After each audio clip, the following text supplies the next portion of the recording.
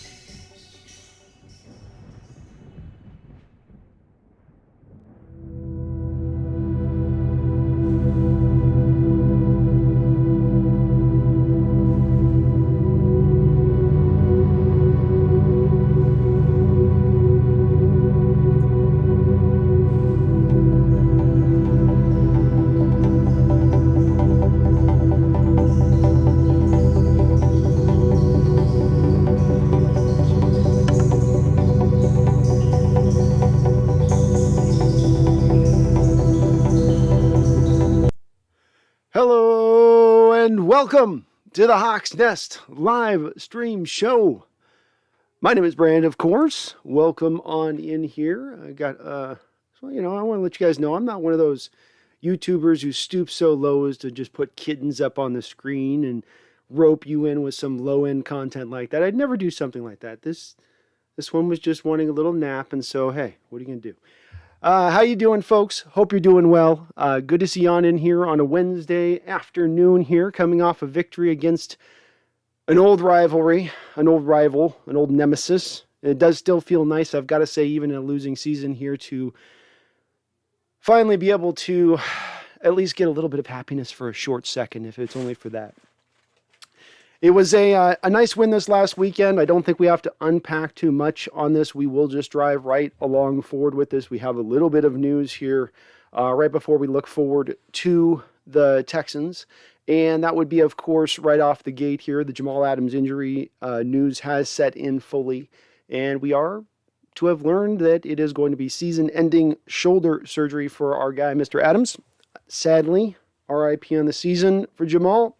A up and down year to a degree, a year where he was even more maligned than last year, which is saying something by a lot of the fan base. I'm going to get to my opinion here in a second, but I think you've got to, as you unpack this Jamal Adams injury a little bit, look more on it with the view set of how the fan base is sort of looking on him, because he's already got a big part of the fan base that I've said before. I feel like we're already kind of sharpening their knives and axes, waiting for him to not play well. And the second he didn't, they were going to pounce. I think that the narrative of him playing poorly or horribly this year is not correct. He's been overall solid. At times he's been very, very good. Has he been back to an all-pro level since the Jets? No. I believe somebody in my comment section the past week said it looks like, just maybe the injuries have accumulated on him, and he's just not that same player from that after having signed that deal.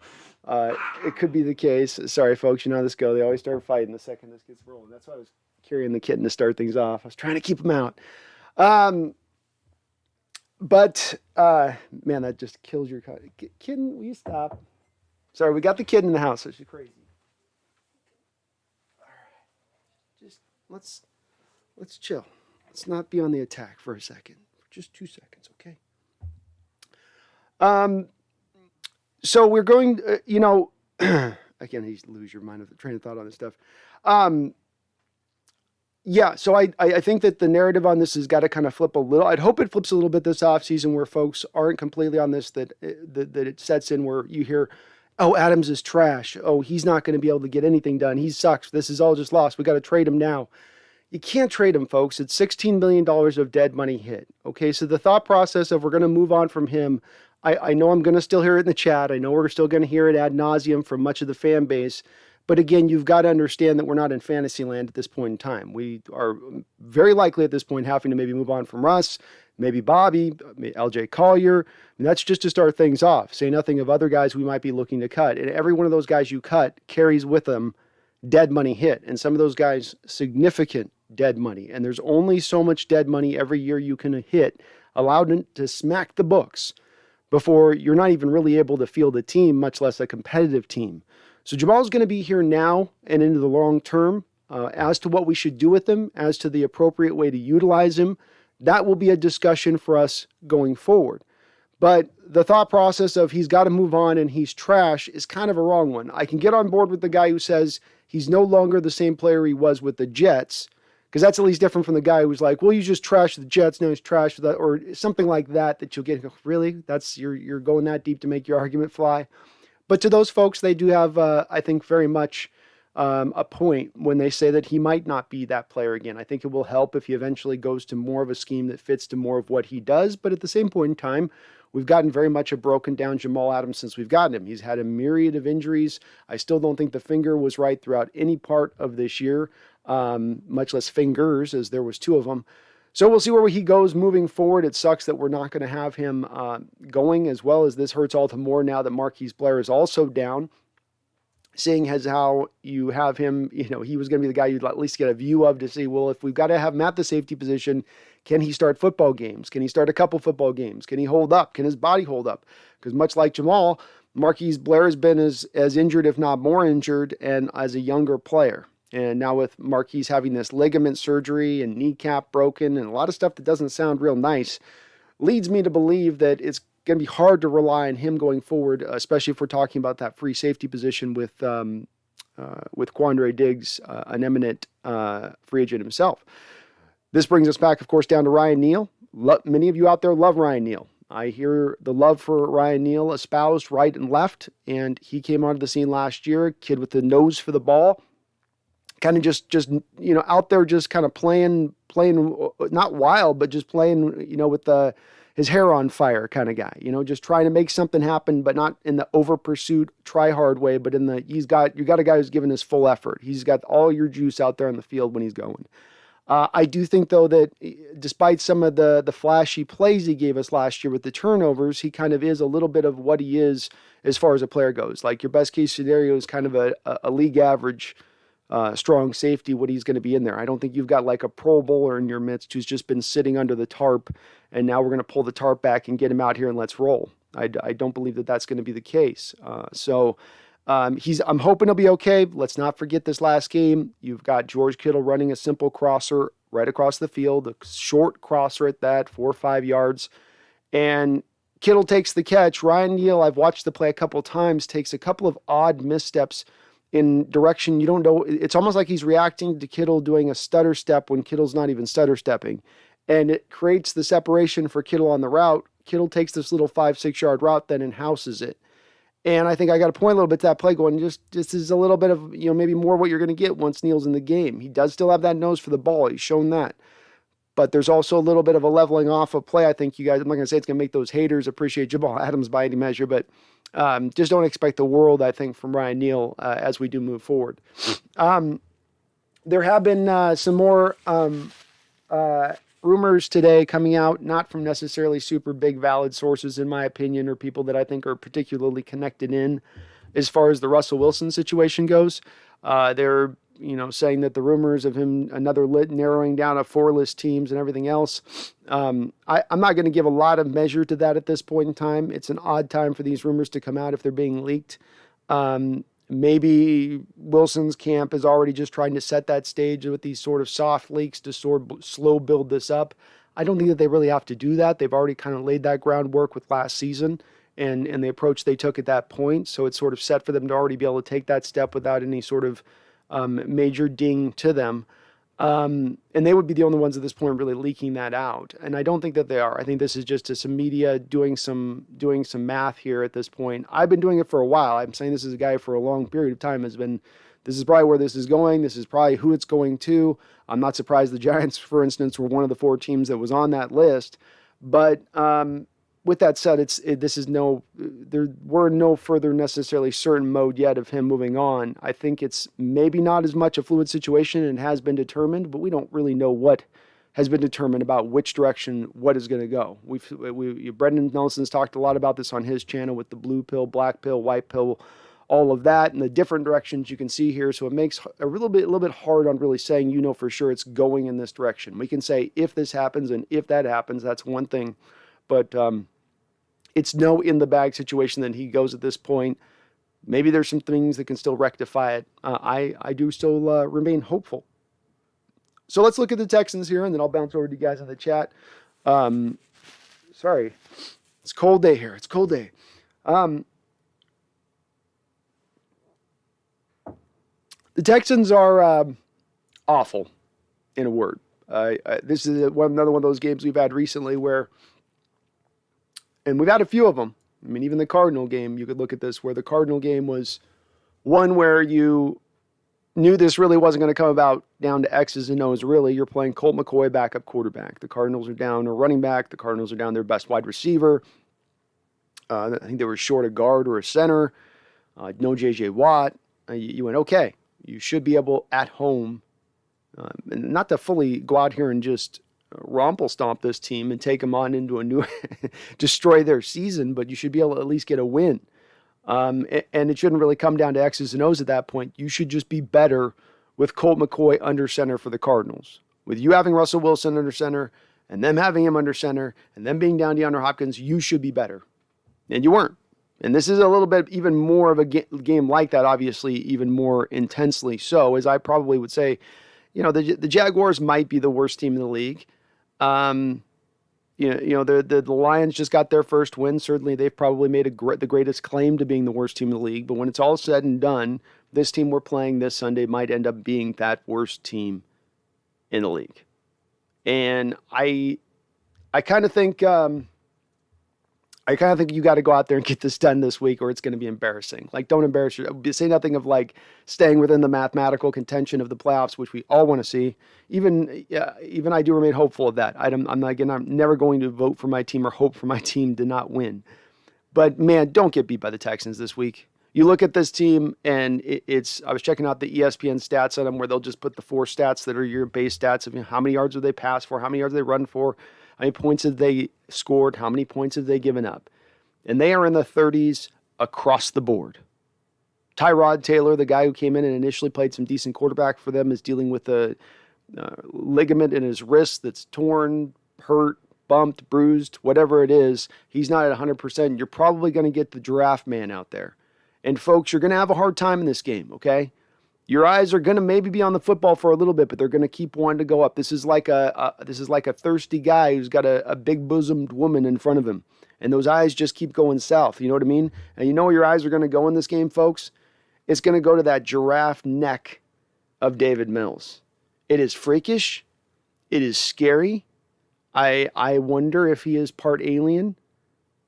And it's frankly going to be pretty distracting in this game as we probably beat the doors off this Texans team. But that's what you're getting as a rookie quarterback out of Stanford, whose tape, I joke here, but his tape actually I liked quite a bit coming out of the draft last year. He was one of those guys you went, well, as you get into your second tier guys, you should be able to get this guy a little bit later on. I mean, past the first, hopefully past the second, but yet he might actually kind of carry some first round traits to his game.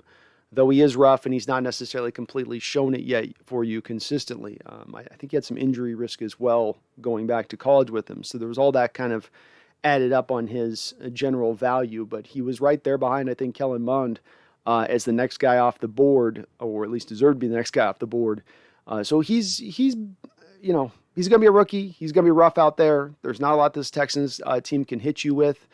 They just released Zach Cunningham, one of the linebackers they had on their team. Greenyard is their real pass rusher. He's got 9 sacks for them.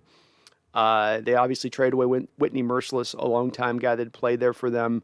There's not really a lot to talk about. Brandon Cooks is your only really threat on the outside with them. He's having another good year. I was thinking about it with Brandon Cooks. Brandon Cooks posts another 4,000-yard seasons, and he is not an old guy. If he does that, I think that puts him well up over 10,000, 11,000 yards receiving in his career. It might make him eventually a Hall of Famer. He's one of those guys who might sneak into the Hall of Fame in the back door where he just sort of catches everybody off guard and they're like, wait, how many yards does he have? How many touchdowns? Wait, huh? And he's doing it again here with the Texans with subpar quarterback play being really the only threat on that football field. Props to Brandon Cooks and the career he's kind of had along the way. A guy that gets forgotten about in that in the NFL, one of those forgotten really good receivers. Obviously, his concussion issue is a lot of what drove that, but nonetheless, a guy that is getting it done. We've got to stop this week. This is another one of those weeks to me where you go against a team that has no offensive targets. No offensive weapons to really go at you with, right? Unless you really want to still consider Dave Johnson with his 3.3 yard per carry average as their running back, a true threat. You've got Brandon Cooks and not a lot else on the outside. In fact, they lost a free agent this offseason that they had to Miami, I think, who was their only number 2, basically their number 1 guy after they traded DeAndre Hopkins, and now he's gone. So then you got Brandon Cooks and then not a lot else, right? Not a lot of great dynamic tight ends there, okay? The offensive line is meh to So if you're a defense, maybe this week you build within your game plan, a significant portion of that game plan doing what? That's right, double teaming Brandon Cooks. Wouldn't you just think that's something you do in general in this game? Is that you always just keep your 2, especially now knowing Jamal Adams is out, you're not going to be using any of him with the blitz stuff or the pressure stuff. So now you slide into your cover 2, I guess, or just do whatever you need to do. But wouldn't this be the smart game dealing with them defensively to say, let's take away Brandon Cooks and make somebody else on this Texan offense beat us? To me, that's the smart approach. I don't know if the coaching staff will do it. They've done it at times this year, but not always shown the same kind of commitment. Look at this last week, for instance. The San Francisco 49ers were down Deebo Samuel. Brandon Ayuk has been sort of in and out of the doghouse with Kyle Shanahan all season. They're down to their 3rd, 4th running back. You still got Jimmy Garoppolo throwing the rock. They really, you look at them and go, okay, all they've got here to attack us with really at the end of the day is George Kittle. And yet George Kittle ends up in this last football game with how many yards? 160, 170, 100? I lost track. They were adding up so much. So again, I would employ that if I was the Seahawks. We'll see if they think along similar lines. And offensively, of course, I would just like to see make this again more of the game. And not everyone's going to love to hear this, but make this more of a game about what it was last week. More about just the short passing attack, the intermediate passing attack. I loved Russell Wilson's 30 of 36 for 230 yards last week. It was 2 touchdowns and an interception. It should have been 3 touchdowns. It was nowhere near his fault for that interception. I thought it was a game that shows him embracing throwing to the short passing attack. And my continued belief is that while it will be a rough road as he starts to fully embrace it, not fall back into the mode, I got to go hit my deep stuff, but really fall into the mode of, no, let me embrace this. He still had a couple of shots he hit deep in this game, but overall it was, let's hit this short, let's attack short, and let's stick with it. And while you're not always getting the big chunk yards of play you used to get, you're going to eventually force that defense out of the cover 2 looks that they get, where those safeties just want to drop deep against us at every time they play us, to now starting to bring them up closer to the line of scrimmage, or at least bringing one of them closer to the line of scrimmage. And the second you get a defense into single high against Seattle with our receiving threats on the outside, that's where Russell Wilson can move back to being deadly deep again. But he's got to do the first part of that quotient to make the second part of that quotient work. And it's been the first part that's been a little bit missing here as teams have started to press into that cover two going all the way back to about halfway into the season, when that was their recipe essentially to shut us down as we were putting up a prolific amount of yardage up in the air. So to me, here's a game against the Texans where really you got this one handily. You could probably go out there and play old school Russ moonball approach to things, and you'll probably win this game. But you could also come into this game and continue to just sort of take what the defense is giving you. Obviously, if they bring the safety up and give you it right off the top, then go take it deep. But if they stay into those cover two looks, if they stay committed to those cover two looks, attack underneath, attack short, utilize the screen game. Hey, run some more bubble screens. It's not always going to work. It's not always going to look some pretty, but guess what? That's because you haven't ran it all that often in the past, and you've got to run it over and over and over to get good at it. You just do. And there's no, the practice is not similar to doing it in the game style where there's hitting and it's live action and all that stuff. But I still expect this to be a big-time win for our Seattle Seahawks. They should come out of this game with easily to be a 14-point win. I know that's saying something for a team with 4 wins on the year, but this Texans team is just that bad. Their approach this offseason was sort of wait and sit on Deshaun Watson. They didn't move off from him, so they didn't get any assets back from him. Now I don't know what they're going to get from him, if anything. Well, they'll get something for him, but I don't know how much they're going to get from him. That thing is still unsettled. They took an approach this offseason of basically adding a bunch of tier 3, tier C type players onto their team on mid-level contracts. And as you can see with their record, and as you can see with what they do on the field, it really hasn't helped them out all that well. If you do like what you're listening to, please do hit the like button for me. I would really appreciate it, as well as thank you to the sponsor, Manscaped.com. If you got any lower manscaping needs, please do use my code NEST, N-E-S-T, when you go to Manscaped.com. It'll save you 20% off and get you free shipping, and you'll help the show. All right, let's bounce over to you guys in the chat. I do appreciate you guys watching, of course, as well. TJ, first. You are first today, TJ. Well done, my man. Ryan Neal, his breakout is incoming, says Go Hawks 05. Hey, maybe so. I'd love to see it. Seahawks Network, what's up? What's up, man? Insandy Mixes, hello. Mariah, hello. Leland Kimball, what's up, Brandon? What's up, 12s? Hello, Leland. Good to see you on in there, my guy. TJ, Neal played amazing last year for us when Adams was out. Well, he played good. All right, and this is a little bit of a narrative thing, of course, where I understand that that's a little bit of a narrative out there that he played really good when Adams out. I think he played solid football. He wasn't at like a sub Pro Bowl level of play. And if we go back last year and bring it up right now, is Pro Football Focus grades from last year in the 2020 season is though he got you 2 interceptions. He was targeted 35 times and he gave up 27 catches. So that's not great off the bat, right? That means when he's basically getting targeted in coverage, he's giving up. You go at him, you're going to give up catches a lot of the time. He had a 57.6 overall rating in 2020 from Pro Football Focus, which is well below average. This year right now, 2021, he's at 62.9. So he's just a titch better. But once again, that same rate in 2021 shows up with the receptions allowed versus target. He's been targeted a mere 21 times, but he's allowed 17 receptions. So we're getting into almost like an 80% place here, where when you target Ryan Neal, you're going to get a catch. I think I'm not trying to take the legs out from under on it, TJ, because I do think he's a good backup to have at this point. But we are down at this point to a third stringer. You know, that's where this is at. You know, and you're going to get third stringer level of play. You get third stringer level of play with playmaking abilities is kind of what you get. 4 more days, says Mariah. That's right, 4 more days. Brandon Taxman, let's go Hawks. Let's go Hawks, Brandon. Go Hawks 05 with Adams out. Do you think we should bring in Zach Cunningham as a third down linebacker for rundowns?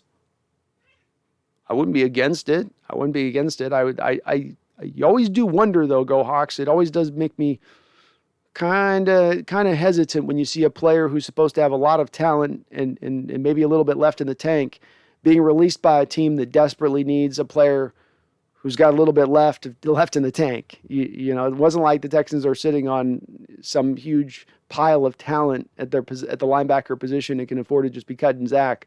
It does make me think that there's probably a reason, and that same reason is probably one that you probably don't want to touch at this point.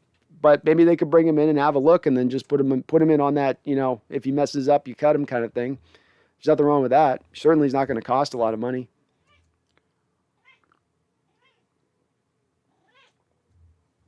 Okay, kitty. Yeah, they don't want to hear you crying. That's not their favorite sound.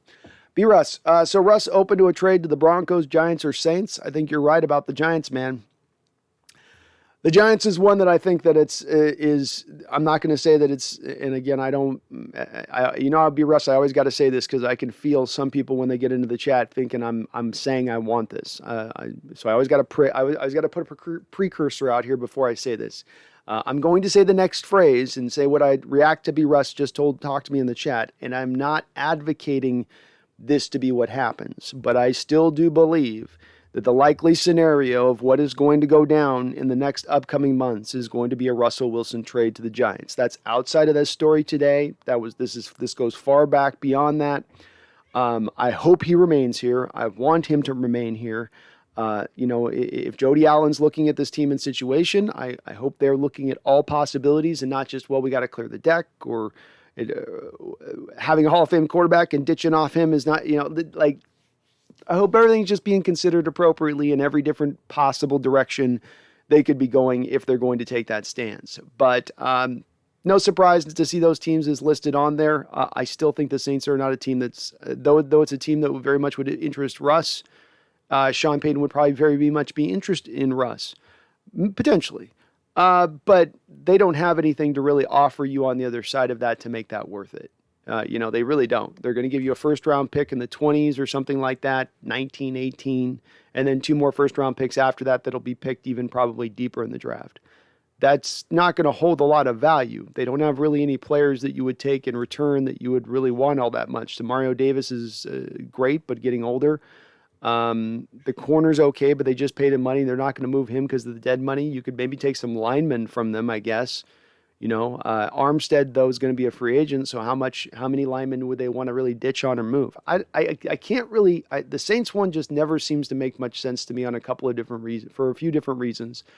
But the Giants, the Broncos even make sense. They've built up some trade assets. They're going to make a play for some quarterback. I think there's no doubt about that at this point in time. I've always thought Aaron Rodgers was kind of their first choice of the litter, but wouldn't surprise me to see them go after Russ either. His moonball might just go right out the stadium in Denver from time to time. Seahawks Network, I can't believe Russ and his camp are actually naming teams he lift his no-trade clause for in the middle of the season. That cannot go over well in the locker room. If that's what's going on, Seahawks Network, and I'm always hesitant until I know all the information at play, and I did just see this story just before I went live today, so I didn't have a chance to really peel into it too much. I figured it more just sort of clickbaity because the timing of it, like you just mentioned, is so weird. It would be such an odd moment to put it out now. I knew last season why they were doing it. That was a foundation thing. You weren't really pushing for a trade, really. I mean, if it happened, it happened. That would have been great. But what they were doing was really setting for a trade to be necessitated to happen this offseason by the groundwork laid last offseason. So I don't think that this accomplishes anything more for them in that place. I mean, they could put back channel stuff out to those teams if that's what they really wanted to. The only reason you leaked this would have been to do a PR thing, which again, where's the PR win within this? It only makes you look bad. I can't think I think it's just more just clickbaity or somebody talking to a general manager who's speaking pie in the sky. Tommy Eden, so glad to be in the chat where I don't get called a casual for suggesting paying Bobby Wagner $20 million a year next year isn't a great idea or likely to happen. Some real gatekeepers in our fan base. Yeah, hey man, I've gotten the brunt of that this year. I think more than any other year doing that channel. I think it's because of a little bit of the troubling times we find ourselves in as a fan base and team, and that's going to bring out a little bit of those kind of folks out there a bit. It's a little bit why I get almost a little militant in the Tommy and the saying let's have disagreement in here. Let's not all have to say we'll be groupthink or an echo chamber. Let's allow for people to have their different opinions, and that the different opinions are all right, especially if they've come to that opinion intelligently. If I disagree with you, but you've got some stuff to back up why you think why you want to think, and there's absolutely a fundamental idea why you can present that with Bobby. And it's not a fun conversation to have. There's a lot of tough conversations we're having to have right now about our Hall of Fame coach, Hall of Fame quarterback, Hall of Fame middle linebacker. That's a hell of a trifecta of bummerness to have to like turn over in your head. And it's going to bring out the emotions in people. There's no doubt about it. I'm trying to get, and I fail at this sometimes. We were 7 or 8 hours in the stream a couple weeks ago, and I probably got a little bit pissy too much about the whole, Wilson thing and folks just being unable to consider the thought process of trading Wilson. And I went a little on myself. So I've gotten to that spot a little bit myself where it's like, no, just think and understand it's this way. And it can go a lot of different ways. And anybody making any certain prediction right now saying they know what the future portends, that they know the direction that this is going to go, they're lying to you. Nobody really knows. We're all sort of throwing darts in the darkness here because it has so many directions. Unlike most seasons, you could see a direction it can go. Last year, you could see the direction of moving on from an offensive coordinator. You probably didn't see the likely direction of a retirement from Carroll after having just signed an extension midseason, or Schneider having just signed an extension midseason. And even with Russell Wilson, you went, well, he'll come back. They won the division. But then you get what goes down next from his camp in that situation with the submitting of the 4 teams back then. So, yeah, it's possible with Bobby, and there's going to be some hard decisions needing to be made this offseason. One thing's for sure, Tommy, your second year in a row without a first-round pick. You're going to have to make up that ground somewhere else if you want to be a competitive team moving on. And you are as well, Tommy. There's no doubt, whatever haters want to say about anything, you're sitting on a guy right now, top 5 in the league in tackles, whose best natural position is the middle linebacker position. And I'm not talking about Bobby Wagner, of course. So it's very, very feasible. Even, and again, I love Bobby. If he wants to restructure and drop down what the cost is going to be, then that's a route we can go too. But I agree. Don't think you can pay have $20 million on the books counting for you next year. You can't do it. I don't think. I just think you got to figure out something else with that. Ethan Tech World, what's up? I'll be back later. Got a movie to go see. I have a feeling you'll still be rolling when I return. Go Hawks. Hey, you never know, man. I probably will be.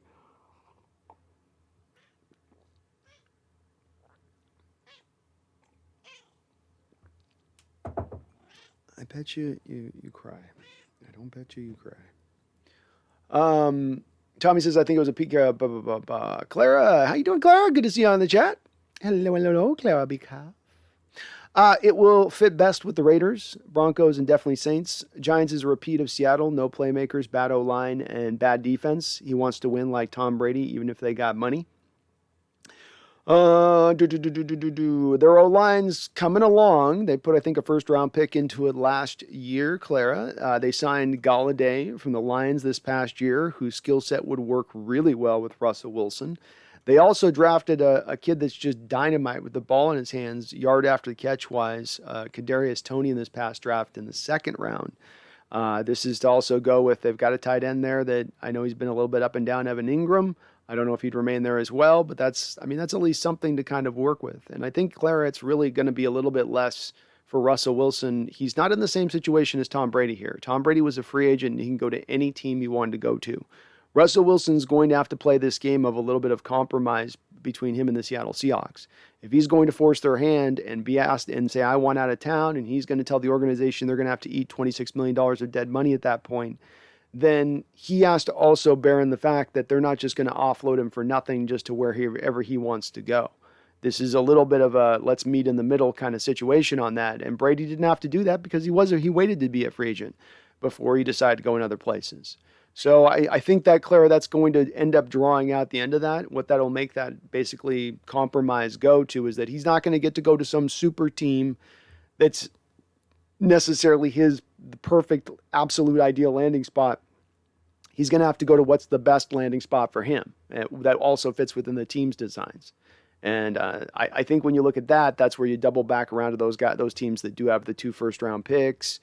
And now that stuff just starts to make sense. I think the Giants could make that trade, bring Russell in. Russell could take a huge discount, Clara. He wouldn't even have to take a huge discount because Seattle eats all the bonus money at that point. He could just stay he probably would want a new deal, but he could theoretically stay on a 1-year deal, and the Giants are on for like $20 million of Russell Wilson in that first year. And they could go out and sign a lot of different guys to help him out on that offensive line at that point. For Russell, it'll be more about the commitment than the personnel already being in place. Are you committed to having a great offensive line? Are you committed to giving me great playmakers? Are you committed to building an offense around me? I would have a feeling that those are the more of the things that he's going to hold in higher esteem. Tommy, I think it was Pete Carroll's preference. Oh, sorry. Oh, Pete, yeah, I'm not surprised on that one. Keldon, both of your cats look like both of our cats. Well, only one of my cats, one of them is my cat. The other one's a kitten my buddy got. So but they definitely, the kitten likes to go after my girls. He's a boy. He's already feeling himself, you know what I mean? B. Russ, yeah, we should send Russ to the Broncos. Let him fight it out with Mahomes, Herbert, and Carr 6 times a year. Yeah, I don't think Russ is going to end up liking that. I don't think he's going to end up liking that as much as he might think he did going there. And yeah, that's Broncos and Raiders. That's why both those two teams, I think, Claire, to your point, I think the Broncos and I think the Raiders will be in on it. There'll be multiple teams here going for Russ. It's not going to be a matter of 2 teams willing to vie for his services. There will be multiple teams. But that's the one I've always wondered about with him going to the AFC West is the brutal competition. Now he does have B. Russ some good receivers there, no doubt about that. Cortland Sutton, the kid out of Penn State they drafted last year, who's done okay for them, and of course you got Jerry Jeudy there. So he's got 3 good receivers. Javonte Williams is an awesome running back who's going to be one of your next rising star Jonathan Taylor type running backs, I believe, as we go forward. And they've got a pretty solid offensive line to go with a really good defense. I mean, you want to talk about the team in the closest state somewhat. There really isn't a team that was in the same kind of state as Tampa Bay when Brady went there, but I guess the Broncos would be maybe the closest team of feasible teams that Russell Wilson could be traded to.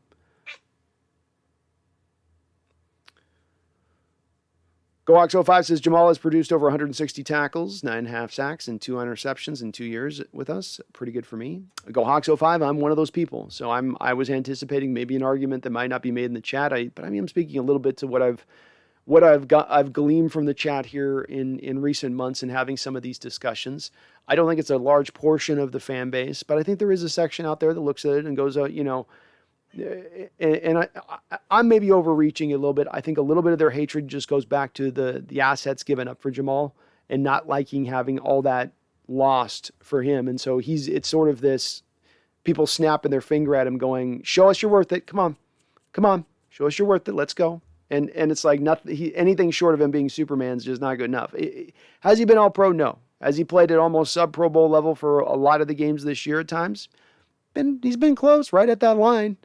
And again, is that worth $17.5 million a year? No. Am I happy to pay that? No. But, again, too, I would never have, if I was running the organization, I would have never have landed in a situation where I was trading for Jamal at the training camp deadline and having to vastly overpay to get it done. I would have gotten and handled my business more in the offseason while instead of that, trying to get the heavy lifting done at a time of year where there are a few assets available to go and get. Keldon says, as a 49er fan, please send Russ to the AFC. The Niner fans have got to be done with Russ. They do, and I'm not rubbing this in, Keldon. I'm not a man to rub it in. I know that's unbecoming behavior. But with the times he got 15 to 17 or something like that. It's just like Russ is just that's been the one team he has just taken down time and time and time again. I was talking with this offseason Keldon J with his channel there. What was it? Last Second Sports? Something I'm spacing on the name. But we were talking this offseason, and he was saying he would love to see Russell go. That'd be awesome for him. He'd be happy with that because he has devastated the 49ers, and it's beautiful. I'm sorry, Keldon, but it is nice having that. But yeah, I bet you're wanting him out of town too. Seahawks Network says Adams has like $21 million dead cap on him if traded or pre-cut June 1st. Yeah, and then even post June 1st, it's 16. So 21 pre-June, 16 post. Let's face it, if you do it post, you're getting nothing at that point because you're way past the free agent period, you're way past the draft, and you're looking at assets for the future at that point to do that. Though I will say then at least the dead money goes on. It's just not Seahawks. You're trying to say this, and this is what I'm saying too. It doesn't work this year to move on from Adams. You've got him at least one more year. Maybe after 2 years, you're willing to eat, the $10 million that it goes down to post June 1st of next year. But the $16 million this year is just a little bit rich. Seahawks Network. I meant no Saints. Oh, okay. Thank God. I don't even think the Saints can afford Russ. They're paying like $250 million to a 39-year-old next year. Yeah, if you look at their cap situation, Seahawks Network, which this traces a little bit back to this past season with the Saints, where they were the team next with the Eagles that were in by far the two worst cap situations, with the salary cap moving down from $199 million down to $182 million. And so they were looking at $85 to $100 million being over the cap last offseason, and they had to do some slicing and dicing and reworking. They basically took the pain and suffering of being that far over the cap in last offseason, and they split it between two seasons, this year and the next. So the thought process that they're going to be able to somehow not only come up with the draft capital to get Russell Wilson, but then also be able to essentially pay and afford for him to come in there and field a team that they need to get better in spots. I mean, they're a good team, but they're getting older in their pass rush. They have nothing at their receiving core. Who knows with what's going to happen with Michael Thomas? You know, their offensive line's good, but they're going to lose Teron Armstead, at least one component of that this offseason. You got to wonder how much Alvin Kamara is going to have as we move forward here. There's a lot of touches on him as we go on. We know these running backs don't have big, long shelf lives. Stone Jaw, thank you for subscribing, man. You are awesome for doing so. I appreciate it. Hell yeah. Yeah, I don't know how they make it go. They don't make any sense to me. I just don't. Russ may want that on his little wish list, but he's going to have to cross that one off like Santa does a naughty boy.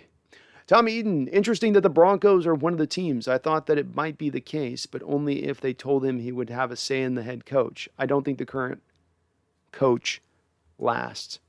Broncos make a lot of sense from, like I was saying, being that there's no team in the state that Tampa Bay was when Tom Brady came there. You know, Levante David, Ndamukong Suh. They brought in Shaq Barrett. They had the Jason Pierre-Paul rushing from the other side. The kid they drafted, White, out of LSU, who's been fantastic. An offensive line that was good across the board. Evans and Godwin at the time. Along with O.J. Howard at the tight end, a top 20 first-round pick. Ronald Jones, a guy that was on the come as a running back a little bit, so to speak. And so Broncos aren't exactly there, but they're not that far off either. They got some parts and pieces there that make them somewhat close if Russell's looking to copy Tampa's style. Jamal Adams' shoulder says 2022 Defensive Player of the Year, Jamal Adams. I love it, man. I love your confidence, Jamal. Get that shoulder right, my brother. Get that shoulder right. Jamal Adams' shoulder. I love it. Kittle worked Seahawks Network. Kittle worked Neil Sunday. Kittle did work Neil Sunday. You're right about that. But Kittle works everyone. Yeah, Seahawks Network, I wrote an article on it, and I said, he did smoke him on this route, but he's going to smoke a lot of safeties, linebackers, and whatnot. Like, it's going to happen. He's not the only one. Seahawks Network, I thought Jordan Schultz was pretty credible. Wasn't he the first to talk about the OBJ to the Rams?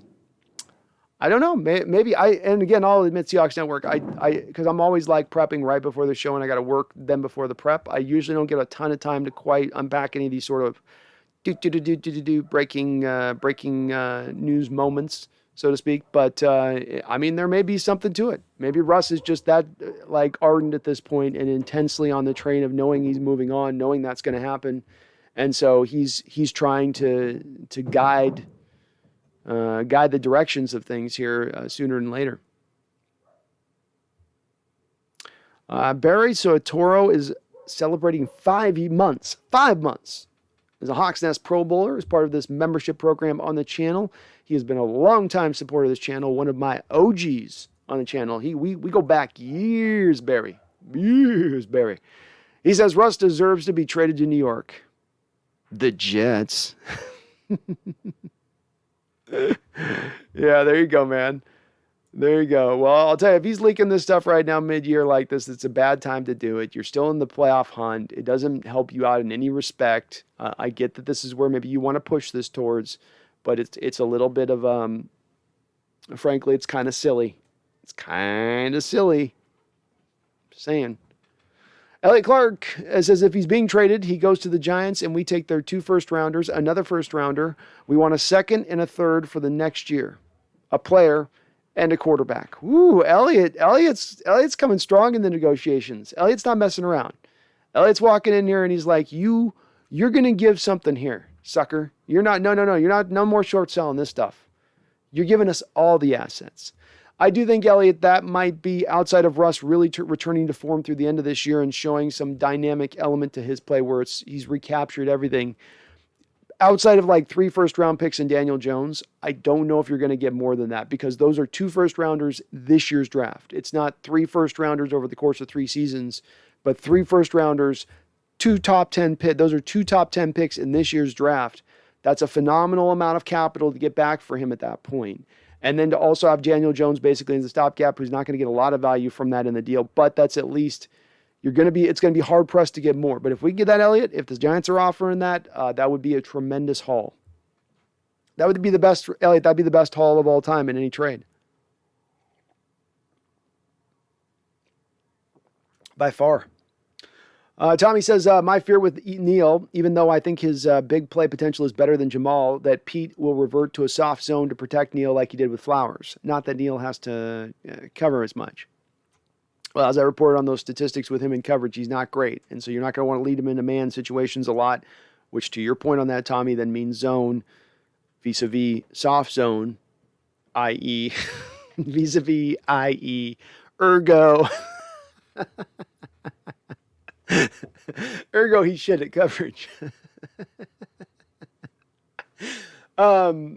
Yeah, so look, he's going to be, they're going to run the cover too. That's what you're probably going to say. You'll see a little bit of a single high mixed in, but it's going to be a predominant amount of, in my opinion, you'll see cover 2 going to single high, a little bit of here, a little bit there.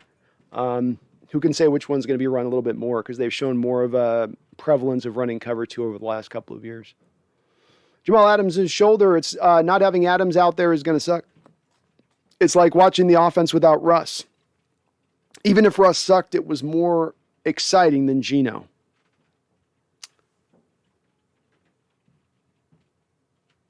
I agree with you there, Jamal. I like watching Jamal Adams play football, and I'm still a backer of Jamal Adams. I don't look through it on the lens of draft capital given up or even at this point cost, because it's a little bit of one sort of begats the other. The payment that you made to Jamal was based on really his time in play with the Jets and being a good soldier last year and still performing for you last year really well. It set the record for sacks by a defensive back. That may not be worth a lot for a lot of people out there. That might not amount to a lot for a lot of people out there. But at the end of the day, he had earned that payday. Now, is he going to be the same player going forward? Is he going to be able to, we'll see. I'll tell you this. The shoulders and fingers have me concerned long-term, not just in the now, but long-term. This is the same shoulder he had surgically repaired this offseason. I remember him on the sideline last year talking with Greg Olson, saying that it was the same shoulder that he had in high school issue, I believe. So he's had these kind of problems going back. If he just would, get a couple more inches on his shoulder pads, I feel like some of this problem might not be as bad. He's got those shoulder pads going up as high and short as they get, and he's just got his bare shoulders taking these blows at times, I feel like. Elliott, if he goes to the Jets, we will want their first rounders too, and Zach Wilson. Yeah, that'd be about right. Paul third, Russ to New Orleans for 2 firsts and Cam Jordan. Paul, you're only going to get at that point a first-round pick at 19 and then probably a first-round pick next year at 24, and Cam Jordan is old. I mean, old. Like, I'm talking Middle Earth old. I'm talking he's wearing the white robe, gone from gray old. Yeah, he's going to be 33 years old this July. And as we were seeing with our own Mr. Carlos Dunlap right now in his drop of play when he hit 33, probably don't want to make that guy a cornerstone piece of any kind of trade. The Saints are going to need to give me some more second-round picks in there, Paul. I'm gonna need to see some sweeteners in there, Paul. You know what I mean? I'm gonna need to see a little more agave. I'm gonna need to see a little bit more, a little bit more brown sugar, maybe a little bit more Splenda. Let's get some. What are some other sweet things? Whatever's sweet. I guess brown sugar is not really sweet, is it? It is kind of sweet. Yeah, it's sweet. What am I saying? It's sugar. I'm not thinking today, guys. brain's not going all the way upstairs. The elevator's not going all the way up. So, yeah, I need more from the Saints, bottom line. DBH, Russ to be traded in 2 years? So not happening. No, he's not going to be traded in 2 more years. You're at a fork in the road this offseason, DBH. It's either the situation is settled up and this team and this organization backs Russell Wilson in the long term and understands that what all that entails, which we can definitely talk more on, or he is going to move on this offseason. But there's not going to be more of a, like this season was, let's just sort of play out another year and let's see what happens with all the things remaining in the same place. In fact, I would probably drive towards saying he's going to want to start talking about contract, extensions and whatnot as well within that. So the decision's got to be decided this offseason one way or another on that. Ethan says, I want us to put up a minimum of 35 points on the Texans. This should be the Jets equivalent game from last year. Facts, Ethan. Yeah, this should be that game. Very, very sound comparison on your part. This is exactly right about the same time of year the Jets game was last year. Seattle's in a similar state, if not even more so desperate than they were last year coming into that Jets game. Drunk Squidward says, call me crazy, but hand the ball to Adrian Peterson more often. Well, you're going to notice right behind, just as you say that here, my bottom 4 rankings of the Pro Football Focus players in this last game on the offensive side of the board, Adrian was one of our bottom 4. Okay? He was one of our bottom 4 at 39.8. And understanding now, Gerald Everett, who had 3 turnovers in this game, was at 28.4 as a rating. With 3 turnovers, he was 6 points worse. Only 6 points worse. So while Adrian, I thought, ran strong and as hard as he could in this game, certainly by the Pro Football Focus metric on this, they didn't necessarily love what they saw out of him. And I know this isn't going to be necessarily popular in the chat, but if Collins is in the state that he's in where he's just not good to go, I would ride with a little bit more of Penny, frankly. And I try to mix up a little bit more of the running game, stop hammering it up in the middle 24/7 with him, and try a few more pitch plays. Try to get him out in space a little more often. Let's work in D. Eskridge on a little bit more of the fly sweeps. I'd prefer to see maybe a little bit more of that. Jamal Adams says, call me crazier, but hand the ball to Penny Moore. Oh, okay. There we go. Well, we're crazy together on that one, I guess, Jamal Adams' shoulder. Seahawks Tower says, I don't see how Russ isn't leaving this year. Laughing out loud, I bet he regrets not pushing a trade harder last year after wasting his 9th season of his career. Agreed on that. I think it was going to be hard for him to press for a trade last year outside of him taking less money, which he has never shown any inclination to do. You know, you were going to eat a record amount of money to have to trade Russell Wilson last year.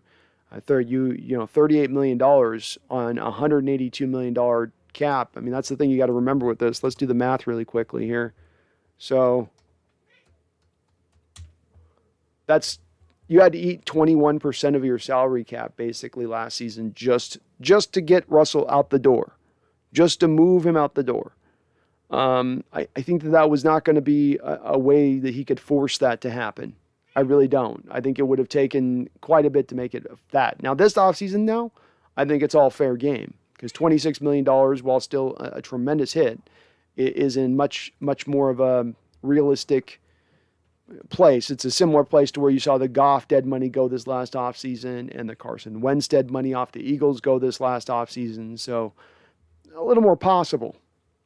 Spectre 7, are there any decent depth guys to replace Ryan Neal, seeing as he's moving up to a full-time starter? I can't even think of where we're down to as far as our safety situation right now, man. I got to be honest with you. You know, when you get down to the 4th and 5th stringer at strong safety, which is where we're at, it's like, I think Ugo Amadi is your backup free safety at this point. I could be wrong on that, but we're getting light and lean across the board when you already consider the corner situations down a couple guys, basically, from where you started the year out. They weren't great guys, obviously. Keelio, Trey, not great. Trey Brown, great. But now you're down 3 guys, basically, of what you started with. So I'm uncertain of where they're going to go with that behind him. I'll have an answer for you then on Sundays, Factor 7. I'll take a look deeper into it. So I can look into it right now too, though. So,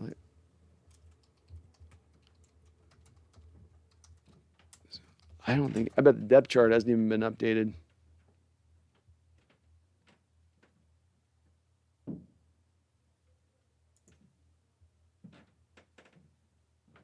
Yeah, so they have Ugo Amadi listed as the backup and Ryan Neal, and usually only carry sometimes 2 backup safeties on the roster, so they're going to have to elevate somebody, and we're probably going to get somebody signed off the street here. I like what they did with Adrian Peterson. Drunk Squidward just covered Brandon Cooks, put DJ Reed on him. You like the follow? You want him to follow? Well, that's the thing, though. The one thing with that Drunk is that DJ's been better on one side of the field versus the other side of the field, right? So he started out his career here in Seattle on one side of the field, did great. They started with Trey Flowers at the other, and then they flipped him. He didn't do as good. Flipped him back when they moved on from Trey Flowers, and he's looked really good back at his natural spot. Do you want to move him around? And to me, this is a little bit of, I'd keep him in the same place, but then just commit to the double coverage. And when it's flexing away from DJ Reed in particular, where Brandon Cooks is aligning away from him on the other side of the field, then just plan on maybe sometimes you run a little man with DJ Reed to one side and then run that bracket coverage over to the other side with Brandon. But I don't know if I want to flip. If DJ had a little more success earlier on this year doing that, I'd have a little more thing. Drunk Squitter says Will Fuller's on IR too. That's who it was. Will Fuller was the guy they also lost the Texans, though he's a guy that, look, he's been injury prone. He's got the HGH stuff. That wasn't their hugest loss for them, but they've never done a lot to fill in for DeAndre Hopkins' loss or now for Will Fuller's loss. Cooks is, I guess, kind of helps, but they've not done anything really else. DVH, we want Bill. I don't think Bill Belichick's coming to Seattle. Seahawks Network, Brandon, did you rewatch the last Everett fumble on the goal line? Both Curhan and Forsyth with their blocks and hung Gerald out to dry. If both made their blocks, it's a walk-in touchdown. A couple times I didn't lock in on those two guys, admittedly. Again, just on the you can guys see the Pro Football Focus score here scrolling down beneath me here, and you'll notice Jay Curhan was our worst graded offensive lineman player on the offensive side of the ball in this game.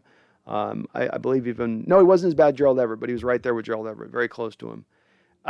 You were playing him out of position with Jake. He's a right tackle. He's really, at the NFL level, he's only going to be able to play at the right tackle position. That's it. It's just not his game to go play guard, I don't believe. Maybe you could get away maybe with right guard with him, but not left guard, which is what he was playing. So I'm not surprised to see Jake failing out at a position that he's got no really business playing at. Now with Stone, it's somewhat similar. Stone's really a pure left tackle, and now you have him over playing right tackle. And I have a lot of hesitancy believing that Stone's going to be able to be a right tackle of the future for us versus the potentiality of even being a left tackle future, which is where I really come down to him being a swing tackle backup guy as we move forward. Reason being is that normally the right tackle has a little bit more sand in his pants, a little bit more strength to his game. He's more of a mauler type, especially in the run game. So you have one guy on one side playing out of position and not the right spot for him there. And then you have Stone similarly not lined up to be that mauler type that you like you have a little bit with Brandon Shell. Brandon Shell's a little more of your mauler type, typical right tackle, right? Breno Giacomini was a little bit more of your typical right tackle situation. Hold on one second. I'm gonna get some coffee here. 1 second.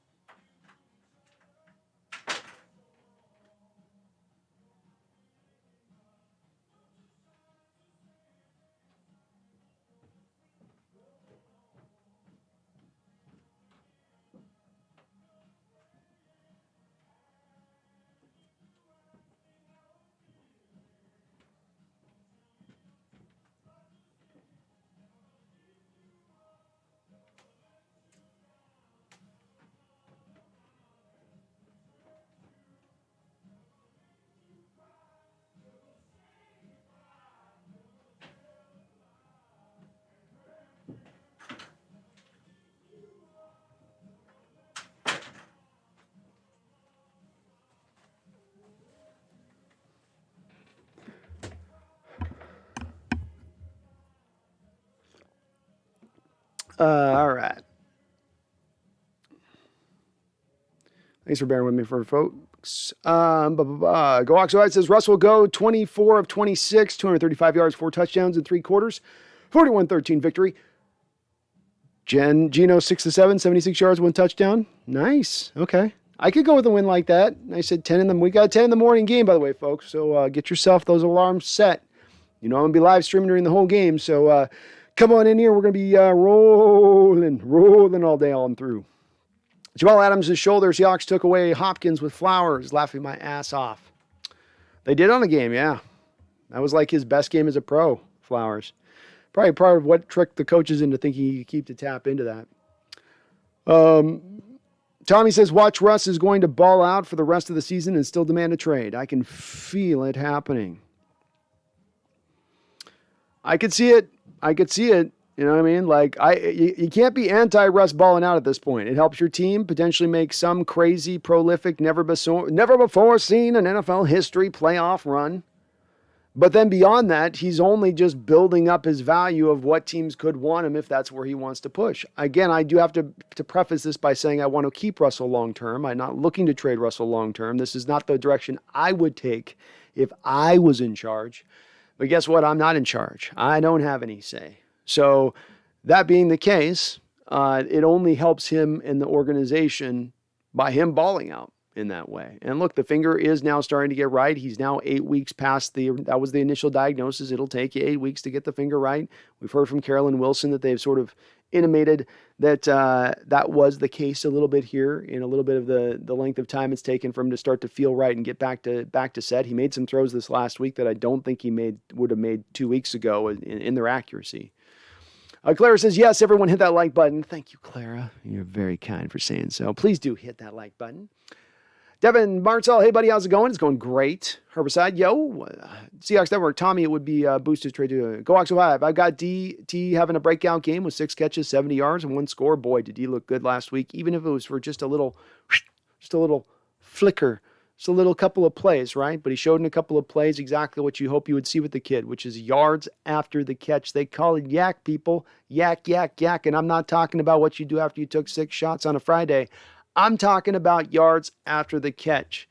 D. Eskridge is that type of dude. You get the ball in his hands, you run him on fly sweeps, he will break tackles. He's built like a little shit brick house a little bit. Even though he's a smaller guy, he's thick, right? He's thick, but he's also twitchy. He's also quick and fast. Kind of an odd combination, right? This is part of what drew some comparisons between him and Tyreek Hill. Now, he's never going to get near the galaxy of Tyreek Hill, but still can be a reasonably great player for us and what he can do out there. And maybe he even has a little bit of a ability touch to getting near to being past just, let's say, a third receiver or a gadget guy type player.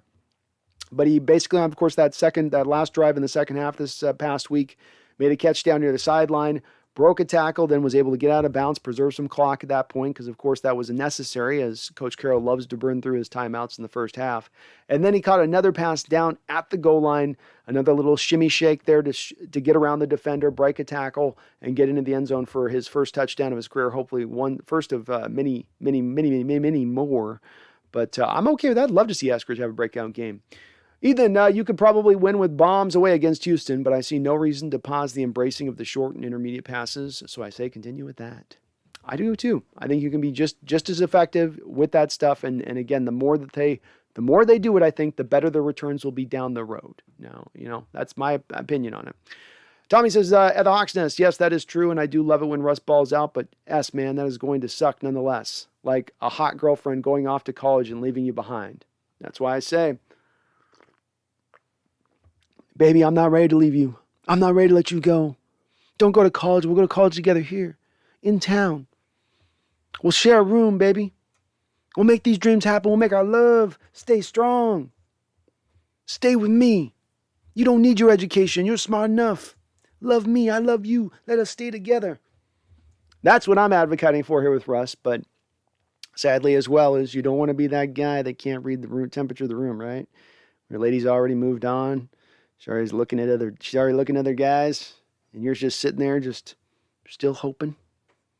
Come on back. She'll love me again. She'll love me again. No, she won't. No, she won't. Go Hogs 05. I saw that Cunningham didn't fit very well in the new Houston defense. He can tackle. Him and Brooks and Bobby would shut down any run play. Well, again, too, there's nothing. It would fall in line to go Hawks 05 with my alignment, right? I have my 4 pillars of a problem child. This is my personal pet theory, which is, do I have to give a lot of money? No. Do I have to give a signing bonus? No. Do I have to trade a lot of assets? No. Can I cut him at any time for little to no loss? Yes. You fit those 4 pillars for me. I call it the 4 pillars of a problem child. Hard to say no. It's pretty much you're going to have me most of the time, those guys. Hyper talented, off the field issues. Cut him at any time if he ain't right. Okay. So I'm not opposed to it. You need help at linebacker, go Hawks 05. You don't have a lot there. I don't feel confident in anybody behind Jamal Adams and Jordan Brooks as we stand right now. You have Benson Mayowa rocking the Sam linebacker role for you, and he's a defensive end. So couldn't hurt. Couldn't hurt. Jamal says start the 3rd and 5th stringer wide receivers so Russ can see how it'll look like if he leaves Seattle. Keldon, you should ask Wilson who he would like as a head coach. Seahawks won't do that, and that's just fine with me. Well, to me, I think that Keldon, you keep Russell in the fold. To your point on this, if you moved on from Coach Carroll, and even if it was still Schneider here or Schneider gone, new general manager, but if that general manager came to Wilson and said, okay, here's what we're going to do. We're going to go get an offensive-minded head coach. We're going to build around you, and you're sort of the sun here of this solar system, and all the planets will orbit around you. And if he had that commitment from the team, I think that would change the direction in his approach to things. Yeah, some of this is driven by Russell's want to raise his star to keep the comparison going. But some of this also as well is just a lack of commitment by the team in the direction he'd like them to commit to. You know, you never built a good pass protecting offensive line for me in my entire career. You've given me always just good enough at the skill positions.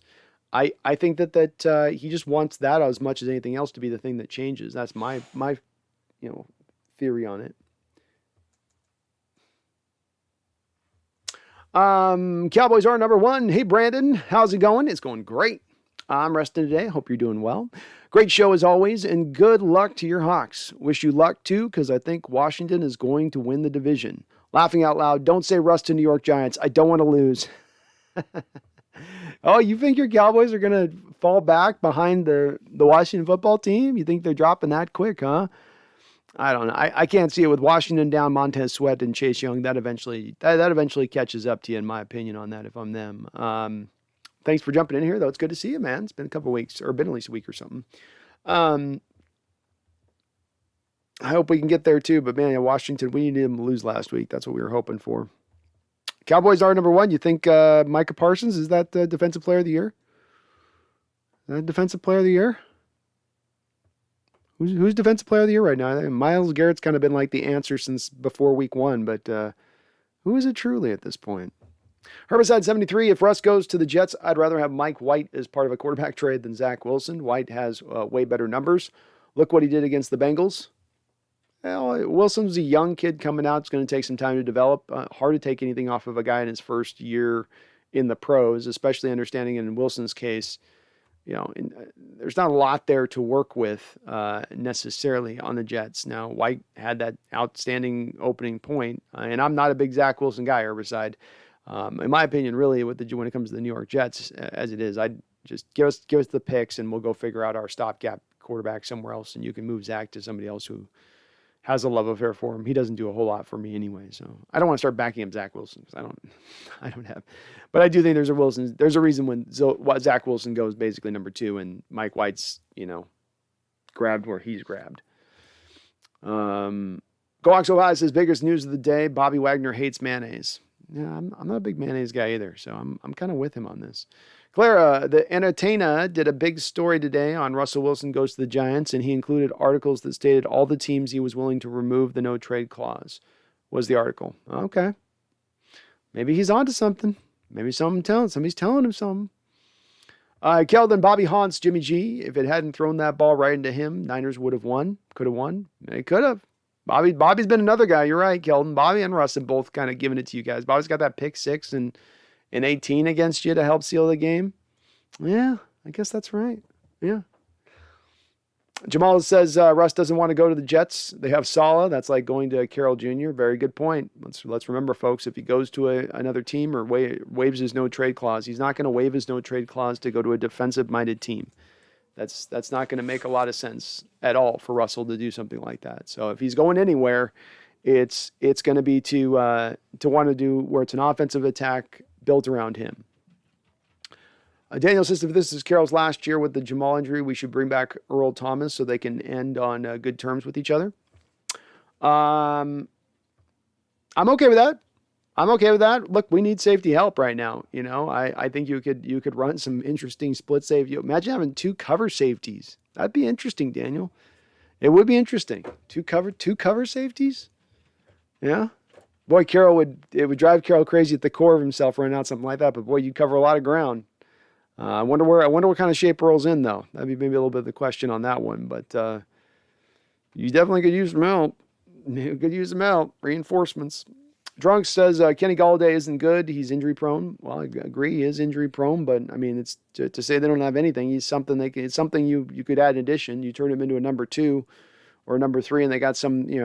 Kadarius Toney steps up. They sign or trade for another wide receiver.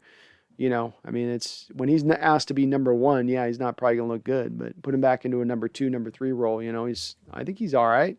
There's a reason he got paid. I don't think he's complete trash. Tommy says, when you think about all of the stuff that JS needs to do in this offseason, if it were up to me, I would probably just say F it and blow it up. JS might be thinking the same thing, just trash it and start over. Very well might be. I mean, as I've said, I wouldn't be almost the least bit surprised to see this go in any different direction. I think all possibilities really stand. Many times you could narrow this down. This is one offseason I don't think you can. I think everything is sort of on the table as a possibility. Kelvin says Jets offensive coordinator is a Shanahan guy, so Russ may like that. I don't know. Sometimes it's just a little bit Kelvin of the commitment thing, as it was said above there with Jamal Adams' shoulder.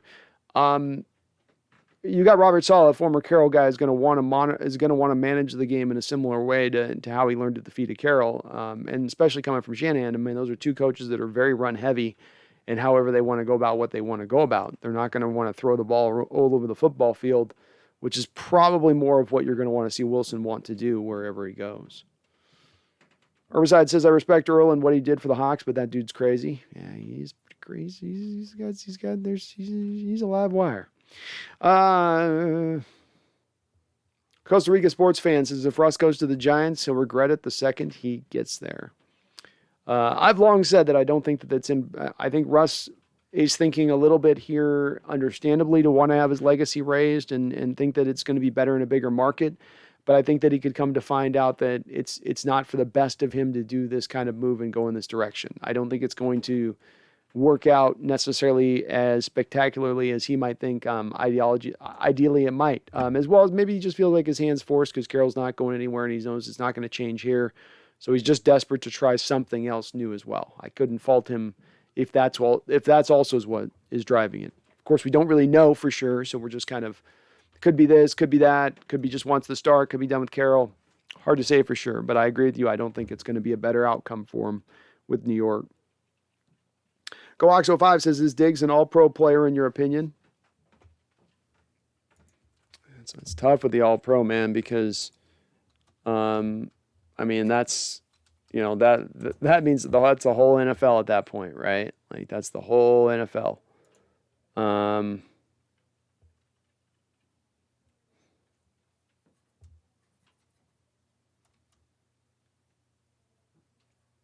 going to say it's going to be maybe a little bit tough for him to get it. But he's going to be in contention. And if he gets another couple interceptions, he probably gets it. But, well, no, because Keith Byard's going to get it, right? It's going to go to a free safety. So, it's Byard who was got 6-7 interceptions already. He'd be your first-team All-Pro. But second-team All-Pro?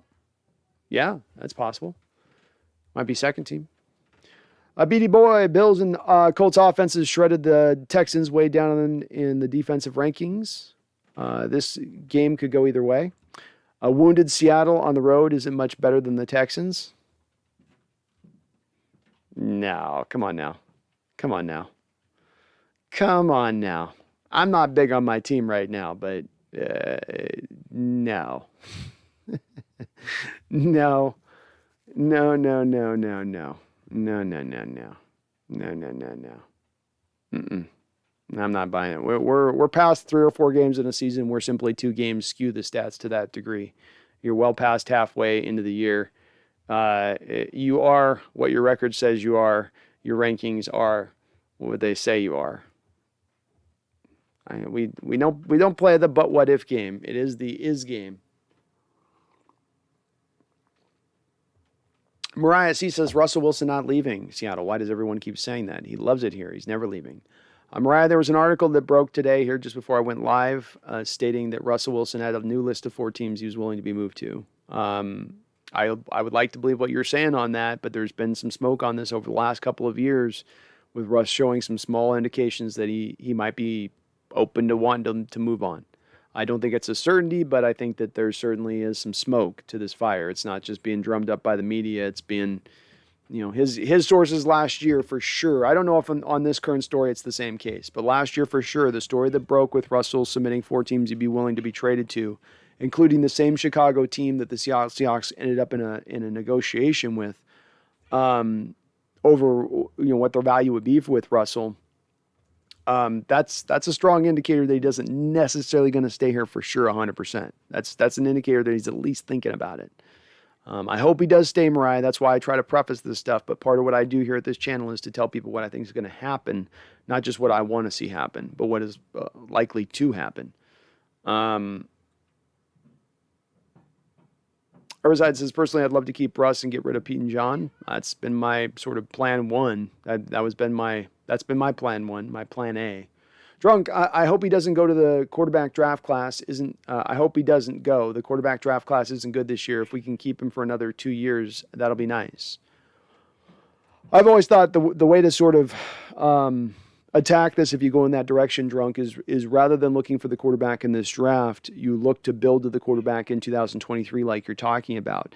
But you take some of the assets from this year and you put them to, let's say, the offensive line. So you get an offensive line in place before you go get your next quarterback. That would be now a stopgap quarterback in here in Seattle for a year. But I'm okay to do that to set the stage appropriately and right for the next quarterback who comes in. Mariah says he never said he wanted to leave. Mariah, no, he did not come out in an interview. He did not come out onto a podium and say, I want to get and leave the Seattle Seahawks. His representatives submitted a list of 4 teams, Mariah, that he was willing to be traded to. And this is a very, very, very important part in understanding this Russell Wilson process. And it's a part, Mariah, that I think some people don't kind of quite wrap their head around what that means. When the leader of your team and your quarterback submits a list of teams, I've never in my life ever heard of submitting a list of teams and that player not eventually then get moved right quick.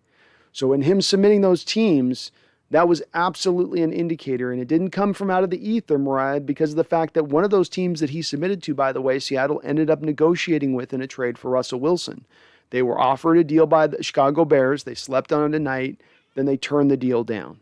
And a lot of this is reported on. You can go find this online if you search, but these are absolutely the facts and just the facts. And, when he gets to the point of submitting a list like he did, that's not an indicator that he wants to stay somewhere 100% long term. That is an indicator you got at least 1 foot, at least in the middle of the door jar, right? Like you're keeping the door from closing fully. We got the 1 foot in it, kind of like that.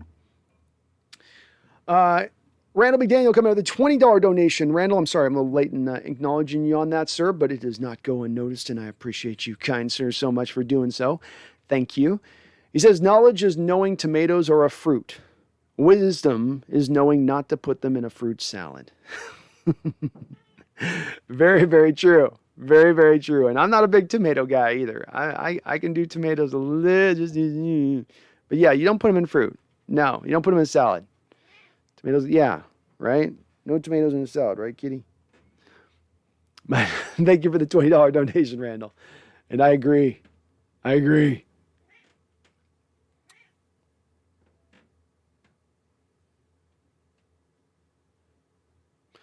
Frank Buckner, did you see a press conference today? Pete Carroll talked about Bradley McDougall. I didn't see that, no. Sorry, usually on days I broadcast, I'm not as good on getting my research done because I go work and then I got to come here and kind of set everything up with all the thumbnails and all the stuff. So Sometimes I'm behind on stuff that's like happening today in the moment. But let me know, Frank. What did he say? That he was awesome. Costa says Goldie old OB, the source isn't that credible. I say it's 50-50 what we know. Yeah, I'm not. It's such an odd time for this article to drop. Tommy says media is going to pick up that SI article and run with it. Here with a go with a nonstop Russ trade talk again. Gets so old. Just do it already. Yeah, I'm definitely overdoing the talking about this stuff as far as Russ goes. I don't mind talking about with you guys on this, but it's something that I'm going to be happy to have a subject put to bed on. This has been a couple of years. We've turned this one over, and it's definitely one that you go, man, let this just play. Let this get resolved one way or another. You're here forever or you're gone. Let's figure it out. Let's go. But it's been a lot of drama. Randall Miller says Russ holds the ball longer than any quarterback in the league. Research. I agree with you. I don't need to research. I know he had 2.95 seconds on average last year, which I believe put him 27th in the league last season. I would not be the least bit surprised to hear that he was up near, again, that spot this year. He's been up near that spot throughout the course of his career. No need to research. I agree. I know it's the truth. And Russ is responsible for so many sacks. He is. He is indeed. Costa Rica sports fan says wisdom is not making fruit salad at all, Randy. Tommy says I am more lucky than smart, so I will just eat the fruit salad if someone else makes it.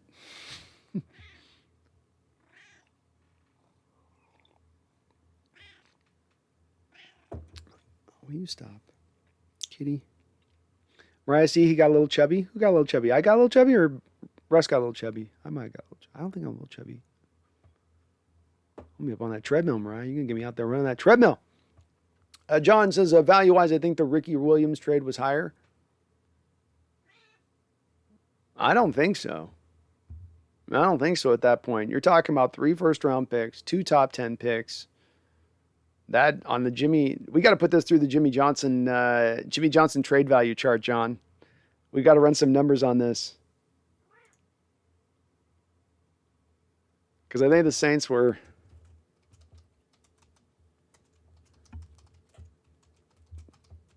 But you're right. I guess that it would be, theoretically close. So you would basically, on the Jimmy Johnson value chart, you'd be picking up like 2,900 points for the top 2 first-round picks alone. And then you've got let's say 800 points on the other one. So you're at 3,700. And by the time you get to a second-round pick, you're down to 400 points on that. So no, it would still be more value because the value, the second round picks at 400. Then by the time you get to the third round pick, you're down to 200.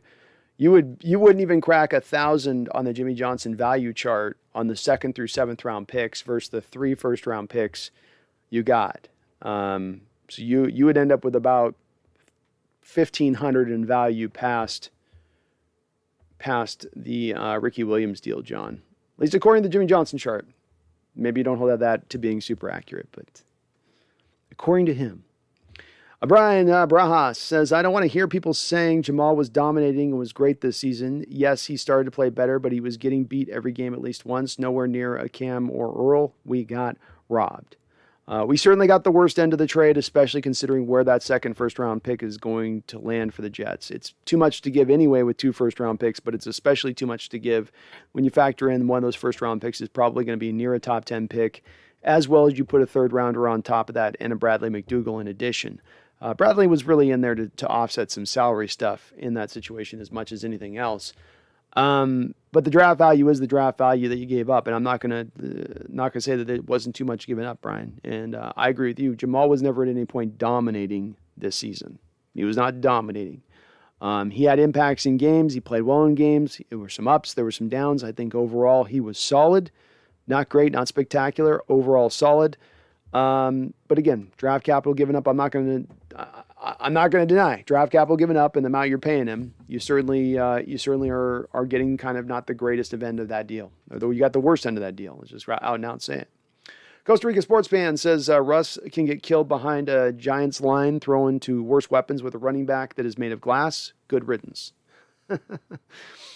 John says you have to now think the Hawks heard something to save all the cap space plus Russ's $10 million.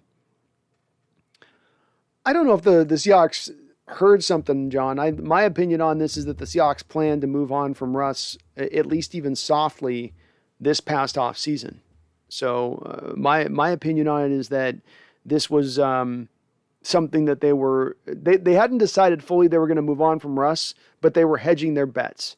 They didn't go all in on this season and use up every bit of last cap space they could have used this year because they were leaning more towards the potentiality of moving on from Russ this offseason. This is one of the reasons why, again, I think that the door to opening and Russ moving on is open not just because Russ wants to move on, but because the front office and the coach want to move on from him, as evidenced by the $13.3 million of cap space that they did not use this year in the year where the cap went down for the first time in 20 years. Again, for those folks that think that the organization's firmly behind Russ, that no, they don't want to get rid of him. Think about that. First year in 20 years, the cap goes down and you save $13.3 million, something like, 8-9% of your cap you just don't use? Why not? Because your team was so stacked, a team that sits in the cellar right now? That doesn't add up, does it? Or could it be because they were looking towards a more likelihood of a rebuild post this year? If something great happened, if Russ went on a magical ride, if the team got to a championship conference game or a Super Bowl, that would have been great. They would have been all right, good. They would have still had that $13 million. So it wasn't that they were wholly sold on moving off from him, but it did mean that there was a little bit of intent here far at the beginnings of this in this last offseason. In Utero says Russ could recruit AB and OBJ to whatever team he's traded to. Very much the truth in Utero. I agree, yeah. OBJ especially makes a lot of sense. Hey, I'm in New York again. You want to come back to New York? Hey, I'll come back to New York with you. Certainly isn't going to cost a lot. And again, if you stack a few more receivers on top of Galladay, if you stack, on top of Kadarius Toney, it starts to look like a better group. You add a couple more linemen, it starts to be a bit better group. Again, I'm not saying I want this to happen, but we just got to talk about all the possibilities here. Oh, man, I got behind the chat here a little bit. Goodness.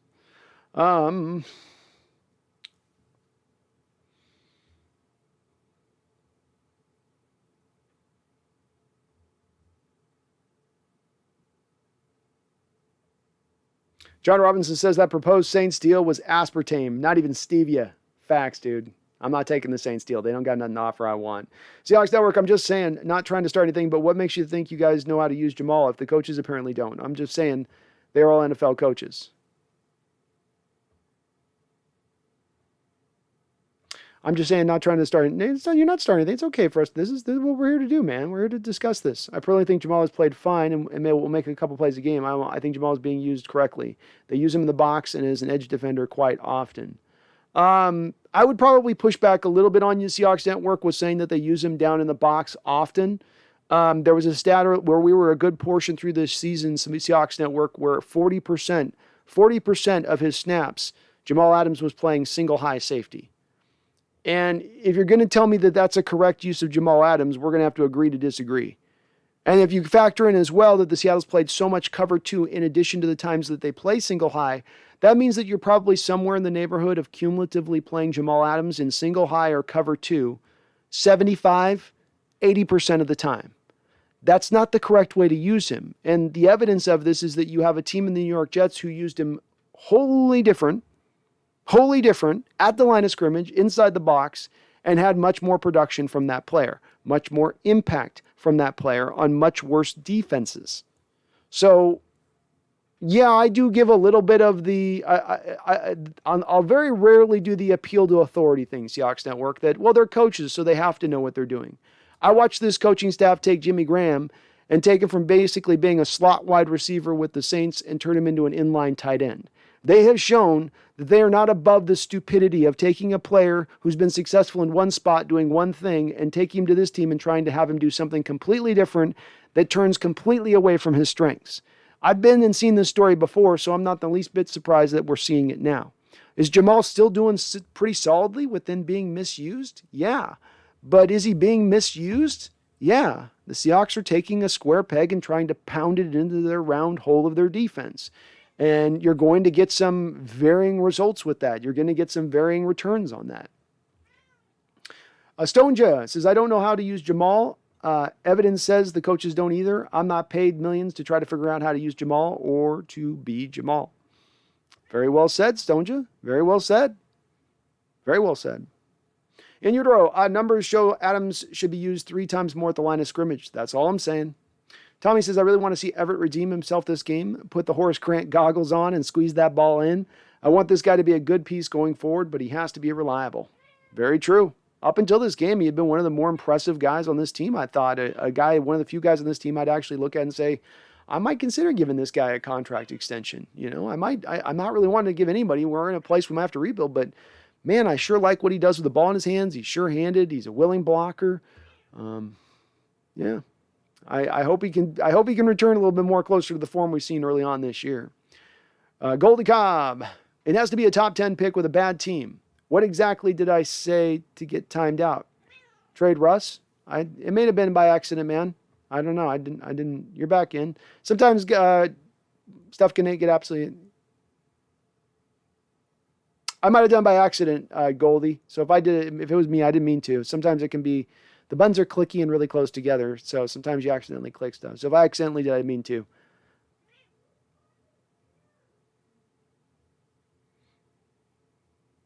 Jeffrey Thistle says, I feel like Neal will be better in coverage. I wish I could share your confidence with this, Jeffrey, but we're reading at the top, man. Whenever he's been targeted over the last 2 seasons in coverage, he's allowed a completion at about 80 to 85% of the time, which isn't great. Well, we'll see if he can turn it around a little bit.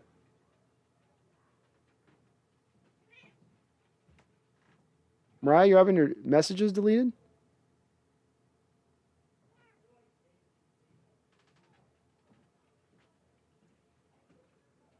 Goldie Cobb. Can we talk about the pathetic Adams effort on the Washington goal line? Yeah, he made a business decision on that play. He did. I think the defense was pretty wore down by that point, and guys are fairly well gassed playing 75, 80% of the snaps, but it wasn't great effort. Goldie says, did you hear Pete say on Sirius that the trade has worked out great for the Hawks? Laughing out loud. Well, he's a positive guy. He's rarely going to speak to any of the negative. In utero, I believe Russell Wilson told the Seahawks before the season this would be his last with the team, and here's the teams I'd like to be traded to.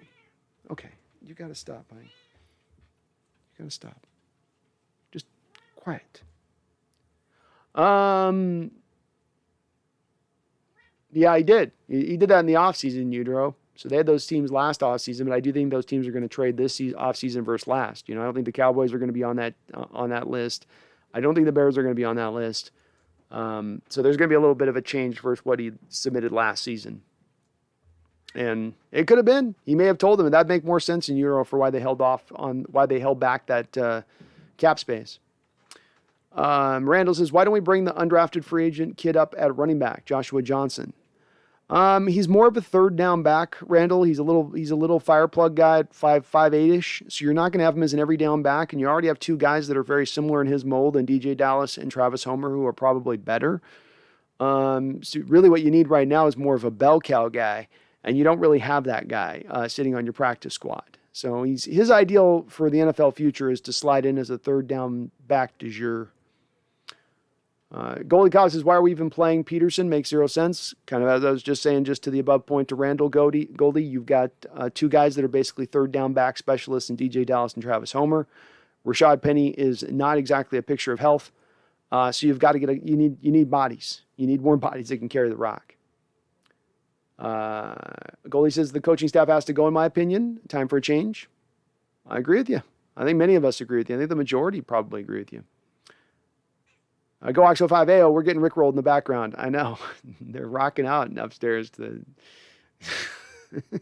Tommy Ian, it makes sense, the Jamal contract, if we're going all in on the team to win a Super Bowl, and Russ maybe said, I'm out of here as soon as it's financially viable for a trade.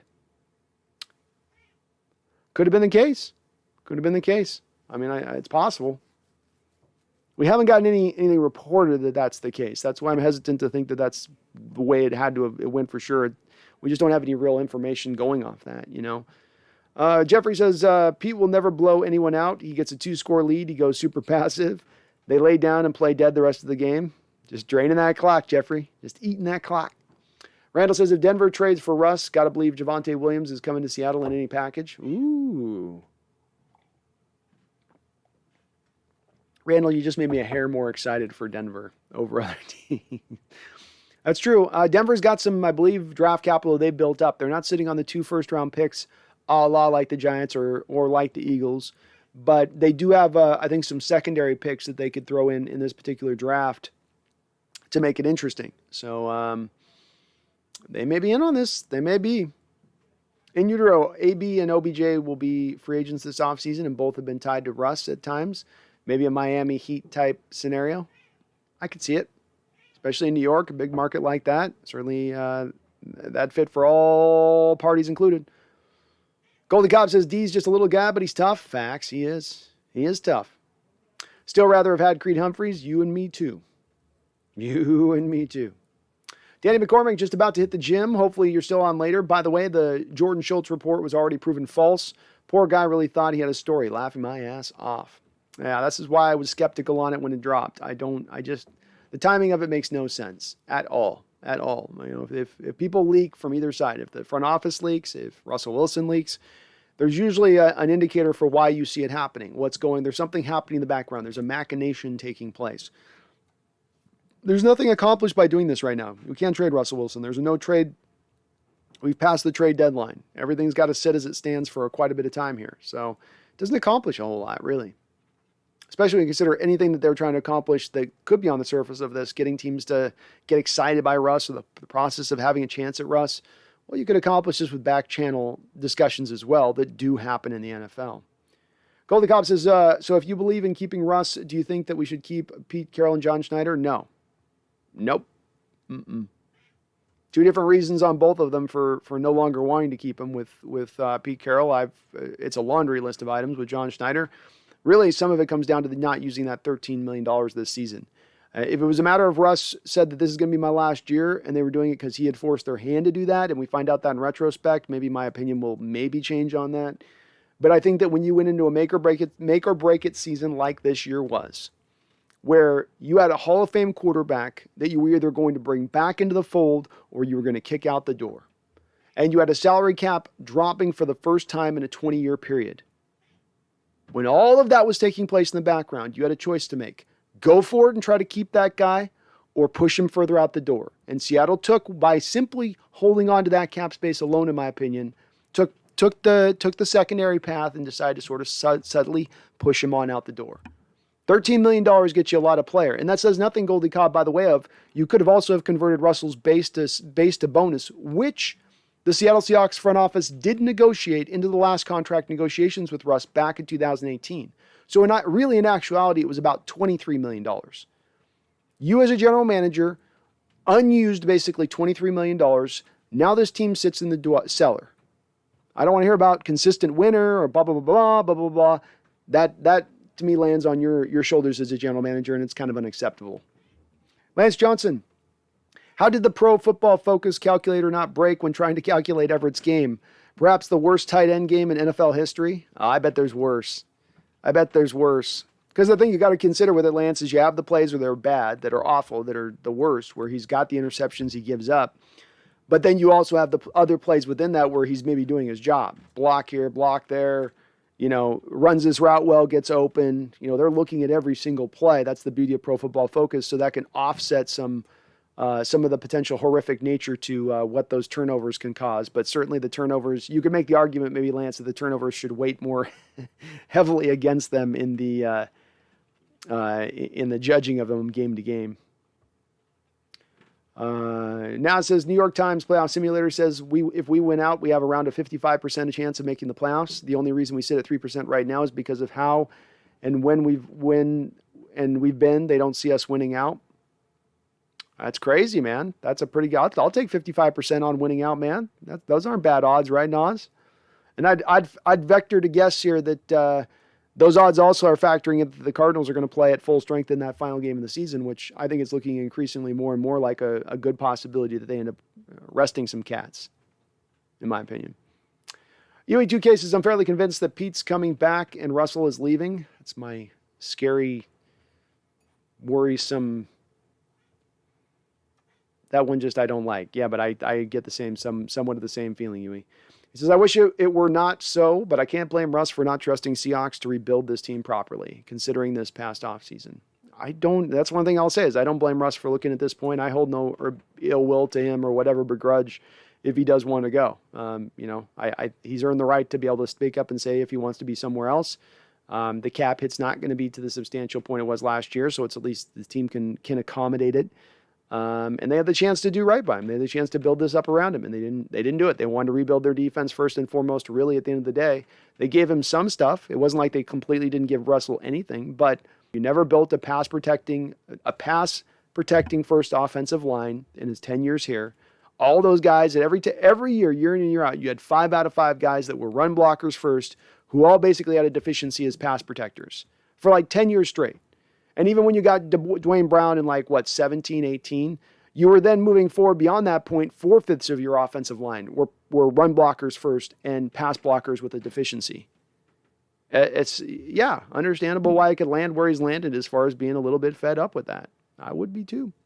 Danny says, I would take Patrick Surtain, Alabama corner that the Broncos drafted this past year. Bradley Chubb, another high pick by the Broncos, brother of Nick Chubb, a good pass rusher for the Broncos. And Javonte Williams, running back, a first. All those other guys are worth 1s and 2s.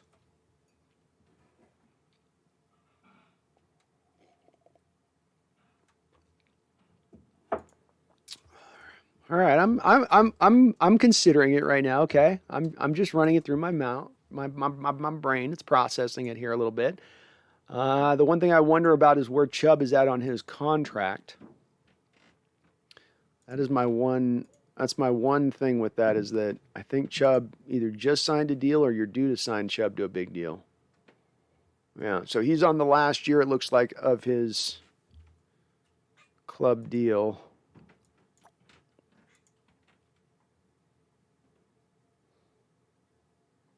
Oh, no, you got it there. So you got one more. He's got one more year here on his rookie deal, but you're going to have to sign him to a contract extension. So that might gum up the works a little bit with trying to bring Chubb aboard as part of that package. But Chubb's a good player. 12 sacks his first year, 1 sack in 2019. I think he got injured that year with a torn ACL. 7.5 sacks last year. He only has played 3 games this year, so I don't know how much value he's got at this point in trade, especially considering where his contract is. You're paying him $12 million next year. I don't know if that's going to carry him. I might need another first-round pick is what I'm saying.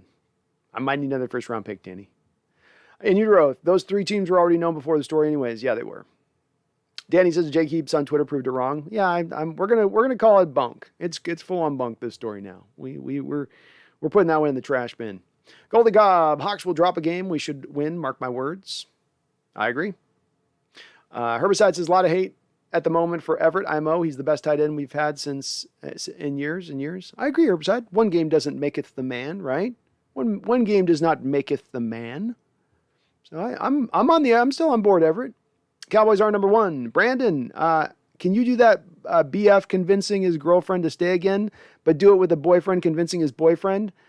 I don't know how to quit you bareback mountain style, laughing my ass off. I don't know if I've got the spirit to tap into it in that special kind of way. Special spirit you need to tap in that kind of way. I can do I wish I quit you, but I can't quite. I can't give it quite the flavor I would need to make that one stick. Goldie Cobb, Everett has been our most consistent playmaker on offense. Yeah, he has. And again, one game doesn't make it. It's a horrible game. He had an awful game, but he's still a good part of this team. He's still helping us. He's going to still help us getting through the rest of this year. You better believe it. Seahawks Network says Jake Heap isn't more credible than Howard Schultz. Yeah, Jake has definitely got his, especially on Russell Wilson. He's got his cart hitched to a certain set of horses. Jeffrey Thistle says Russ would rather go to the moon than the Jets. Laughing my ass off. Yeah, I don't think he'd go to the Jets. Herbicide's Defensive Player of the Year is TJ Watt. All right. All right. He's hungry for it. You know he's hungry for it, man. He signed that big deal in this preseason. He didn't slow him down a lick. Danny McCormick on the topic of Russ. Yes, he absolutely is. Everything else, no. Spectre 7 says mustard's better than mayo. Agreed. I'm glad that there's a consensus on this. In utero, knowing how Paul Allen felt after trading Jermaine O'Neal away, there's no way Paul would have parted with Russ. No way. He would have fired Pete after this season, but he would have never let Russ go.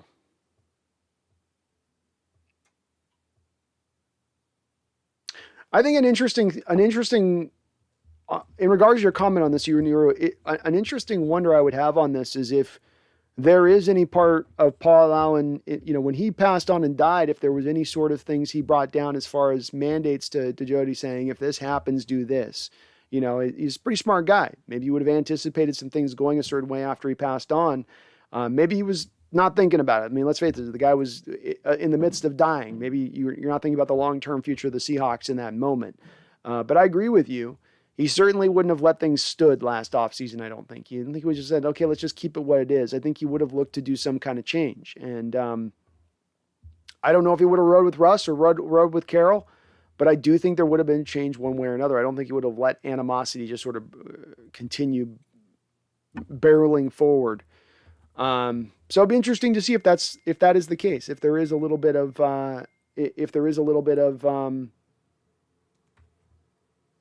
I don't know. If there is a little bit of that, because if that move happened in utero, if they did go to this offseason and said, okay, Carroll, you're out, and Schneider, you're out, and here comes an offensive coach, I think that would be an indication that Paul Allen did bring that down and say that, yeah, this is what I want to happen if this goes sideways in this direction after I pass on. It's an interesting thought if he did, I wouldn't put it past him, though. Herbicide says Hollister was a bad with the yak. Hollister was a nada with the yak. Hollister was like Lockett, man. He caught the ball and he fell down. That was his game. Tom Eden says Defensive Player of the Year is Parsons, but it likely will go to Garrett because pass rusher. I mean, Parsons just like, man, the way he's burst on the scene like he has, the freakish nature of him, all the things he can do. I mean, he's got to be up in that top 2, top 3, in my opinion. And he's got a strong claim on it. He's fun to watch. He's just a fun player to watch. And linebackers are not always fun to watch, even the good ones. Goalie Cobb, Hawks have so many holes, this team, all the more reason to trade the quarterback. I don't think you ever liked to make a trade of your quarterback based on holes of a team. You like to trade a quarterback because that's what you want to do, not because, we've been so bad at drafting and signing free agents that, well, we might as well get rid of our star quarterback. I think it's a bad place organizationally to be if that's what's driving your decision-making, but I can't argue with you, man. It's probably a little bit of what would be driving the decision-making at that point. Danny says, instead of Russ going to Sean Payton, what if we brought Sean Payton to Seattle? I think his contract is up.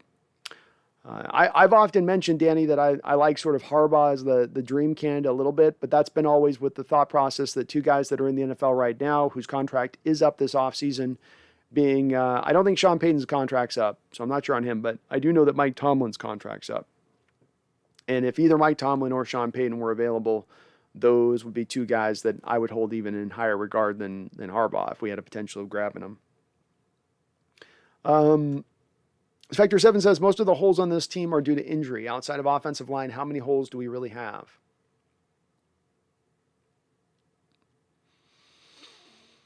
Well, you've got to figure out tight ends moving forward, right? Because your two tight ends this year are going to be free agents after this season. You don't have a Sam linebacker right now.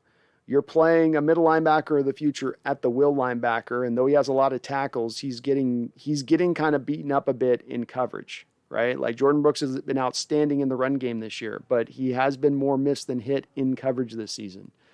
I believe DJ Reed's a free agent after this year, so as well as I believe Sidney Jones is. So you have Trey Brown and not a whole lot else at the corner position at that point. Ugo, I guess, at the slot, but certainly as we've seen this year, we need a lot more depth at our corner. Safety, you're fine. And then you look at the running back position, look at the running back positions, Vector 7. Carson's done. Penny's gone after this year. Alex Collins will be a free agent. DJ Dallas and Travis Homer aren't the answer. So you're probably going to need to find a running back as well. So I think quite a few holes. Herbicide, TJ Watt's on pace for 24 sacks this year, would be a record, and most likely that would get him the defensive player of the year, right? Hard to overcome that many sacks. That's a phenomenal amount of sacks in 1 year. UE2K, definitely player of the year, might have been Judon, injury pending. Judon's played good too. Boy, he found the perfect fit for his skill set in New England. Smart of him to get up there and find a way to make that happen, because that's the perfect place to get the most out of that guy. They were doing it in Baltimore too with him, but that's another spot that's really, really setting him up in that respect. Put him in position to succeed. Seahawks Network, this roster has nothing going for it outside of a couple of aging stars. There's a reason we were S in the preseason. Agreed. We got a lot to do. We need depth. We need some starters. Tommy Eden, would the Seahawks be responsible for paying Carroll if we fire him early? Yes. You'd be on the hook for about $44 million. $44 million. How much money are we talking if Jody was to do that this year? I know she has the money, but still, smart business decision. I tend to think of it like this a little bit when it comes to this. I have thought about the same thing, Tommy. It's a very valid question to ponder. She inherited billions upon billions upon billions upon billions of dollars. How much impact is $44 million, especially understanding, I believe, that if you look at this from the standpoint of, you're almost giving it to him as a thank you gift on his way out. Like, we're firing you and letting you go a little early than you wanted to go, despite what you've done for this organization and team. So knowing that that's a little bit of not the greatest thing for us to have to do on your way out the door, here's $44 million as sort of a sorry for having to do that, but we got to do that. I think there's a little bit of that play with Jody where she would know that she's still doing right by Allen's legacy. She's still doing right by, respecting what Carroll's done here. I think there's a way that could go in that direction of things. Again, understanding too, Tommy, that look, whenever this team sells, she's $44 million now, but whenever this team sells, I think Allen bought it for $200 million at the time. The thing's going to sell for probably $2 billion or something when it eventually sells. You're going to make more of that money back then. They make money every single year in the NFL. Don't let them tell you otherwise. It's a profitable business. So I still think that there's more than enough money in the budget to get that done at that point. Brian Roberts says Broncos, Saints, or Giants. That's 3 teams Russ wants to go to, so we get stuck with Pete still. The report, Brian, is coming out now as being debunked. So that report, that story that came out today was not true. Let's not give it any more truth. It's been put in the trash can.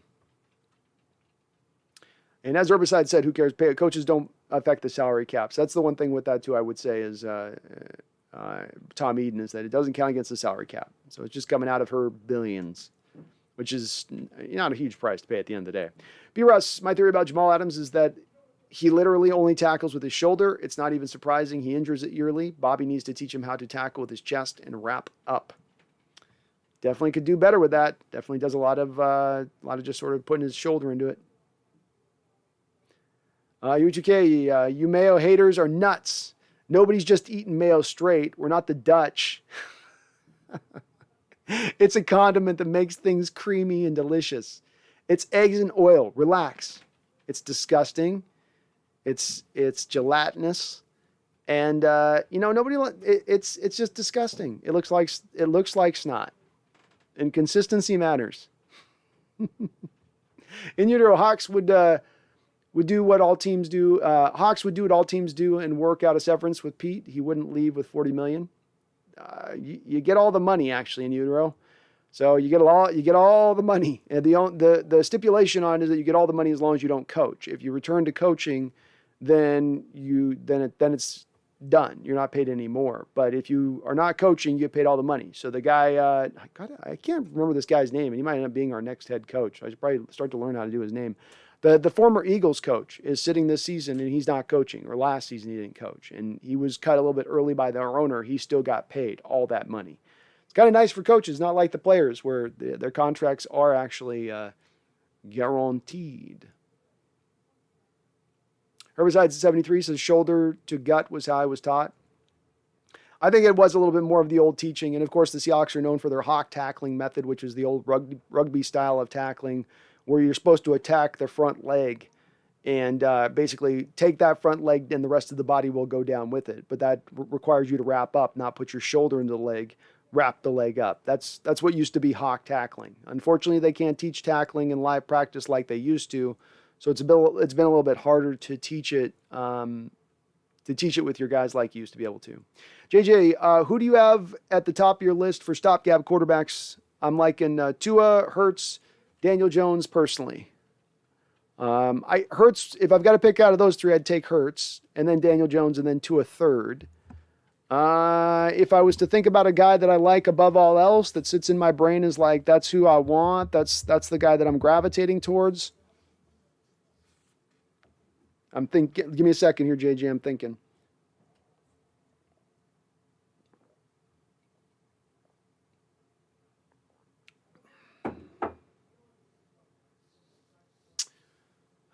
I'm thinking. Hurts is good because he's got the mobility thing, and you could really lean back into a lot of that, even if he's a little bit rough on passing. But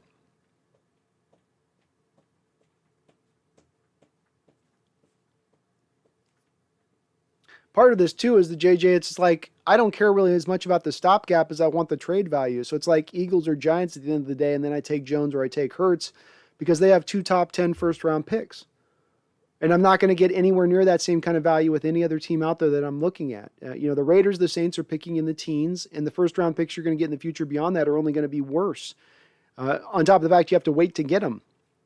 There's not a team out there that has those picks with the stopgap. And if I think about trading for a stopgap guy, when I could just pull it from one of these two teams who have the 2 first-round picks, it just makes so much sense at the end of the day to pick one of those two guys, I think Tua is really limited. I really do. He's got huge injury concerns. He can't really press the ball down the field. The thing I always go to with quarterbacks again and again, whereas you don't have the one thing to start out as a quarterback, I could almost care less about what other skill set you have. And that is that you've got to have arm talent. You've got to be able to push the ball down the football field and make all the throws. I can't come out with you being limited in your ability to throw the ball, and I've got to take half of my throws down the field away because you just can't push it down the field. And I think that's the case with Tua. I don't think it's a little bit of the case with Hurts, not as much. It's not as much the case with a guy like Daniel Jones, who does have that arm to get that ball down the field, but he's got his other limitations. But I don't like having quarterbacks with limited arm ability. That's just, man, that's like one of my bugaboos. I can't do it. Can't do it. Golden Gob says Pro Bowl for sure for Quandre Diggs. I never understood why the Lions gave up on Diggs. I think that they knew they were in a rebuild mold, and so though he was a good player, they were paying him money, which they got out from under his salary. Let's face it, the Lions are not been the biggest of spenders over the course of the last few years. So they got out from under that. They got a 5th-round pick. I think they were using him a little bit more differently than how we've used him. So we've put him in a different position than they did. I think they tried to bounce him all over the place rather than just giving him one really position and letting him go. So that affected it a little bit as well. He went to the ideal spot. And man, the Lions just weren't the ideal schematically for him either. Mike B, what do you think of Minshew Sunday? Can he be a Mac Jones style quarterback somewhere? I mean, look, the guy's been, I've undersold him up until this point, Mike, but maybe I shouldn't. I mean, the guy's performed everywhere. Every time he's been given an opportunity, he showed out. And he showed out with the Jaguars, which is, I mean, it's something with the Eagles. They got some talent and some players and offensive line. It's another thing when you're doing this with the Jaguars, who had nothing for him to throw to. Somebody mentioned a good stopgap. He'd be interesting, only you're not going to really get him as a stopgap. I believe he's a free agent this offseason. And I don't know if somebody's going to actually pay him to be a starter somewhere, but he's going to get paid some money somebody's going to give him some money. If you can get him on maybe a 1-year deal or something, I guess, and that would maybe be, I'd be maybe okay with that. It wouldn't get me super excited, but I mean, the guy he's done what he's done. I shouldn't sell him as low as I kind of still am, I think. But, again, it's a stopgap at the end of the day, Mike. So it's one of those things where I don't get us caught up into it. I don't think you're going to be able to go to more of the soft tossing arm guy that's really accurate inside of 15 yards when you play so many of your games in Lumen Field. And so much of it's going to be in inclement weather. I think that does harm the passing game quite a bit, when you're talking about the short passing game. So if you look at the New England Patriots this last week, everybody's caught up in the fact that they only threw 3 passes. And why did they only throw 3 passes? Because the full allotment of their playbook is to throw basically the short and intermediate stuff. They'll occasionally hit a little bit deeper down the field, but when you have wind, when you have rain, when you have cold, and that's all mixing together at once, it makes it really hard to run that type of offense. This is one of the reasons I've been really hesitant to think that Josh McDaniels would be a good candidate to come here if Coach Carroll did move on. Seahawks Network says the Seahawks have a video out that is a 20-minute in-depth instructions on how they tackle. Shoulder tackling is emphasized to eliminate blows to the head. It is, but they also don't they also in that video say isn't it the front? You attack the front leg in the tackling, and then you take the front leg and roll, essentially do one of those gator rolls with the front leg. In utero, Russ definitely laid the groundwork to get out of Seattle last offseason, no doubt about it. Mike P says Philly chat is so angry Russ didn't name them.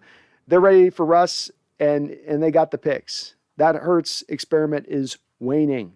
Yeah, and a lot of people have said, oh, they're going to back Hurts. They're all about Hurts, Philly. I'm like, no, they're not.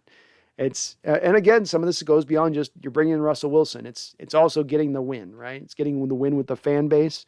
It's getting the win with ownership. You're a guy like Howie Roseman, and that seat is sitting uncomfortably warm beneath you. You give the fans and the ownership that kind of win, that's going to go very far. I.e., it's going to be a lot worth your while to be willing to give up a lot of draft capital to make that reality happen. Tommy says, so let's say the SI article is real. Can we learn anything from the teams listed about the Russ was looking for? I think the Saints were on it last year, but Denver Giants are new. I don't think it's been pretty well debunked here as we're talking about this through the chat. Until I see some more sources to believe that this is a real story, I'm not going to run with it. Because it doesn't make sense in certain respects of it. The Denver situation, who's going to be the coach next year in either of those two places as we stand right now? Russ is going to want to go to an offensive-minded head coach wherever he goes. I just can't. I don't know, man. I just can't I can't roll with it in my head to believe that there's really anything with it. I just can't. I can't do it. I can't do it. Megan Gock-Roger, good to see you on here, Megan. Hope you're doing well. Says, greetings, gang. Sorry I'm late. No worries. Good to have you in here. The test cricket season has started, and as much as I love our Hawks, my religion is cricket. Fair enough, Megan. Thank you for the $5 donation. Charles with the $5 donation says, Brando, I was a total wank in your chat after the Niners win. I apologize for being that to all parties involved. Keep rolling, Brando. I didn't think you were being a wank, Charles, and thank you for the $5 donation. Very kind of you. And yeah, I thought you'd been all right. Look, man, I get pissy. I was getting pissy. We were on an 8-hour stream a couple weeks ago, and I got all on my up in my feelings on this Russell Wilson stuff with folks that are just kind of no way he's traded. He'll never be traded. They can't be traded. There's no way. And I'm like, come on, guys. This is probably where this is going to go. So it's like, but.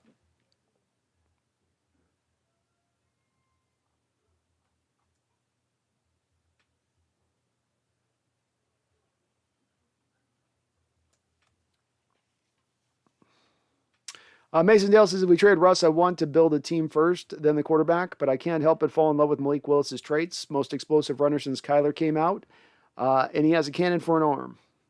I'd agree with you on the first part, and he's got a very live arm. He does. I think there are some limitations to his game and questions about competition he's playing against.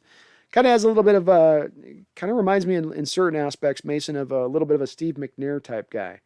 It's got a little bit of shades of that to his game, I feel like. I don't know if he'll be as good as Steve was, but he's going to be interesting and probably is going to go in the first round. In utero,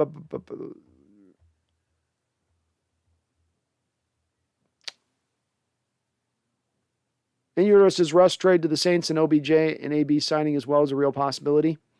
The only thing with that is the Saints won't have any cap space to sign him. So I don't know if that's how they would work that. But if those guys take some super low-end deal, I guess they could make it go. Mason Dale says, did you get a chance to look at Zion Johnson? He may not be perfect fit for Waldron, but at this point, I'm not sure he'll be here next year for that matter. I did, Mason. I did indeed. Let me bring up my notes on Zion. Okay, so Zion Johnson, he's a big left guard out of Boston College. This guy is played last year at left tackle for them, and he actually looked okay there, considering, again, the guy's going to be a guard at the next level. But when he was at tackle, he showed a really good job of mirroring. He's got very heavy feet, so he's not, it's like can take him a little bit of a beat to get up out of his stance and get himself into his set. When he gets into his set, he's able to mirror, he's able to stay in front of his man really well. Very smooth athlete at that point.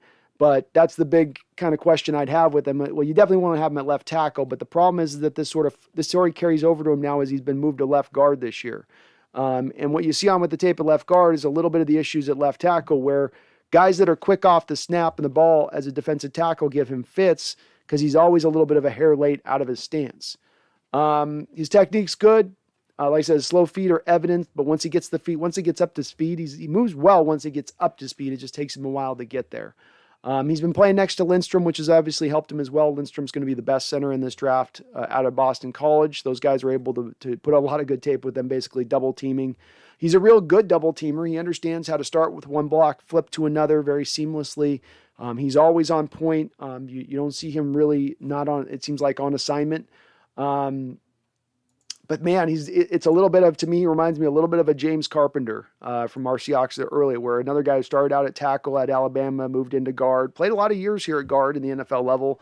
I don't think he's ever been really great, but I do think that he's going to have some issues at times in pass protection, whereas I think in the running game, he'll be pretty good. He can drive relatively well. He's got good power, heavy hands. He can get into the second level pretty well. He sometimes is hit or miss with that. I haven't seen a lot of great second level offensive linemen in this draft so far in scouting them. I do think that he's got a chance to probably vault up a little bit higher than he should. I see more of a second, third round type guard, really, in my opinion, because I think that he's going to get beat off the ball a couple times over the course of a game, and it might not look great for him, whereas he puts a lot of good tape on the other side of it. But there's a lot to work with there with him. He's got a lot of tools you can kind of work with. I do see sort of second round. Now, does he fit for the scheme? The slow out of the stand stuff doesn't exactly fit to the mobile thing if Waldron's here. But, like I said, with the comparison to James Carpenter, he certainly fits to what Coach Carroll likes to trot out there, traditionally speaking, Mason.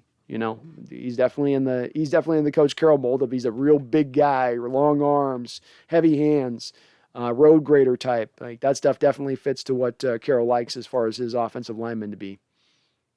Mike P says McDougal is cut by the Titans. We need a safety. What's the plan in safety? Go get Mike McDougal then, Mike P. That's the plan right there. I mean, he knows, he's got familiarity with the scheme. He's going to be, he'd be fine. That'd be a very good move. He's not going to cost any money. So yeah, go make that move. And then you just move him into strong safety. He can play both. Seahawks Network, I like Willis, but teams are going to get desperate and mega reach for him. Agreed. I know it's, as I've said, and I don't know if you agree with me on the Seahawks Network, I think there's more quarterbacks in this draft than last year's draft or recent drafts, but it's like this big heaping of quarterbacks all between the second and fourth round, and they all vary up and down that trek, but you're going to get about probably 4 or 5 of them taken up in the first round who really shouldn't be taken in the first round because teams are going to fall in love with a guy that they shouldn't, and that's how that happens. And I think Willis is kind of one of those guys.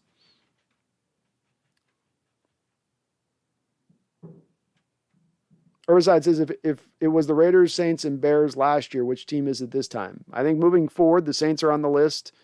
I still think the Raiders would be on the list. Eagles, Giants are my top would be my top 4 teams. Maybe the Dolphins come in there, and maybe the Steelers come in there. Those would be your teams. Mariah says Russell got chubby. Okay, Mariah. I thought you were talking about me for a second. I was like, have I gotten chubby? I mean, I'm not doing awful.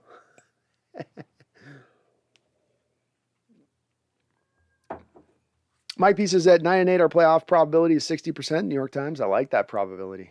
We can get there. UGK, something's wrong with you, B. You don't like fish. You don't like tomatoes. You're missing out, my brother. Well, I've long said, I've owned this for many a year. I can't deny it. You guys think I'm overstating it. We got a bunch of people are in the chat right now, but there is nobody out there as picky as me as an eater. I have you all beat, and I have you all beat like I'm running away with the first round bye of picky eatering. That's how bad I am as far as a picky eater goes. So I own it. I can't run from it. It always tracks me down. I have a very limited palate. Goldie God, Russ is scared to scramble now. That injury has him spooked. Definitely hasn't run very much since coming back, to your point on that. Seahawks Brendan Nelson. How you doing, Brendan?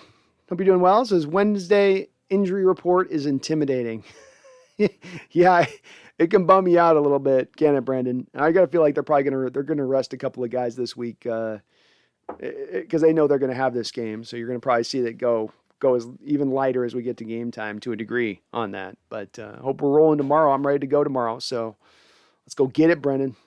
Seahawks, what happened to Russ getting slimmer over the offseason? That's all I heard from training camp. Definitely looks the same, if not bigger. He's gotten thick. He's added a couple C's to that thick. JJ, we're not making the playoffs. Let's just put that to dead now. I'll put it to dead when we're mathematically put to dead. I'm not saying it's likely to happen, but I'll remain optimistic. Tommy Eden, it's scary to think that there is a potential that Seahawks spent more in the draft capital for a starting safety than our foes. The Rams did for a starting quarterback. I love Prez, but that is bad front office work. Agreed. John Robinson says, net value, remember the Saints didn't give up really anything Wednesday. Net value, remember the Saints didn't give up really anything. We'd be losing a Hall of Fame quarterback. I agree. Yeah. Charles Riley with the $5 donation says that Megan Gok, Roger, calm down. Next thing you'll say is One Night in Bangkok isn't a brilliant song about chess in Thailand. It isn't? Megan with a $2 donation says can beat your picky eater be 50 food allergies. No, you would, Megan, all of you would be startled if you saw what my diet consisted of. It would startle you guys. You would be haunted by it. You think I'm overstating it. I am not overstating it, Megan. It is next level. Like, no, you've got to eat something beyond that. That's it. Just that. And what about this? No, none of that. What about that? No, none of that. What about all of this food group? No, none of that food group.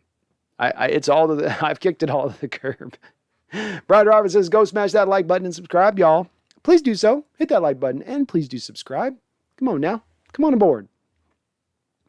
Bike P says, how can you trade a future first without a caveat clause? Pure hubris and negligence by the Seahawks. Without low IQ on details is the team culture. True. I'm trying to see how can you trade a future first without a caveat?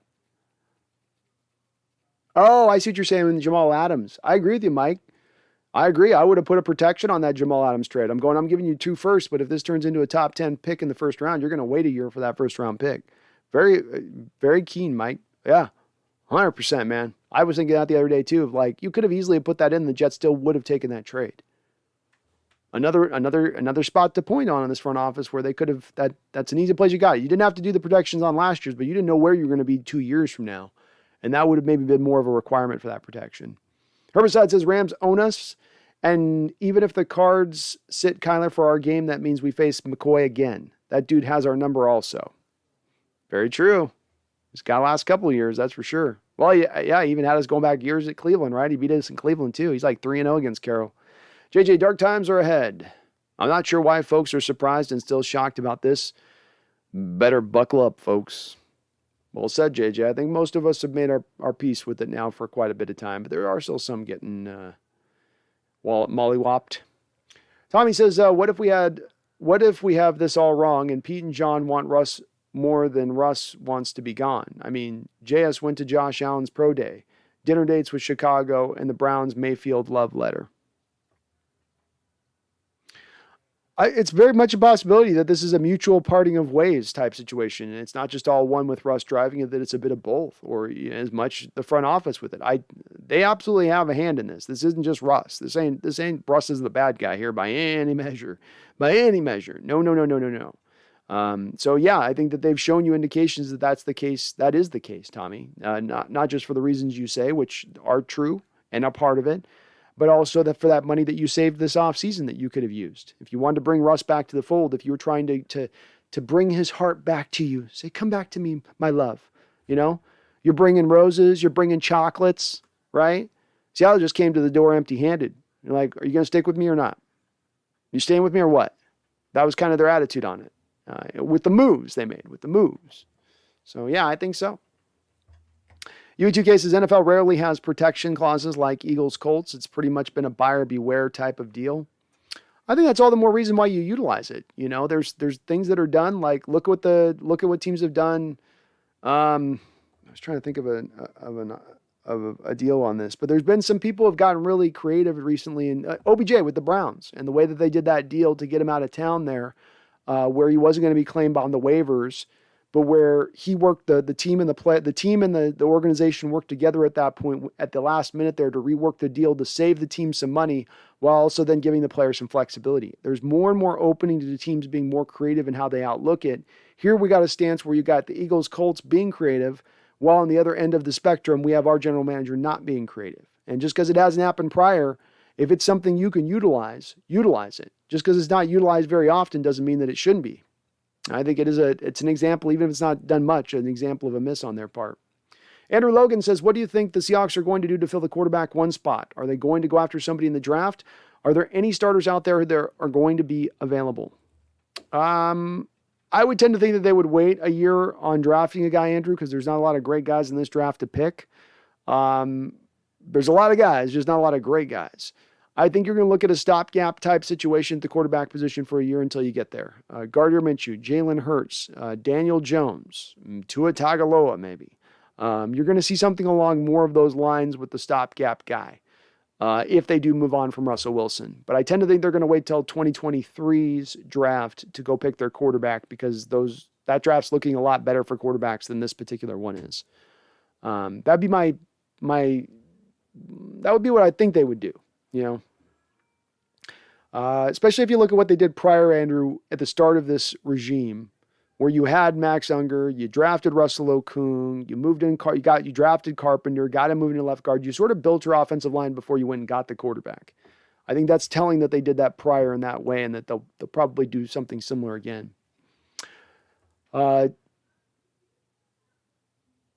Jeffrey says, I think at this point, everyone is greatly overvaluing Russ's ability. I think if he goes to another team, he'll get further exposed. Careful what you wish for, Russ. Agreed? I don't know if I'm predicting greater success him going to another team, but I also don't think that he doesn't possess the hubris to believe that he'll be better off at another team either. Seahawks Network, Go Hawks advises if we brought ET back, it would be impossible to throw deep on us. It would, man. You would have some rangy safeties.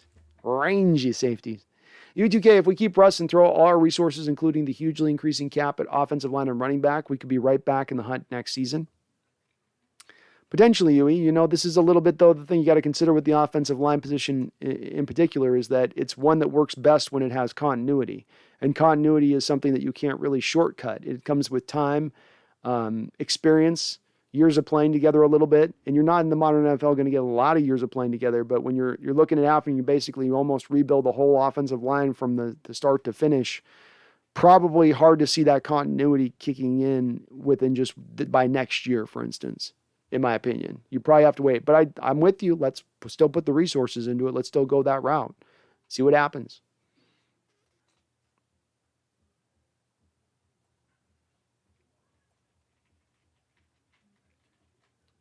Goalie Cop says just make Jamal Adams an outside linebacker and be done with it. Many have proposed that. I'm a little bit hesitant to do so. I think he wouldn't be able to hold up there at that position. Herbicide says cannot let John and Pete make any more draft picks. They suck at it.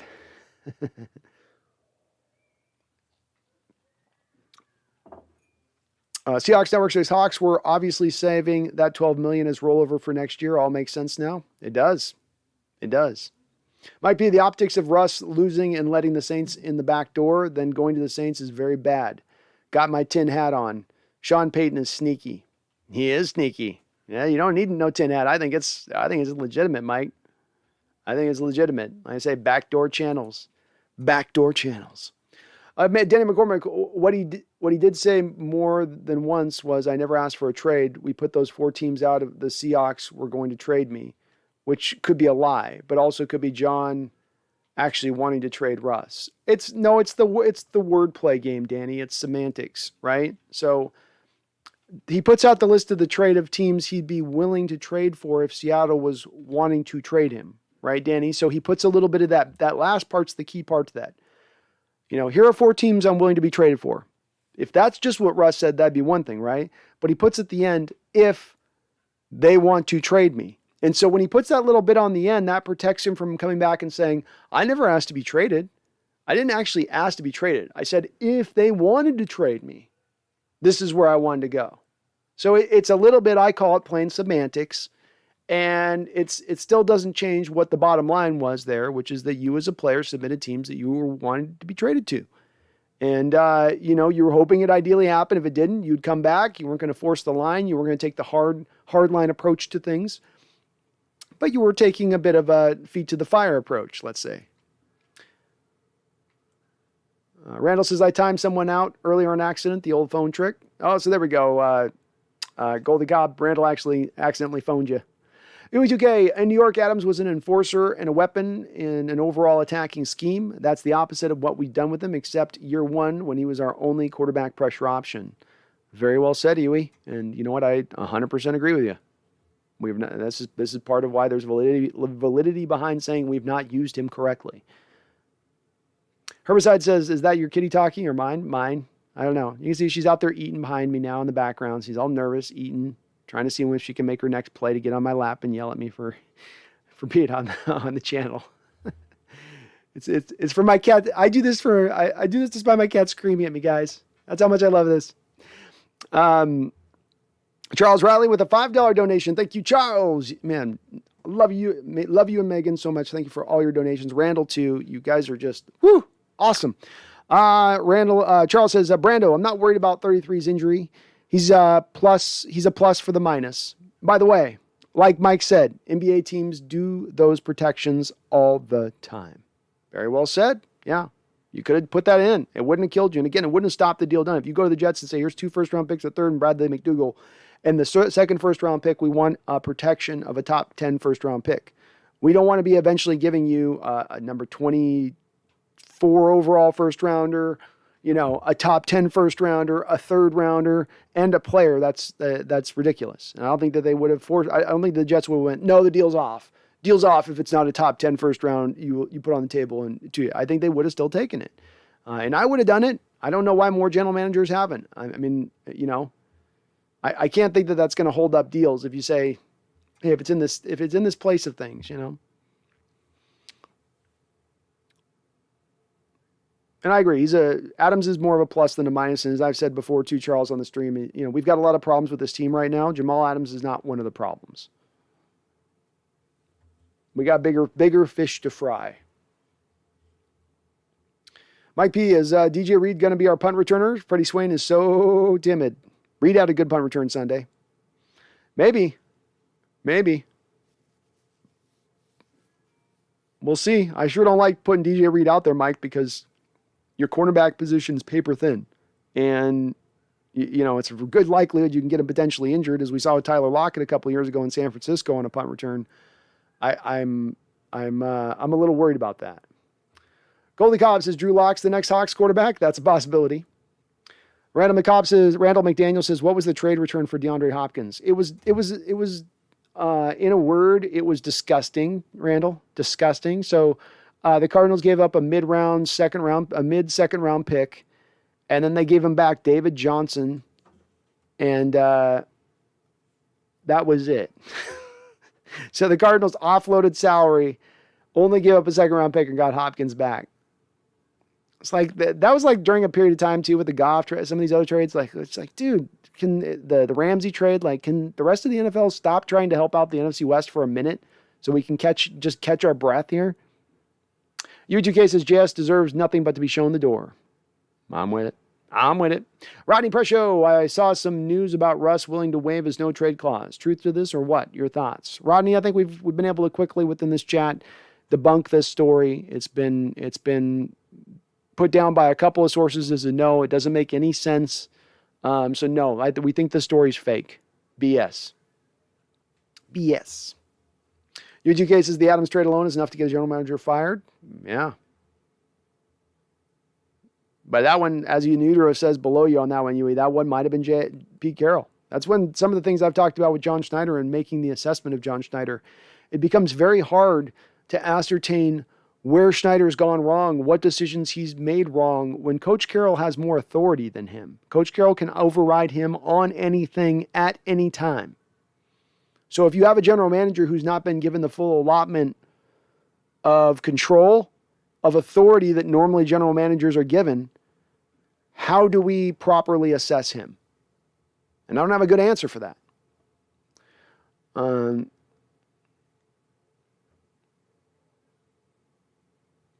TJ says, Seahawks bring in Niles Scott. That's the wrong Bengal defensive tackle. I guess Atkins is worse than I thought. I suppose so, TJ. They would have gotten him by this point, you'd think.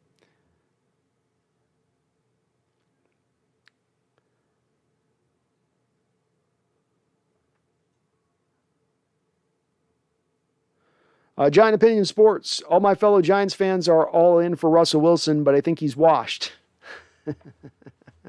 What's your opinion on Russ? Is he cooked? That's a good question, Giant Opinion Sports. I believe that this is what's got to happen for Russell Wilson to get to a point of success. And some of this is the continuing... There's so much to unpack with this kind of question, Giant Opinion Sports, because this is the first year in 10 years that Russell Wilson's now really operated within a new offense. And it's been a bumpy road, and then you have the injury. There's really not been the time to allow him to really acclimate to this new offense and see if he can operate within the context of a short to intermediate passing attack. Essentially, Giant Opinion Sports, the West Coast offense. Can he flourish within that offense? Or does he require something a little bit more retrofitted to his skill set? And I think that even if he can't do the West Coast stuff, that you could retrofit him, i.e. you could give a nice downhill power running game that forces the safety come up in the box. You get a single high safety up now, and he just absolutely slaughters you on the back end. I think that you could do that. You need to build up a good offensive line. Obviously, that would be the requirement. He'd still need a pass protect. It would need to be an overall offensive line, right? One that could run block and pass protect. He'd need things really thoroughly built around him to that degree, I think. But if you did that, you could potentially tap into an uncharted, untapped into point of potential and production out of Russell Wilson that we've not seen yet, because it's not been done here prior. So I think that does still exist there for you to be able to get into that and have some success with that. Now, with that said, though, those of you out there in that have maybe a leg to stand on to say he can't operate within the context of a modernized offense. He's not good enough, accurate enough. He doesn't process fast enough. He doesn't throw with good enough anticipation to really wrap his head around the short passing game, which eventually teams take away the deep stuff. You've got to do the short stuff, and you don't have the mobility you once did to make that your sort of short stuff. So it's a question that does remain, but I do tend to wonder, Giant, at the end of the day, if he just gets that team that truly embraces him and builds the line around him as you'd expect a team to do around a Hall of Fame football player, that if not, he might have some success left operating within that kind of mode. And I do think, Giant Opinion, as you know, I've said, I've seen you in here. I've seen you in here a bunch. As you know, I've said before, I think you guys are the front runners to get him if he is put on the trade market. Jared Johnson says we should probably hope the Cards play Murray. Colt McCoy owns the Hawks. We have a better record against Murray than we do Colt. That's for sure.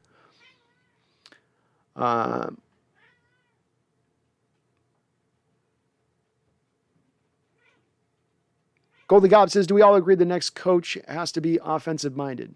I think so. I think we'd get people pretty convinced that that's got to be the way it is. I went through the division leaders right now in the NFL a couple weeks ago, Goldie, and it was one after another. Offensive-minded head coach, offensive-minded head coach, offensive-minded head coach, offensive-minded head coach. I think that's telling. And I think within that, you got to kind of take away from that, hey, probably easier to build a team that's got more of a chance to be a winner if we lean to more of an offensive-minded coach first and foremost. I'm with it. In Utero says, okay, you got to hop down.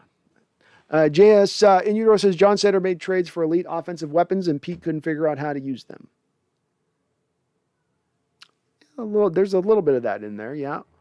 JJ says that Surtain won't be moved in any Broncos trade. He is their untouchable. I think if they're bringing on a guy like Russell Wilson, JJ, I don't know if they're going to have a whole lot of untouchables on their team that they're going to really say no or no go. It's not likely he's included. I think draft picks at the end of the day end up carrying this trade. Draft picks and a Drew Lock type in first and second round picks and a Drew Lock JJ type thing. So I don't think that it's going to be likely it's players anyway. But I also don't think that they would have a lot of untouchables. Cheesehead77 says, I really want to see Seattle win this one. It's really good to finally be back into a stream. Enjoying the season so far? I hope we win this as well, Cheesehead, and congrats on your Packers once again turning in a really good, another outstanding season 3 years in a row. It's been a real rough one. I ain't gonna lie to you, man. This has been one of the rougher seasons to watch as a Seahawks football fan in 30 plus years of watching Seahawks football. It has been brutal. It's been rough.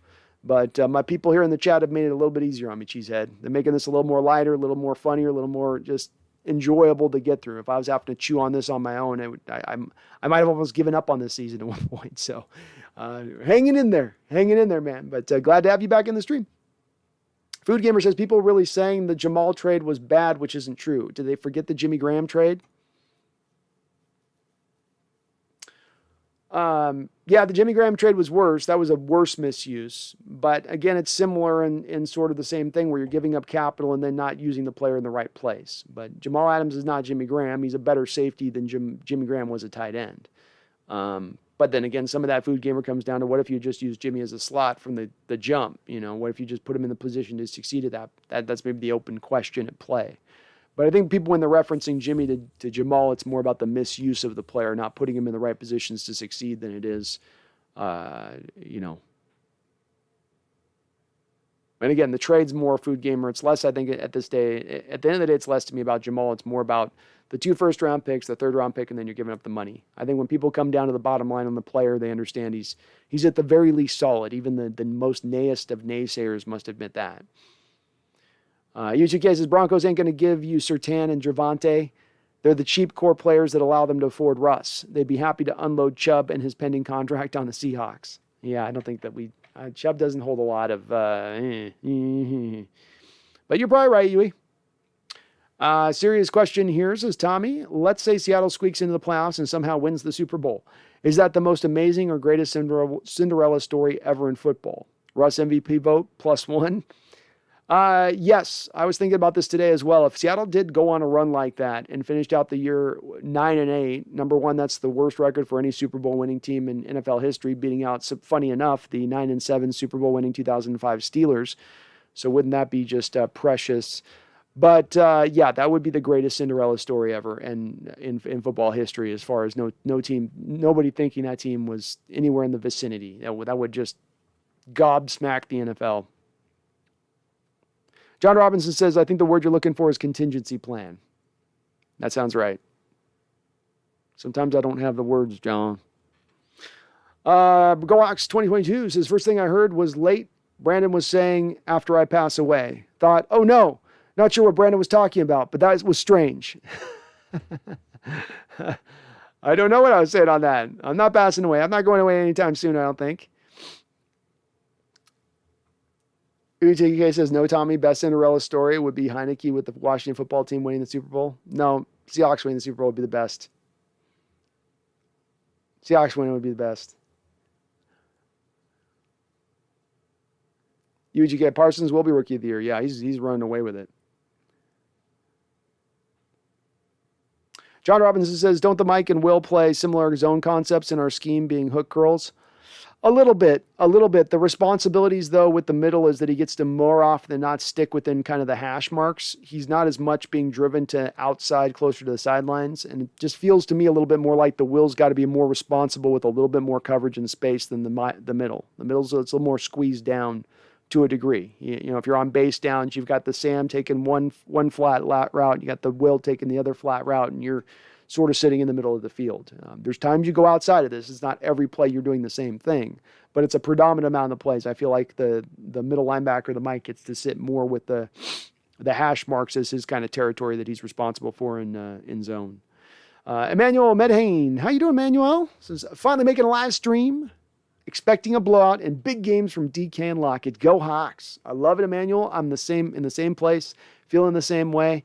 I think we blow this one out. I am hoping for a big day by both those two guys, 100%. I love it. Love it. He always says Seahawks have Russ, so can't be a Cinderella story. Just a legacy thing for Russ. Trevor Siemian and Taysom Hill leading the Saints to a Super Bowl would be perfect Cinderella. I don't know. Russ coming back from the broken finger, being counted out. People feeling like maybe he's on the downhill. There's whispers of that. Is he going to be traded to come back? I don't know. I don't know. Maybe I'm just showing my Seahawks colors here. Mark Hoppercorn says, how about Peyton Manning as our new head coach? Would be interesting after what we did to him in the Super Bowl. Laughing my ass off. Yeah, I think Manning's positioning himself in a nice little spot where he's not going to have to do whatever he's trying to pull him in to do, is be an analyst on TV. He's getting to do it just kind of his brother in his living room, and I think he's finding his nice little niche with that, and I love it. The Manning cast stuff is just awesome, Mark. So I don't think Manning's going to ever go into coaching. I could see him going to ownership. I could see something like that, but I don't think he's going to ever go into coaching.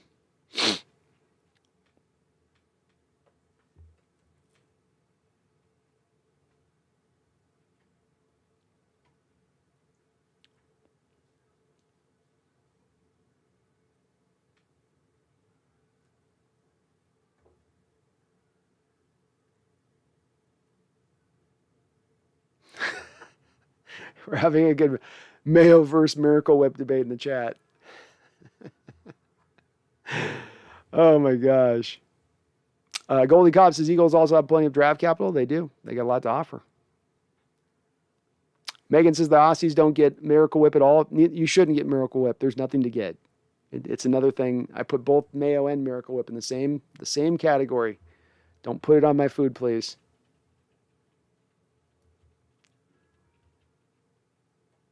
People who eat Miracle Whip get a lot of zits. Nagasa says, bring in Fitzmagic as a stopgap, 1 year of the beard. All right. In Utero says, I knew a guy that ate Wonder Bread with Miracle Whip and a Hershey's chocolate bar between the bread. Oh. Okay, I'm not that bad. Oh, God, that's horrible. That's awful. No. Goldie Cup says, can you imagine Peterson as a coach and Jalen as the quarterback?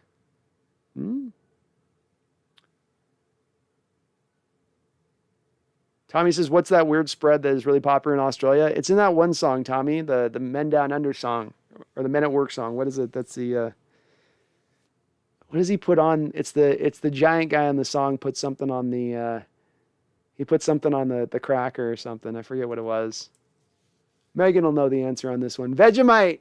On a Vegemite sandwich. Vegemite sandwich. And he said to me, I come from a London under. I bet Megan hates that song. I bet she's heard that song. I bet everybody in Australia is like, please never, please, ever put that song. But yeah, Vegemite. Tom Eaton says, so Mahomes is like Miracle Whip. Jason says, I don't like Tua at all, really, but I thought Miami had some draft capital assets, or am I wrong? No, Joe and JJ, the three teams and it works in our favor quite well. You have three teams with multiple first-round picks, all of them high picks. So all three of these teams will basically have 2 first-round picks in the top 12 picks. Don't know where it's all going to settle out, where one lands, where the other does. They might be 2 first-round picks that are like 7 and 8 or 10 and 11, stuff like that. But the Giants have 2 first-round picks. The Dolphins have 2 first-round picks, and the Eagles have 2 first-round picks. So everybody's got a lot of draft capital to throw at us feasibly for us if it goes that direction. Giant Opinion Sports says Miracle Whip is the seed of Satan. That stuff is disgusting. I'm with it. I sign off on that message. Go Hawks 22 says acquired taste I found Vegemite. Acquired's a good way to put it. Very good way of putting it. No, it's not hyperbolic, Giants. Seed of Satan is correct. It's got the consistency you'd expect of a seed of Satan. Everything, yes. The taste, yes. UGK says Megan thinks Mad Max movies are bad because they portray Australia in a terrible post-apocalyptic light, but we love them because that's how we think Australia is right now. It is a little true. It is a little how some Americans probably think about Australia, Megan. Especially the Outback. We just picture that happening in the Outback constantly. Like some unlawful place of just its own area.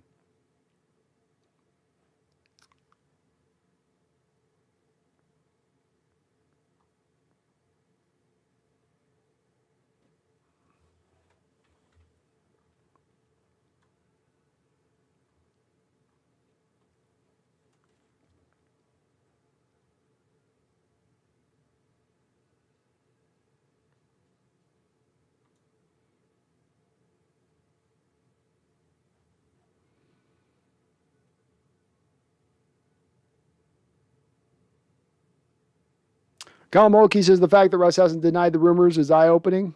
There's not a lot. He doesn't want to give it any kind of validity. If it just said it's debunked and that's it, that's just as much as good, I think. It's not as reliant, I don't think, on that necessarily. Megan says, you guys have no clue how to tackle rugby style. Well, I'm just referencing, Megan, what Carroll used to reference as his tackling style. He said the Hawk style is basically rugby style of tackling. So it's Carroll who put that name to that one. Not me. Not me, man. Goalie Cost says the price for Russ is 3 top 10 number ones and a stopgap quarterback. You can get 2 top 10s, but I don't know if you're going to get 3. That might be a little bit much. That might be just a hair smidge too much to get.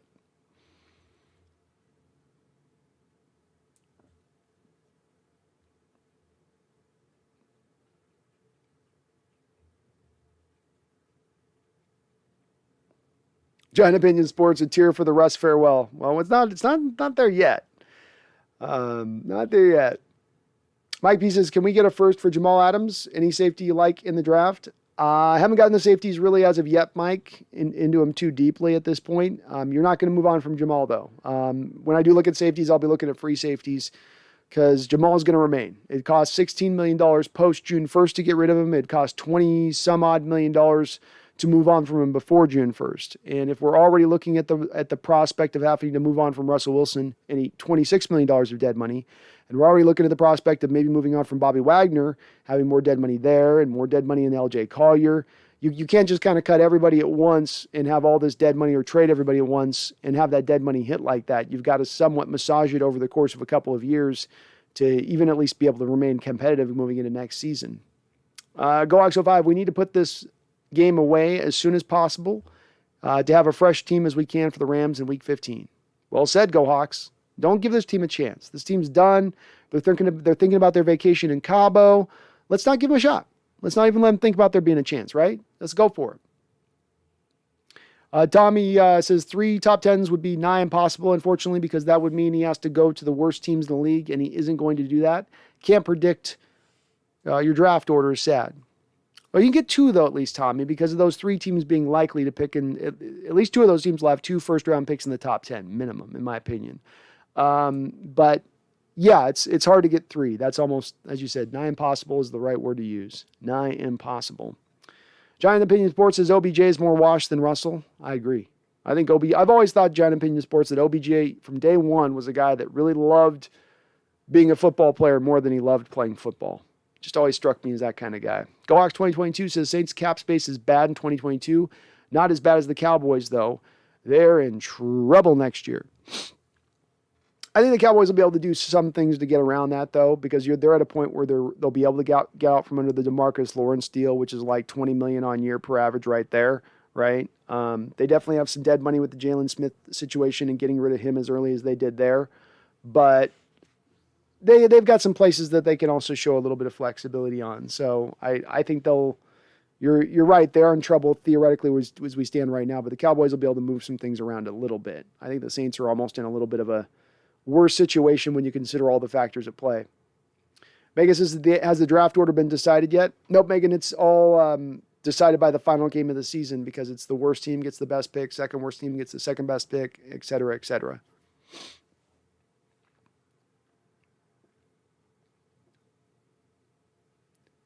Randall says, just think how many 3rd and 4th round picks Schneider could turn a top 10 pick into. One top 10 pick could be turned into easily 4 or 5 3rd round picks, I bet. I bet he could pull that off. And Megan, we don't know where the Hawks will be. Of course, Megan, we don't have our 1st round pick in this draft, but I think we're slotted to pick like 9th or something where we're at right now. I believe. Tommy says, what do you think of the Pitt quarterback Kenny Pickett? Oh, hold on, folks.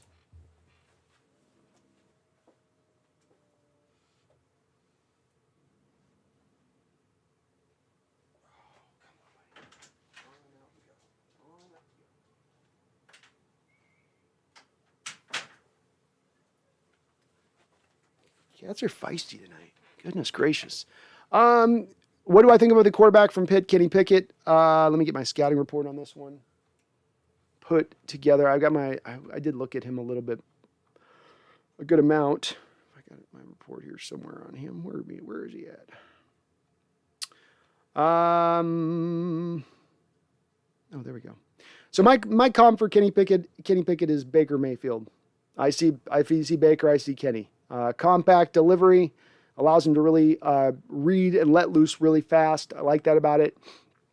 He delivers the ball with above average velocity on his throws, which is pretty good in this draft because there's a lot of guys with questionable arm strength. He's not pinpoint accurate, but he is accurate. He's got plus mobility, but he's not exceptionally mobile. And I think he's going to be a lot more mobile here in college than he will be at the pro level, a little bit like Baker Mayfield. I don't know that there's a lot of special quotients to his game. I don't know if he's got a big arm. I think it's above average, but I don't know if it's a big arm or would be a plus arm at the NFL level. It'll probably turn out to be about league average or so. But he's got moxie. He can stand in the pocket tall. He's not easily flustered. He can go through multiple reads. He's played a lot of college football, so you'd expect him to be advanced in his development like that. But again, another guy that I put in that second to fourth round range of things, depending on where you want to set it, which again wouldn't get me all that excited as we're looking at for a quarterback in the future. When I want to invest in a quarterback, I don't want to just get by at the position with the arm talent. I need a guy that can do it all. And I know that's not everything. There's more in addition to that than just that. But that's sort of got to be leading the day above all else, in my opinion.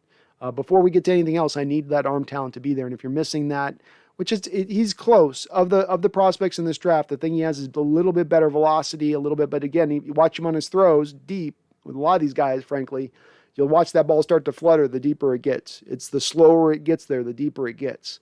And that's the part that gets me a little bit hesitant with getting excited by him. Mike P says, why do some schools produce great players at certain positions? Seems some schools are quarterback factories, some tight ends, some linebackers, offensive line, etc. Why is that? Well, what is your school for offensive line?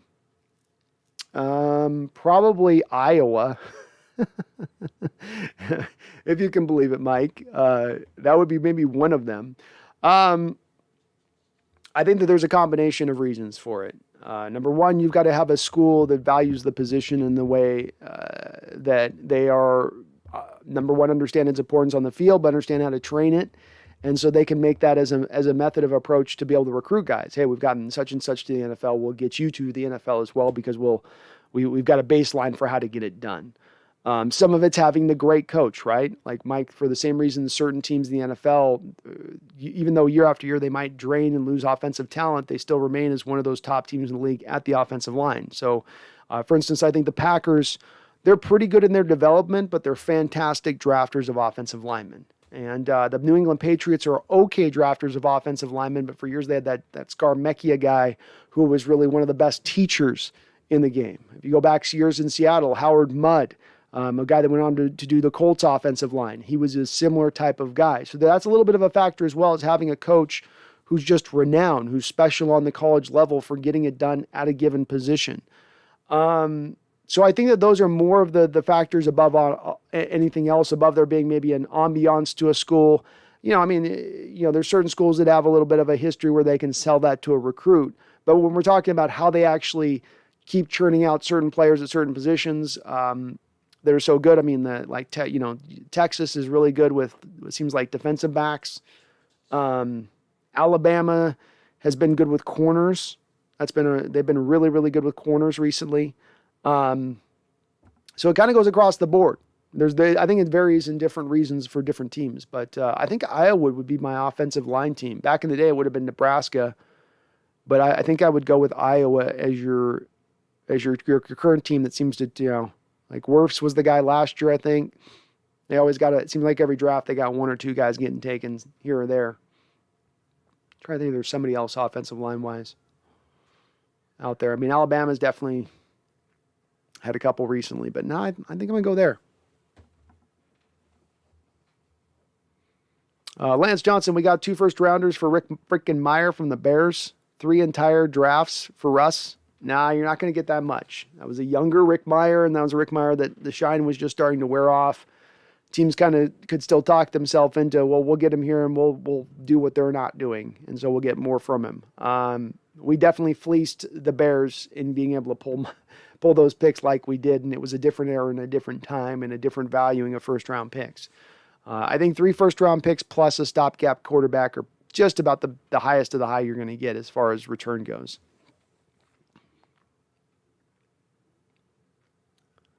And Euro says, I'm a pick eater too, but the 60-inch tapeworm in me isn't. Oh, Lordy. Giant Opinion Sports, wait for it. Jamal will be asking for a trade if Wilson leaves next season. Yeah, somebody else above there, Giant Sports. He just signed a new contract. So you move a guy after the first year, 3 years of the bonus money accelerates instantaneously.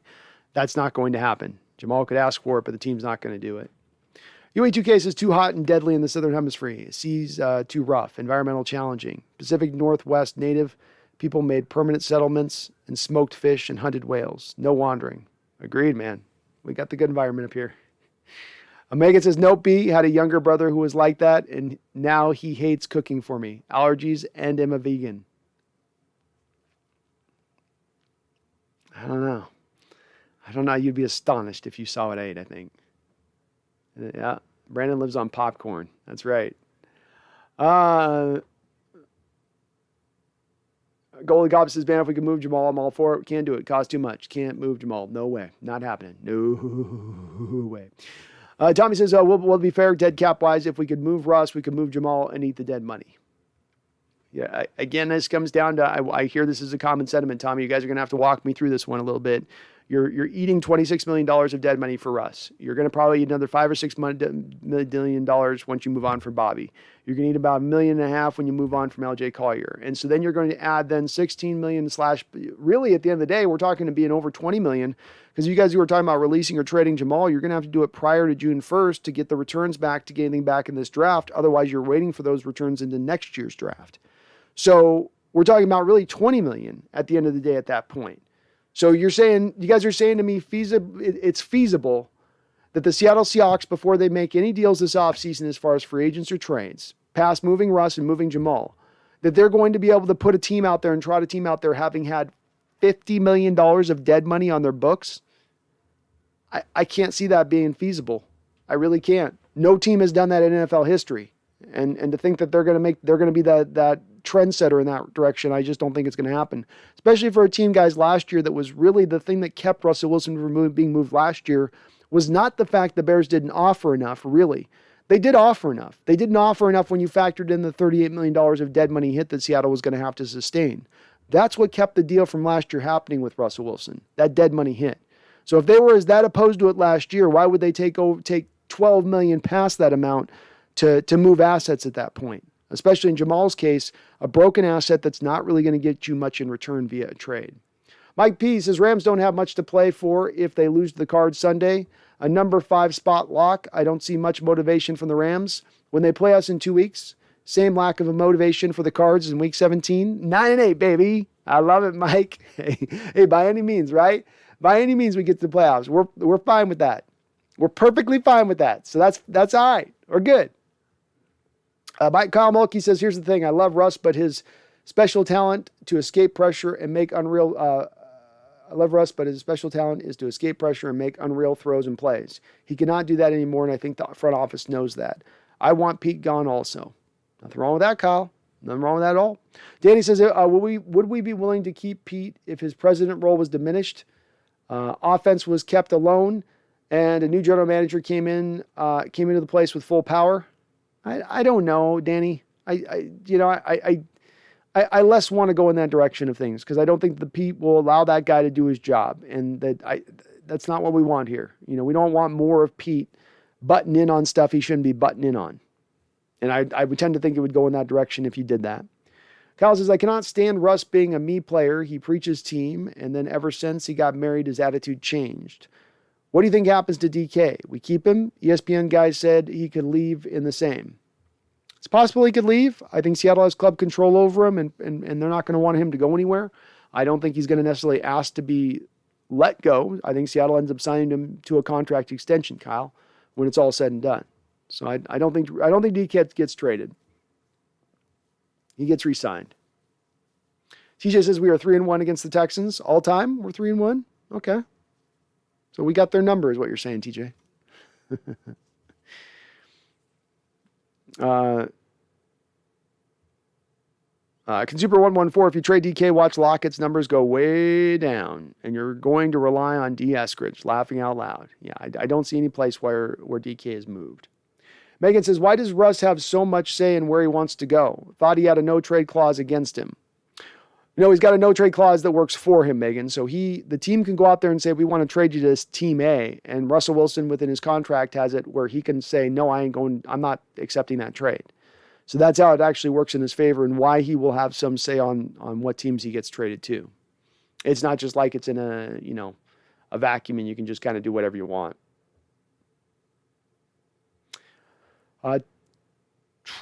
Charles Riley with a $5 donation. Sorry, Charles, a little bit late in acknowledging on this one, but I appreciate your multiple donations on the channel. Says, if NFL coaching IQs tap out at 100, I think Belichick is at a 97.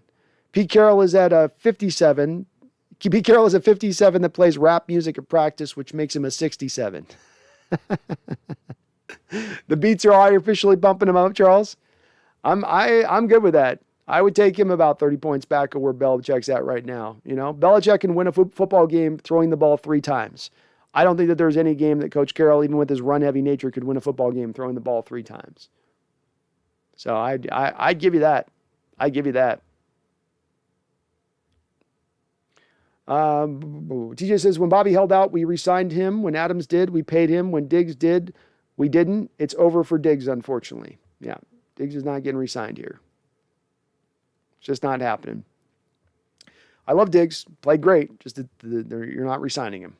Mike P says, Russ waited till his one good game to put out the feelers. Ironically, he better perform well so he can get the interest to get out. Yeah, he definitely needs to play better. If he wants as many teams to be in on this, it's in his best interest to ball out in order to have those, to your point, have those teams looking at him. I don't know I think we've been able to debunk this article, Mike, and that I don't think that this article was valid. I think it's clickbaity. I think somebody's trying to get some, that's the age of journalism we're in right now, where not everything's coming from a valid place. Part of one of the reasons folks like myself and Brendan Nelson have a voice here on YouTube is that we're not one of those folks doing that type of stuff. So people get tired of this and they see it for what it is. You got all these people up in a tither over an article that you generated out of thin air as a journalist. It's like, man, come on, folks, But I think it was Bumpkus. UH2K says the Falcons rejuvenated their offensive line in one season, added center Alex Mack, plus drafted a couple of guys. Super Bowl 2 years later. Agreed. I think it's the route you've seen you should go. You don't have to just do it through the draft, Huey. You can do it through kind of augmenting both, right? Heavy draft, augment with some free agent signings, and you can make it go. So I agree. There's not just one path on this, but it's really about putting the onus, putting the commitment towards investing into that offensive line in that way.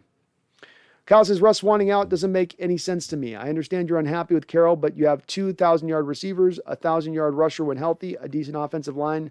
Russ is the reason for the sacks. Russ does carry reason for a lot of his sacks. The stat that came out this past offseason was about 20%, according to the advanced metrics. He has to own 20% of the sacks on his shoulders for holding the ball too long. But he also gets hit a lot on top of that. And I think that really comes down to the bottom line here, Kyle. As I've said before, Russ has had some things to work with. The 1,000-yard receivers is great, but he's never really had a great third option behind those guys. You only get 2. That's all he gets. And the tight end play has been up and down throughout his time period here. And running backs, they can't ever seem to keep anybody healthy year after Marshawn left. And when you look at the offensive line, Kyle, over the last 10 years, they predominantly lean at every offensive line position to drafting a guy who run blocks first and foremost, pass block second, / is deficient in pass blocking. So you go even back from 2017, outside of Dwayne Brown, 4/5 of your offensive line is built to run block, meaning that whenever you go to pass, there's a really good chance you're going to give up pressure. And I think that it really does come down to that for Russ, on top of having a coach who's going to be more offensive-minded versus having a defensive-minded coach.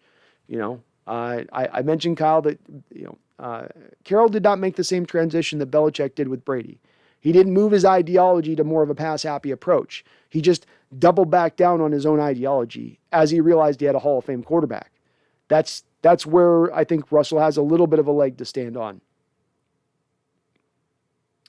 Kyle says, I've never seen him throw the ball away. He's always trying to play hero ball. He does play too much hero ball at times, that's for sure.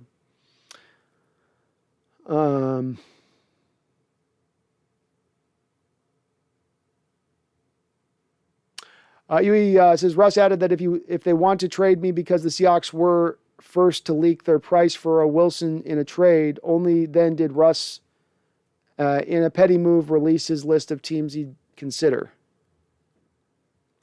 Yeah, I mean, honestly, I think it was both parties were being pretty petty in it. And I think both parties were being silly with having this all have to come out in public in the way that they were showing their dirty laundry to the public. I think it was all the way around silliness on all parties on this, and it shouldn't have gotten here in any way. Mickle Cam says, what's your take on moving most of the wealth to the offensive line in order to have a good running game and pass blocking and build around Wilson? Do you think they'll ever invest on offense? Where I stand on this, Mickle, is I've said I want, if I'm running things, if I'm the guy in charge, if I'm sitting the head of that committee that's above Carroll and Schneider, I would look to bring in an offensive-minded head coach. I would then look to build around Russell Wilson and all that entails. Sitting at the first stand of that would be to build an upper-level offensive line around him, to put that investment in, like you said. I don't think it would all need to be done by money, but I think you've got to do a bit of both, which you've not spent any money in the last 10 years. You've drafted a lot of guys, but you've not drafted a lot of guys high.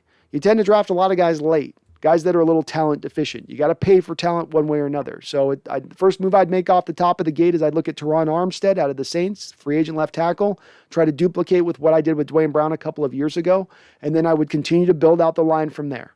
Center, right tackle, this offseason especially would be the other places I'd address. But I would make it a priority as we move forward, at the expense of my defense and the defensive resources that we've been pouring into that side of the ball.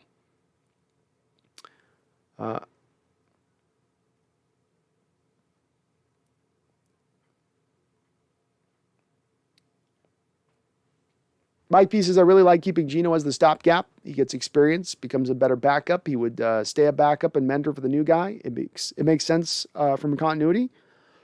I'm okay with that. Geno's played good this year in the spots where he's been in overall. And again, when it comes to the stopgap, Mike, I'm not going to get too caught up onto it because it's all short term and no stopgaps taking us to the Super Bowl. Not with this roster where it's at. So it's sort of, it really becomes really less important from that standpoint when you look at it through that lens. Lorraine Jensen says, at least we beat the 40 Whiners twice. Hey, at least there's that, Lorraine. I was relating it to last week like the teams in college football where you might have had a bad season, but you finally get to that final college game of the year and you're playing the interstate rival and you beat the rival and it's a successful year because at least you took down the main rival. There's a little bit of that there in there. Just a tiny bit.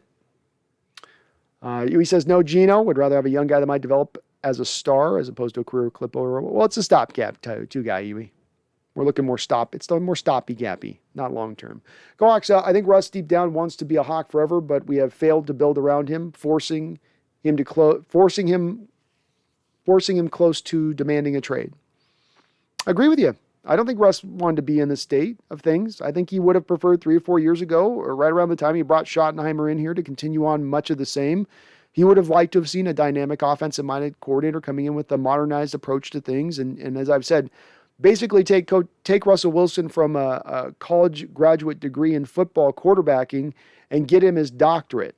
That by which he's not really been given because he's not had that mentor, that old aging Jedi Knight to show him that way. I would have liked to have seen that myself. I think Wilson would have liked to have seen that. That was not the approach the Seahawks took. Megan says, sorry guys, got a new animatronic Grogu and I'm training him to recognize my voice, so I'm slightly distracted. Goldie Cobb says, bring up all the John Snyder, Pete Carroll draft picks. Easy to see why this team is in this position. Yeah. Go5 says, Giannis just got a nut punch from hell. He couldn't walk up the court. Man, you can hit that sucker just right and it'll put you down. Antoine and Elizabeth Cobb. It seemed like as Russ took what the defenders give him and got rid of the ball fast, other players like Penny Eskridge played loose and productive.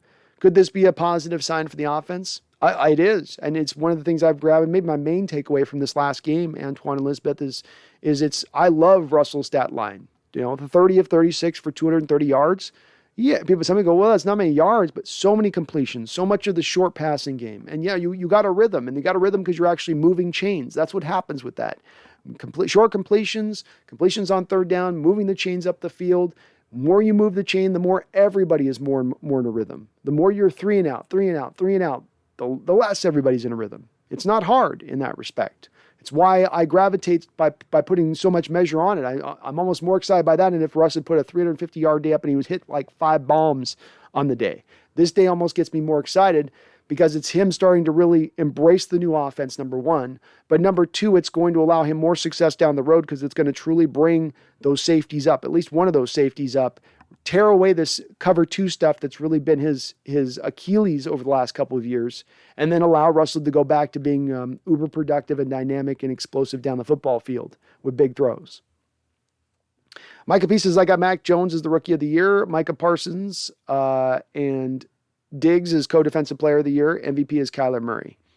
I would put Micah Parsons or Watt. If you look at a lot of the other statistics around Diggs outside of his interceptions, Mike, he's given up a lot of yards in coverage this year. I mean, he is your Marcus Peters-like guy where it's like he's going to get his picks, he'll get his pick sixes, but he's also going to get got a lot of times too as well on the other side of that. Not to say he's not a great corner. He is a great corner, but if we're talking about defensive player of the year, you know, you got to be pretty clean in that respect for you to get that title there.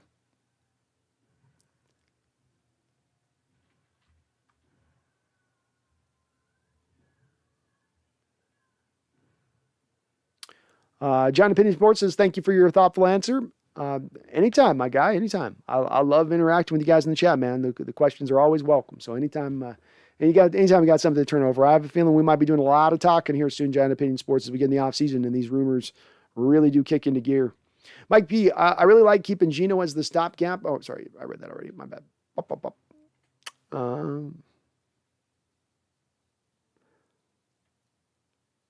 Charles Riley with another $5 donation. Thank you, Charles. Says, Jamal is the worst.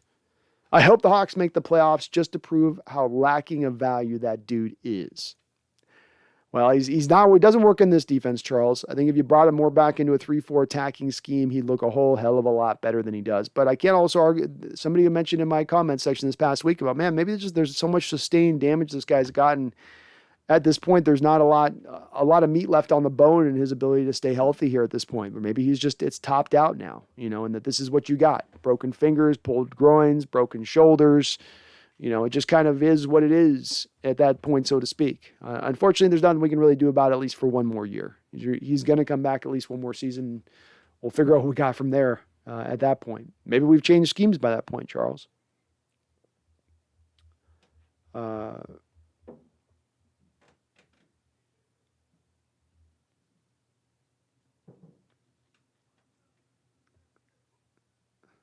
He just smiled and made me a Vegemite sandwich. And he said, "The land from a land in under, where the wind is cold and the women thunder." I don't know the words, but I've heard the song a million times. I'm sure Megan. And he's like, "No, please God, no." Goldie God, restructure, retire Bobby. You only got two choices. I restructure him. If I can bring him back for another year, he's earned another right. I don't want to pay that amount of money, but I'd restructure for one more year. No, I mean, I'm also okay with moving on from him. Giant Opinion Sports says OBJ has more love for hair dye than football. Big facts, dude. It's just, and it's one of those things, really, most of those players are usually a little bit better about hiding it. It just seemed pretty, it just kind of seemed out there with him from day one that's the case, you know? Sort of surprising when Cleveland made the trade for him because you could already start to feel that vibe and energy coming from him. Goldie Cobb, I like the idea of 2 picks next draft. Use one trade, one for multiple picks. Me too, man. Me too. I'm with it. John says, where in Carroll's contract can he overrule all personnel decisions? Where is it? If Carroll and Schneider each count as one vote, who's the third vote to decide the matter? They don't count as one. They don't count as one vote, John. It's not within coach's contract. So coach is the vice president of the Seattle Seahawks. Carroll's the head coach, but he is also the VP. So a vice president is higher than a general manager. So it's in the contract, it's in his title, John. As a VP, you're going to be able to override your general manager. And it's silly. I know you probably think it's silly. I think it's silly, but there's no third vote when he is the overruling factor there. We disagree. Coach Carroll wins out. Goldie Cobb says, no way Russ is good with going to Cleveland. I agree. He's not going to Cleveland.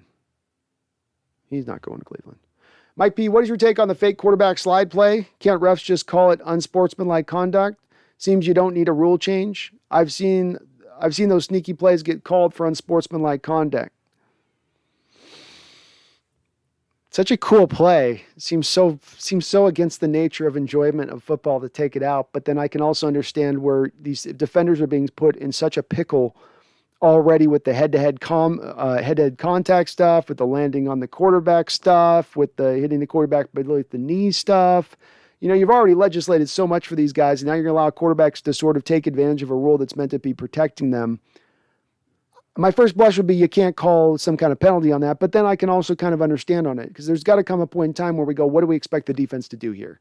You know, how are they supposed to make an instantaneous determination in that moment, not to go up there and light the guy up or hold back because he looks like he's sliding, which they're being told not to touch him at that point. And if they so even lay a finger on him, it's a 15-yard penalty.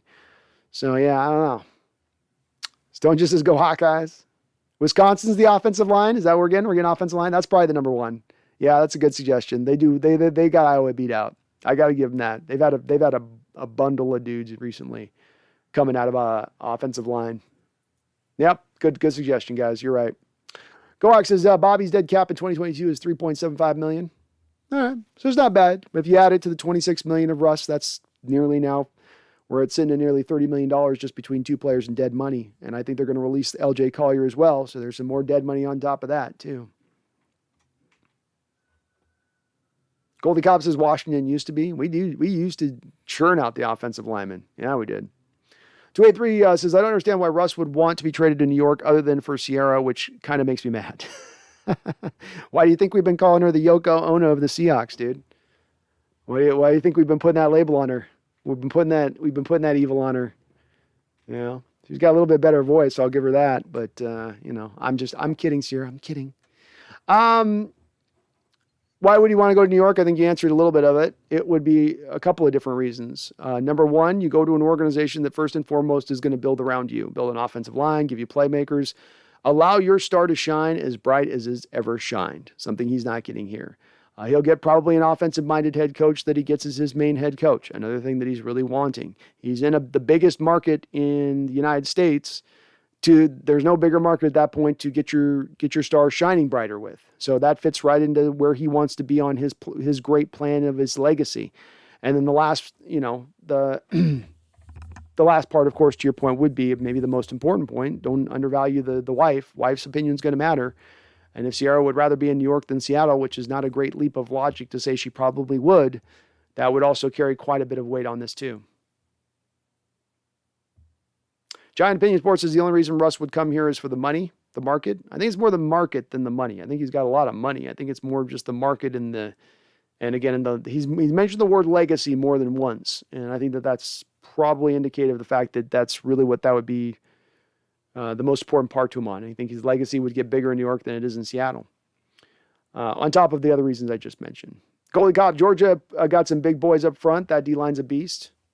That is a beast. They got that big one tech in this draft who just moves like crazy. Guy's like 360 pounds. He moves like a guy's like 285 when he gets up to speed. AI says, sucks Adams is done for the year. AI, it does, man. It's brutal turn here. I thought he's been coming on and playing more solidly as this year's gone along. AI says, I think Bobby will rework his deal or retire. I love him, but we aren't paying him $20 million. It would suck to have to cut him. Agreed. I think something's going to come down the track with him. And it is one of those two things, but there's room here to restructure, give him a little bit of bonus money, lower down the deal. He's not going to get paid a whole lot of money in free agency even after this year at 33 years old as a middle linebacker. So, I'm sure he'd understand what's going on there. Charles with another $5 donation says, Brando, AP with Russell Wilson minus Jamal worthless Adams are going to make the next round, right? Nevertheless, it's the scheme. Well, hey, if that goes down and happens, Charles, I'll give you credit for calling it. And I will also acknowledge the fact if they play better with him out, they will play better with him out. If there was a way we could get out from under Jamal's contract at this point, if we're riding with Carroll moving forward and we could get out from Jamal's contract and that was feasible, I would be willing to do it's a sunk cost at this point and we got to just let it go. I would. I wouldn't. I'm not sort of wrapped to having to keep Jamal moving forward. The only thing that does it is that dead money. And the only reason that dead money even still is not enough for me to say, okay, let's go flip him for a first rounder is simply because you have so much other dead money on the other that you're having to drain out with Russell and maybe Bobby's deal and LJ's deal. And there's only so much dead money you can hit in one off season, but it doesn't change the fact that he's not in the right scheme for his skill set. And he may be lesser as a player moving forward than what he was with the Jets. Absolutely may be the truth. And thank you, Charles, for the donations, the multiple donations on the channel. I appreciate it, brother. I agree with you, though. You never know. Russell and AP get in the playoffs. Giant Opinion Sports, y'all have severely underpaid Bobby Wagner. His net worth is only $10.4 million for his career. I don't know how he's only at $10 million for his career. He's not gotten a lot of sponsorship deals, but we paid him a lot. He's been paid a couple big deals. He's made a couple big deals. So I know Taxman takes like 50% on those football players, but he should still be up at around 20, 30, I would think. I bet that's a rough mark. Megan says, my Dark Lord Master, second favorite coach behind, well, you know who, Bill Belichick. Jeffrey says, not enough Skittles to keep our running backs healthy has to be the problem. Well, at this point, they need to start trying Skittles, I think, because they've tried everything else. GoHawks 2022 says 2022 dead money hit. Dunlap would be 5.6 million. Jamal would be 16 million. Carson would be 3 million. Lockett would be 31.25 million. Gabe Jackson would be 6 million. And Brooks would be 7.23 million. Adds up fast. It does add up fast. Yeah. And that's why, only on that list that you presented, Carson and maybe Dunlap are the only potential guys that you end up moving on from him. So we'll see on that. I'm going to go get some more coffee. And then this is a little quick point here. I'd like to do a little bend back to the sponsor of my show. So guys, please do bear in here with me on my little ad run that I'm going to do here in a second. This is, of course, the Manscaped.com, who is our first sponsor here and sponsor of the show and proud sponsor of the show. So if you have any lower Manscaped needs here, please do go over on there and use the code. I will be back in about 90 seconds or so. So please bear with me on this commercial, and thank you guys for watching. If you like what you're listening to, please do slam, smack, destroy, obliterate that like button for me. It helps me out tremendously. And I will be back in just one moment. Well, I'm away. I thought I would also tell you a little bit about the sponsor of this show, our first sponsor, Manscaped.com. Very kind of them to do so. They've also engineered the ultimate groin and body trimmer by focusing on intelligent functionality and an incredibly comfortable grooming experience. Their 4th generation trimmer features a cutting-edge ceramic blade to reduce grooming accidents, thanks to their advanced skin-safe technology. I now feel confident shaving my boys. This upgraded trimmer includes a multi-function on and off switch that can engage a travel lock. It also gives you the ability to turn the 4000K LED spotlight on and off when needed for a more precise shave. The Lawnmower 4.0 even allows you to customize your trim through additional guard lengths through sizes 1 through 4. Did I mention wireless charging? The wireless charging system uses electromagnetic induction, which can help battery length last longer. Men, if you've been shaving with the same nut trimmer on your face, you've been doing it wrong. No person wants to end up with pubes in their mouth. It's time to get your own ball, hair, and body trimmer with Manscaped to make me time the best time and enhance your confidence with some nice, smooth boys. Get 20% off and free shipping with the code NEST, N-E-S-T, at manscaped.com. 20% off, free worldwide shipping with my code NEST. Help yourself, help your boys, help the show. It's appreciated very much, and thank you to Manscaped for sponsoring the show.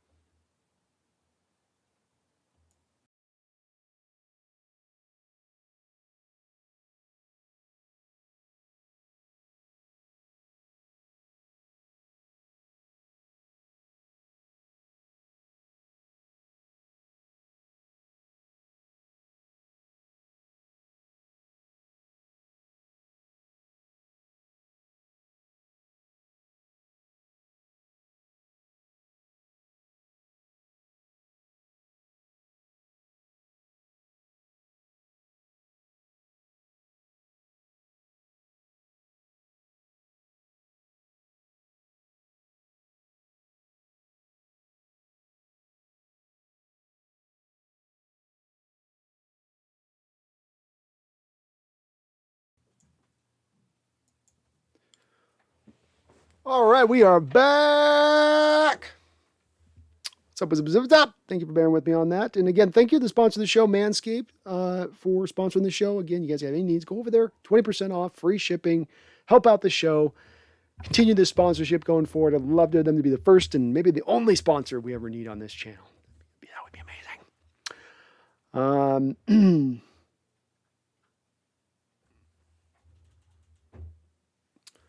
We're not cutting or trading Brooks. No, we're not.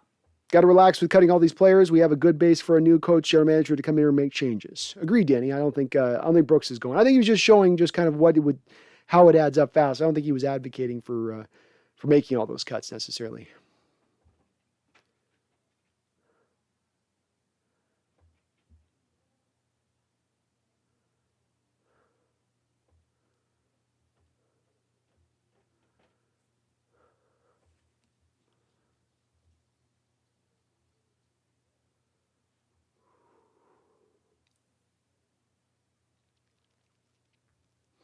Adrian D, at least we beat the 49ers and we'll win the tie if we tie in the standings. It's true, Adrian. You need at least a couple of these tiebreakers, don't you? Because you don't have it against the Saints. You don't have it against Washington. You don't have it against, what was the other team we lost? I thought we had that we didn't have the tiebreaker to. I'm trying to think of. Maybe that's it. Washington and the Saints are the only ones you don't have it, I guess. But yeah, we do get it with the Niners, which is important. I think that could factor into this huge when it's all said and done. We got to look at too, Adrian, what the triple tiebreakers are, when we start getting into it being a trifecta situation, how it breaks down, which I think is like conference record, I believe.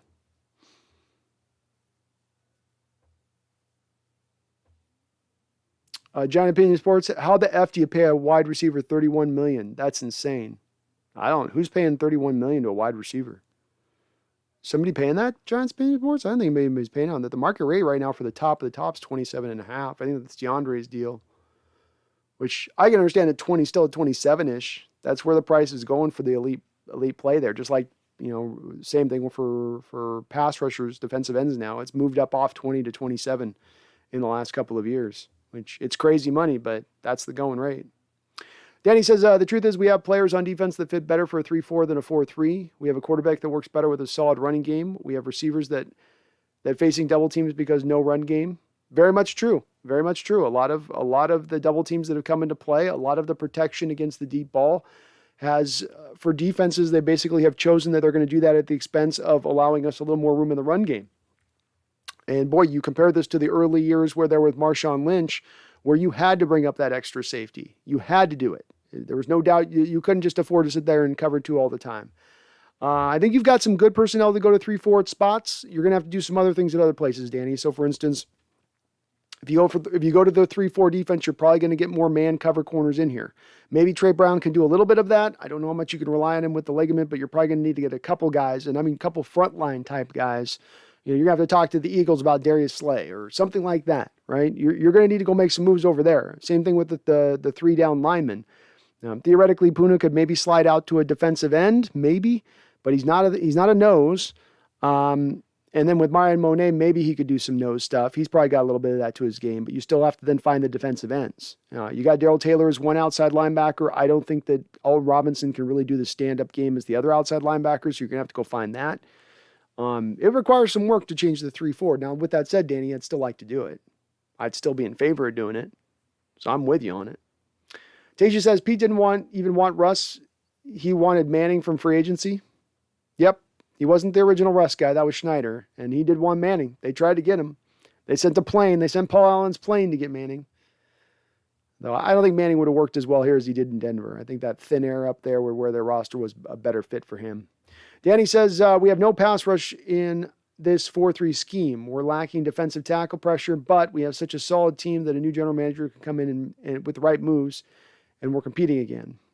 I think it's hard to compete in 2022, Danny. I do. I think you can get back in 2023, but I do think it's a bit of a long shot to try to find a way to get back there in 2022, especially if you're moving around some scheme, especially if you're trying to kind of move things around a bit and make up some big changes there, like a 4-3 to a 3-4, for instance, or like needing to rebuild the offensive line, which usually takes continuity for it to get its greatest success, and that takes time. But if they make that pressure, if they go at it patiently, I've related it, Danny, a little bit to the Mariners rebuild right now that we're seeing. Go at it patiently and slowly, and don't necessarily look for that quick fix and you'll do it right. Look for the quick fix and sort of, talk yourself into being ready to compete before you truly are. That can lead to the road to ruin, in my opinion. Joe Manning says Myles Garrett's the defensive player of the year. He's definitely probably the front runner, one of the front runners. Danny McCormick, what's a first round pick going to fix in Seattle? Our problems are so much more deep than one player coming in. That won't change. It's a whole philosophy change that needs to happen here. Agreed. TJ says we're switching to a 3-4 wouldn't be a bad idea. Bobby and Brooks could be middle. Yep, you're going to need, of course, 2 middle linebackers in a 3-4 defense, and you'd already have them out the gate. Maybe that's a little bit to the point of Danny saying we already have some of the personnel. That would be some of the personnel you'd have who could do that. Cowboys are number 1. Been chilling, just watching the boys do boys things. Fans hate objectivity, though, in Dallas land. You got to say Dallas is best at everything or else they hate you, laughing out loud. Well, I think every fan base has a little bit of suffering from that to some degree. I see it in my fan base at times too, Cowboys. But I can always appreciate somebody being objective as they can, man. And especially you. I got to give you credit, man. When they're riding out to the start of the year that they did, basically one loss coming in through 6-7 games, you weren't suddenly on that bandwagon going, it's the Super Bowl year. You were kind of calling it what it was. So props to you in that respect. Megan says, actually, Brando, it's one of my favorite songs. Okay. I love the song too. So they had 2 hits, right, Megan? I know they had more than that, but they had that one, and didn't they have another one? Were they 8675309? Was that them too? I think they had another one. I forget what it was. But don't get me wrong. I love that song. When it comes on the radio, I'm singing along to every verse. Cowboys are number 1. Brando, hey bro, would you do a round table with channel leaders from the NFC West? I think you could make it work, hella. I'm down to definitely do it. Cowboys are number 1. My only issue right now is I'm just running out of time in my week, like from show prep and the live streaming, and then I got the normal job on the side, and so like I'm running out of hours in the day right now at the moment. But I'm down to do a round table on that for sure. For sure. I just got to kind of I got to set it out to sort of a perfectly right time, just because of everything's so compacted right now, and especially once it gets to the off season, it's going to be a little easier. But I'd love to do that. Johnny Opinion Sports says Dak's got the strongest ankle leg in the business.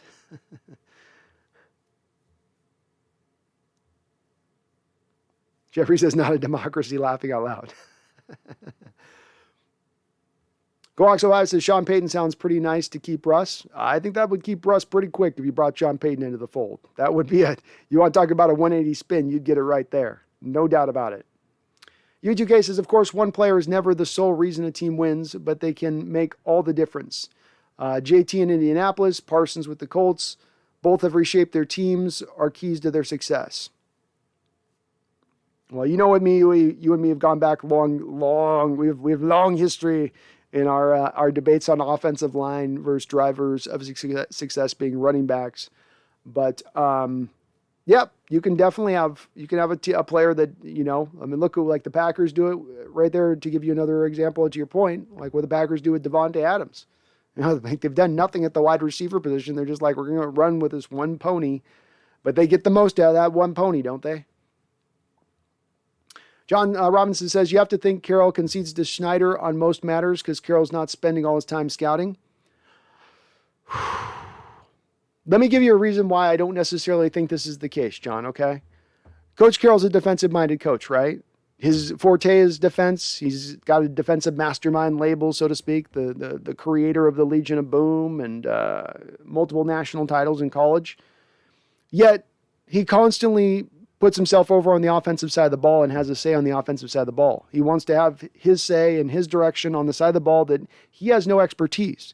You go back through Coach Carroll's history, he was a safety in college, defensive backs coach then with the Vikings, and I think then further on with the Niners, eventually, defensive coordinator, eventually head coach. Like there was no point there where you were a quarterback's coach or a receiver's coach or an offensive coordinator, but yet he seems to have the hubris to believe that he should still be able to impart his wisdom on that side of the ball, which I think is really silly. Really silly. So if he's willing to do it on that, John, Then maybe he goes and looks at a prospect for 10 minutes and he's like, I don't need 5 games. I've got the feel off him off 10 minutes because I'm so smart and so quick on the ball. I'm not saying it's the way it could go. I'm just saying you say there's no way that he's not overriding Schneider there. I think Schneider has some say on some things, but we really don't know to what degree Carroll has overridden him or had more of his say than Schneider for that matter. We just don't quite know. It is a bit of a guessing game.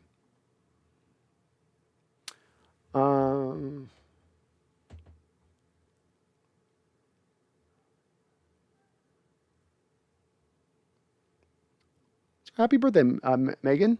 I don't know if it's today's your birthday, but happy birthday. I got a couple donations here I missed on the chat. Sorry. Charles Riley with the $5 donation. Man, Charles, always coming in hard on the donos. I appreciate you for that.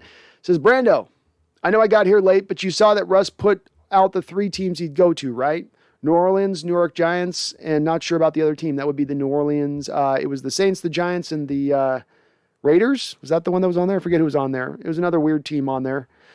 Charles, we started out pretty hot and heavy on this at the start of the show, thinking that there was maybe some validity to it, but I didn't. I kept wondering, no, I don't see there being validity to it. It didn't make any sense with the time of this being leaked like it has, quote unquote, leaked like it has.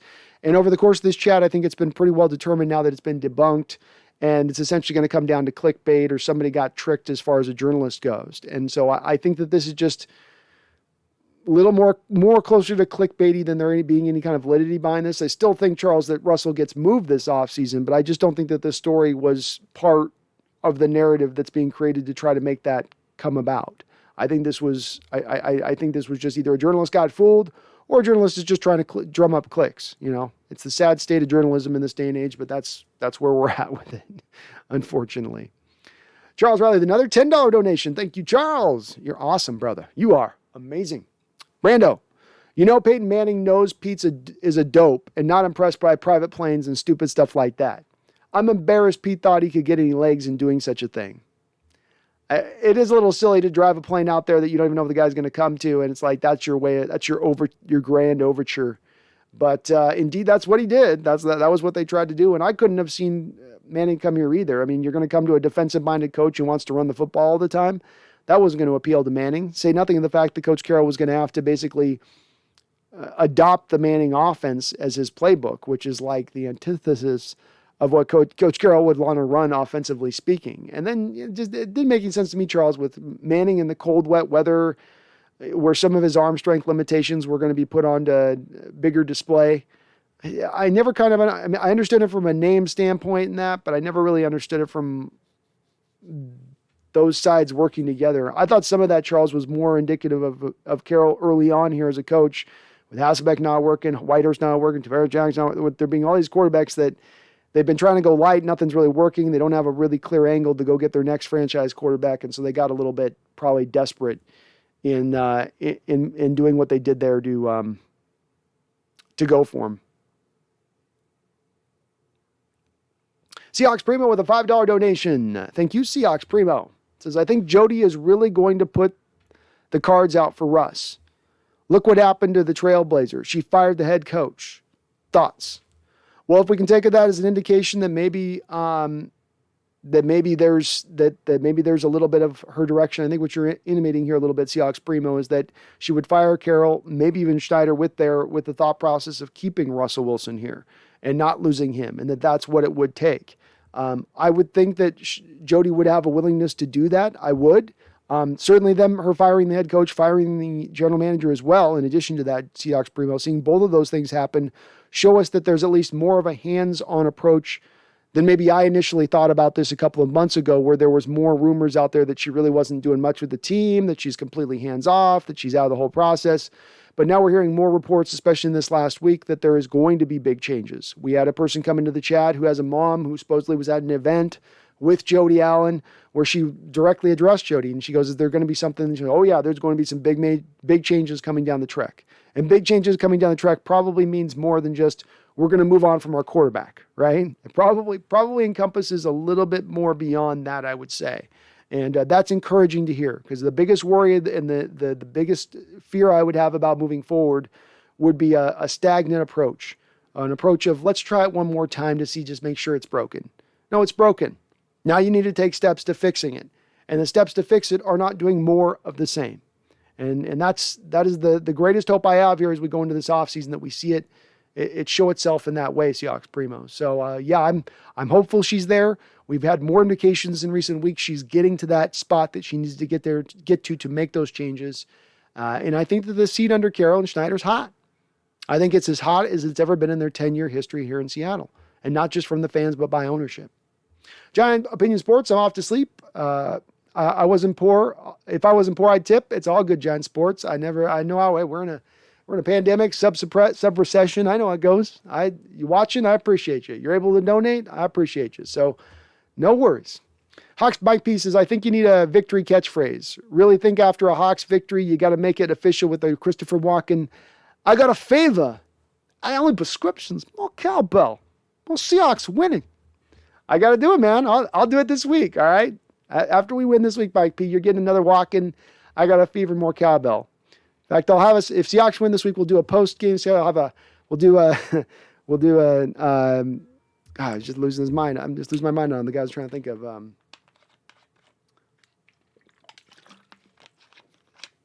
We'll do a Howard Cosell and Christopher Walken doing play-by-play of the Seahawks. Yeah. Well, it looks like Coach Carroll's definitely ready for the cemetery after this game. I don't know. Howard, it looked pretty good to me. I mean, he's got a Super Bowl. How are you going to take that away? I don't care if he's got a Super Bowl. He's still precocious, pugnacious, and unwilling to adopt new strategies. I know, but he motivates. He's a motivator. Motivates. He likes to motivate. Motivate. How are you going to take that away? You guys, don't let me get too going far on this. I'll do this all night. TJ, that's a cool play, but a BS call for the defense. He looks like he was going to slide, so okay, but then he runs again. What are they supposed to do? Exactly, TJ. You come down to what are they supposed to do? And we already put the defenders enough in the bind with these quarterbacks. You start letting them fake out like that, it's like, what do you want? What are they supposed to do? What are they going to do here? What are they going to do here? Megan says, how many players are coming off of contract for the Hawks this offseason? So let's see. We've got Rashad Penny, Alex Collins, Gerald Everett, Dwayne Brown, Brandon Shell, Ethan Posick, Al Woods, Rasheem Green, Quandre Diggs, Sidney Jones, DJ Reed, Benson Mayowa. Those are all your guys that are basically on, exiting contracts. So we've got quite a lot of them, Megan. They set the stage with a lot of one-year deals for a lot of guys to head out. UE2K, players should fix the fake slide play themselves. Next play, helmet plus ear hole equals problem solved. But seriously, got to blow the play dead like a fair catch. Act like you're going to slide and it's over. I'm with you, UE2K. Because the thing with the ear holing deal in college is that you get ejected in college. It's not just like, okay, it's 15 yards. That'll teach him to slide. It's 15 yards and you lose a real vital player defensively. And that's the crappy part about that one. You can't even teach him a lesson for doing something that's a little bit in the gray area of things. A little bit of that self-regulation type stuff, you know what I'm saying? And you can't do it, which I think you should be able to if they're going to do something silly like that. But the officials would be protecting those quarterbacks right and left if they did. Megan says, isn't the saying happy wife, happy life, which is why Russell wants to go to New York City? I think there's probably something to that. I think there's probably maybe a little bit of something to that, Megan, and that is how the saying goes. Tion Fan says, fish hydroponic warehouse powered by wind sphere magnetic target fusion feeds all people on Earth. All right. Mike P, Philly wants Bobby. They ready to go shopping. Got picks galore. You think Philly wants Bobby Wagner? I've always been reticent to believe we can get much for Bobby, but maybe. Joey Del Rosario. Does anybody know when Jamal Adams got hurt during the game? I didn't see the play, Joey. I didn't see the play. No way on the Giants, unless they fire the coach and general manager. Russ wants to play somewhere where they want to center the team around that. If he can't find that, I think he'd settle for the best chance to win. I think New York still makes reason because I think New York makes those changes, really. In fact, it's likely at this point that those changes are made between the coach and general manager this offseason, Yui. There's been a lot of, the coach has not had a long period of time there, but general manager goes, you're going to bring a new general manager in. Most June general managers get to pick a new coach. And if you're doing that with the thought process of going after Russ at the head of that, that could be a bit of how the plan plays out. It's a lot of moving parts, I'll give you that, for that to play out that direction, but I still do think that it just feels like, above all else, it's sort of, I think the Giants are the number one team at the top of the line. Joe Maddox says, Jamal to the Niners. Nah, Joe, you ain't going to the Niners.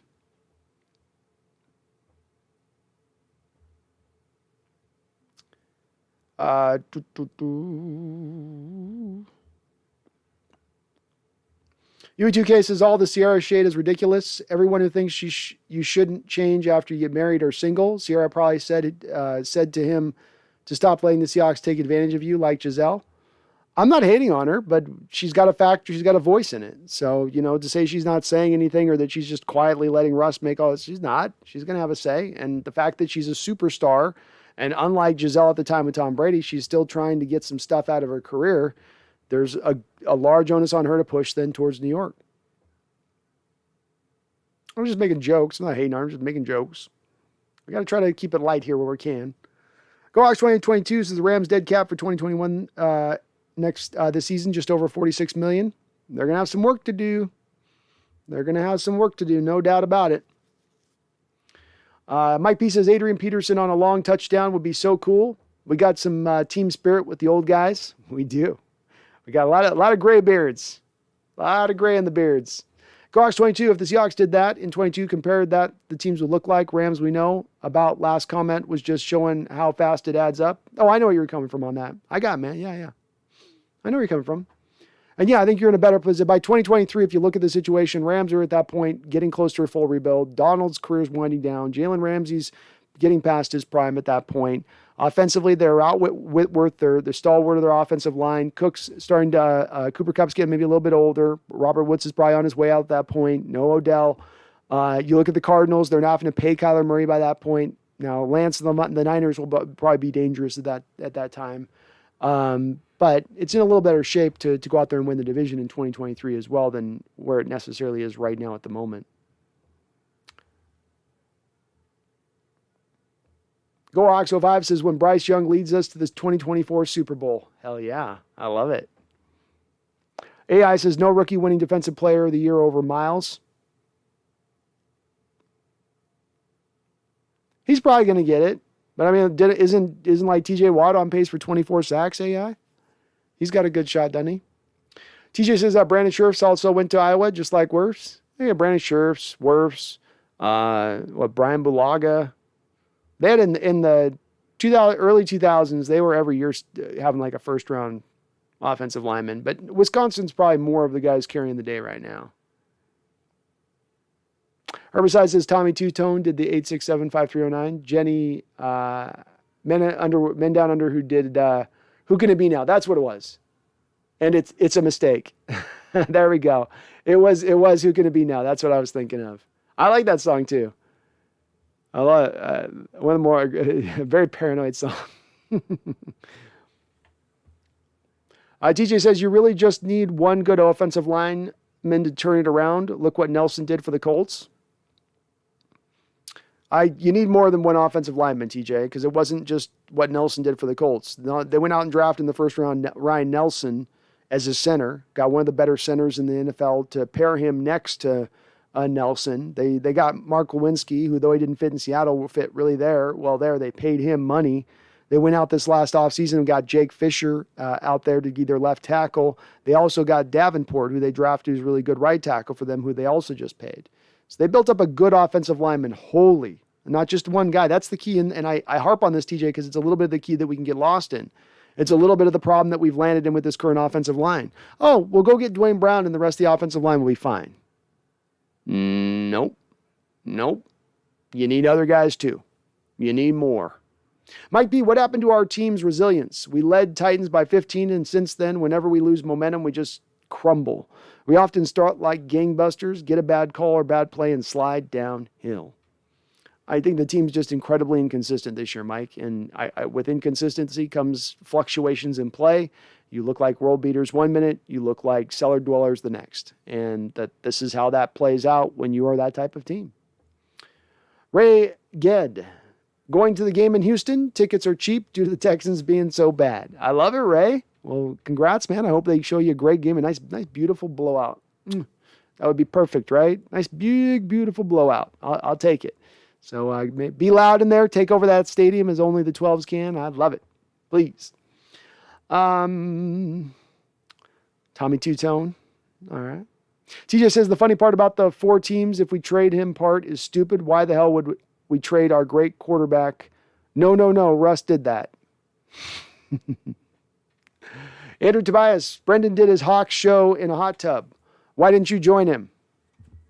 Well, I'm not near him, or I would join him. I'm confident in my own masculinity. I can sit in another hot tub with another man, not be some kind of thing. But he's in a different place than me. I think we're in opposite ends. Opposite ends.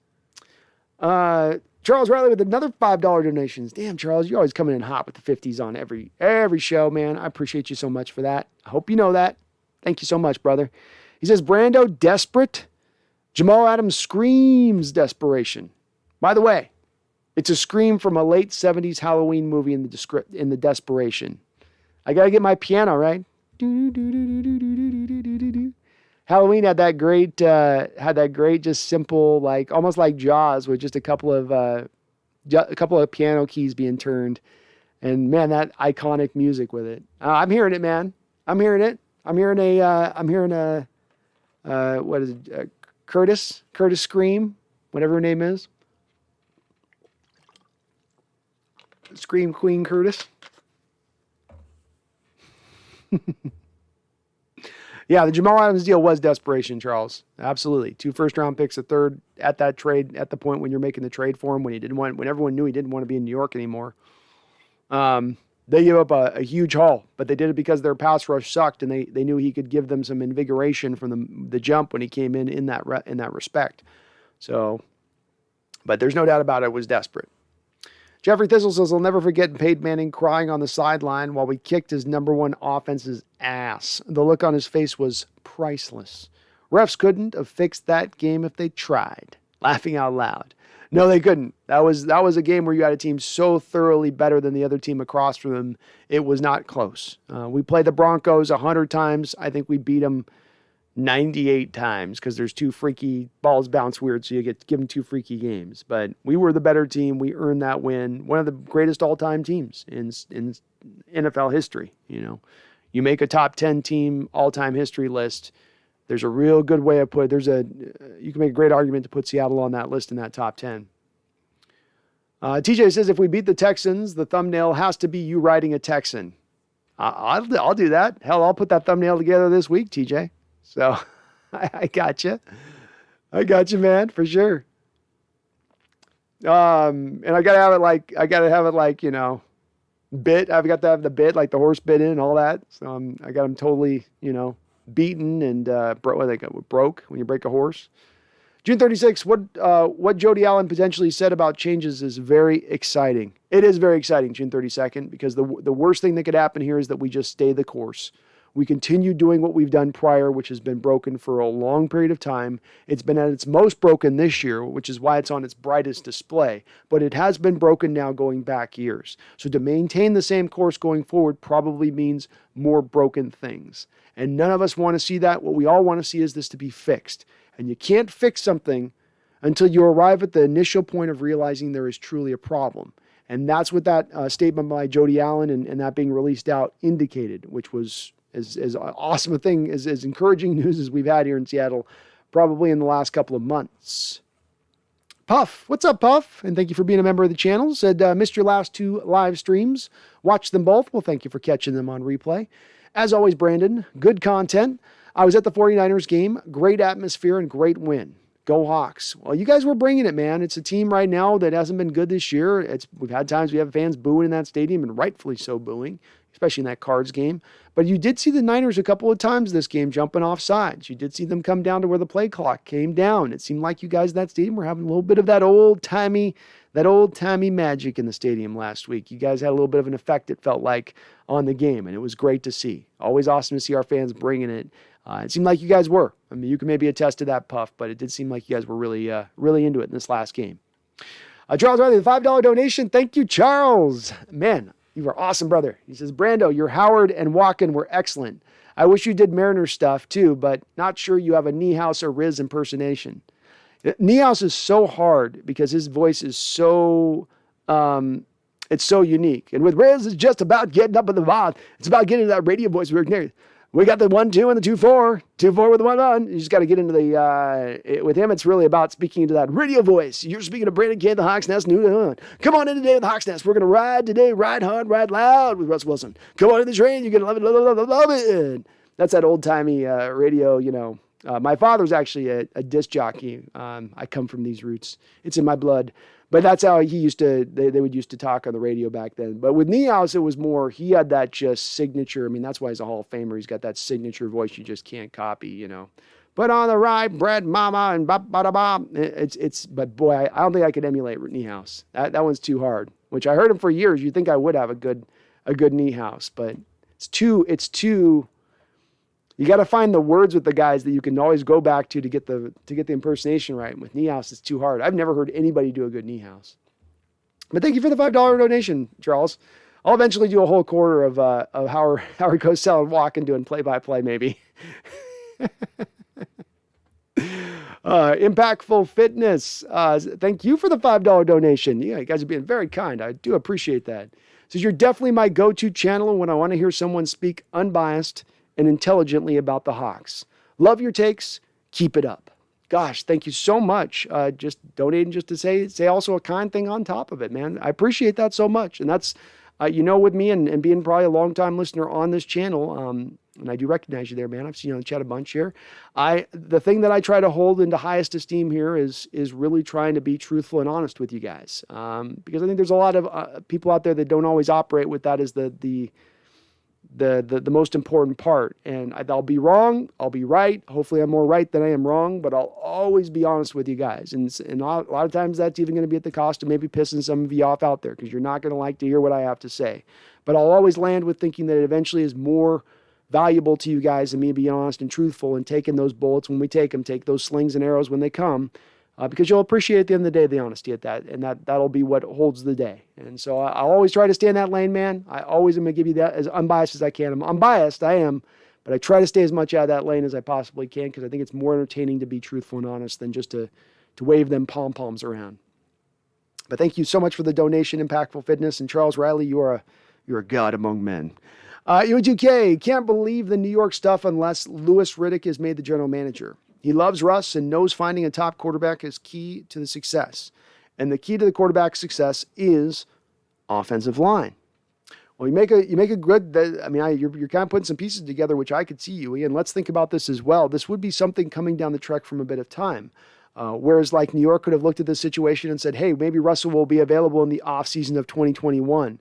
This will give us enough time to look at Daniel and the coach and the general manager. And if that stuff all is not feeling or going well, we can do a full bore assault on Russell Wilson and the Seahawks. We can push all our chips in the table for that then, and then we'll probably be willing to move him. There could have been a little bit of foresight by the New York organization to see that as well within all this. I do think as well, though, regardless of adding Russell Wilson, I think New York is going to move on from Dave Gettleman, their general manager, and as well the coach. I don't think either of those two guys, they've already moved on from the offensive coordinator, Jason Garrett. So I think it's really a matter of time for both of those guys.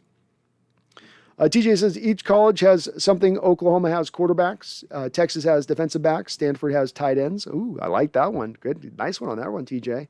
Yeah. Anyways, we got offensive linemen, Iowa and Wisconsin. We got quarterbacks from Alabama. Trying to think of who else has kind of like specific things they come from. I feel like Virginia Tech kicks out a lot of defensive backs and safeties. Who's Ohio State? Ohio State's got a lot of wide receivers and I feel like edge rushers, pass rushers.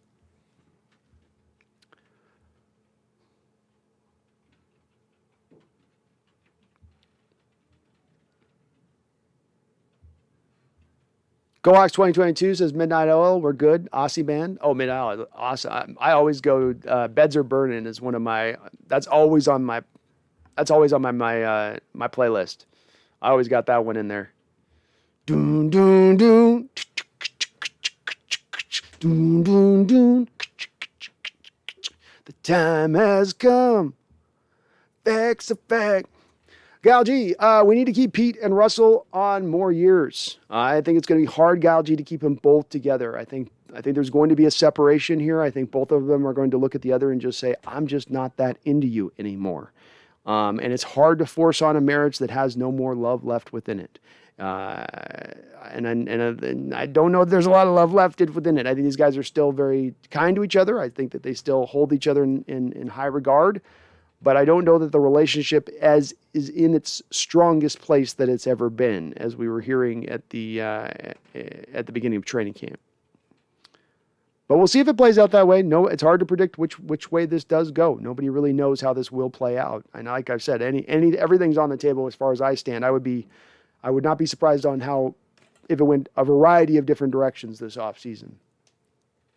UETK says Colts developed that line over years, but don't think Seahawks have to get that good in 1 year. Half as good as the Colts would work.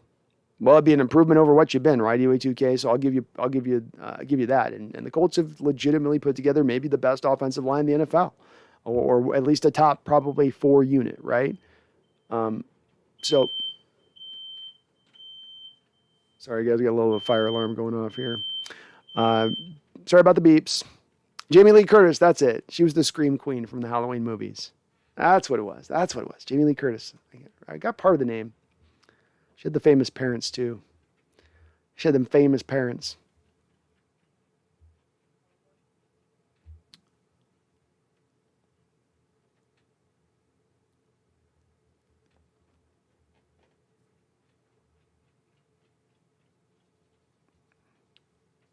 UGK says, found the hot tub show disturbing, tuned away from whatever that was. We'll do the same if you join him. I'm not doing hot tub streams, Huey. I'm not going to make you guys look at my old 40-year-old plus old chest out. No, yeah, that is not going to drive viewership. Cowboys are number 1. Brando, what's your favorite music artist all time and first artist you choose for yourself? Mine all-time favorite is RHCP. And first artist I went out on my way to listen to was Crazy Bone. I've got a pretty varied taste on this. My roots go really back to probably 70s music, like 60s, all the way 70s. I've appreciated, but it's weird too, because I was also growing up in Seattle I was coming into my 16, 17 years old, right around the time, grunge and all that was hitting. So that also had a big effect.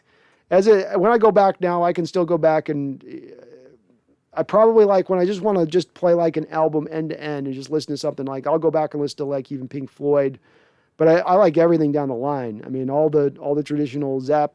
Hell, I'm digging this whole Beatles documentary stuff that's coming out on Disney Channel stuff. That stuff's that's gold to me. But I loved a lot of artists in the 70s. I mean, just about anybody you could name, I'm probably a fan of in that time period. 80s was okay, 90s I like stuff, but it's a smattering other than that. But I like some hip hop stuff I like. Not a big country guy. Country's not my jam really, but I do have, Floyd.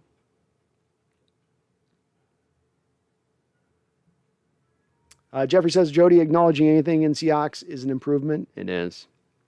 Mike P. Seahawks got a big mention in Eagles chat. They got a bust first rounder, but they keep playing him. Drops from Jalen Reagor, wide receiver, 21st overall. They call him Rashad Penny. We famous, baby. Yeah. Jalen Reagor is one of I've had a lot of misses in the draft recently on guys I've scouted, but that's one of those guys that I did miss on in my scouting. He was tough to look at in college because his quarterback play was so bad.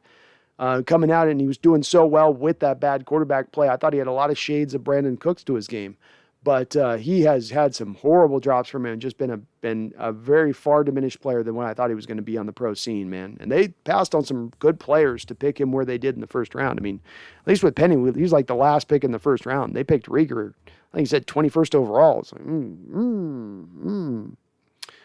Megan, I like Daft Punk.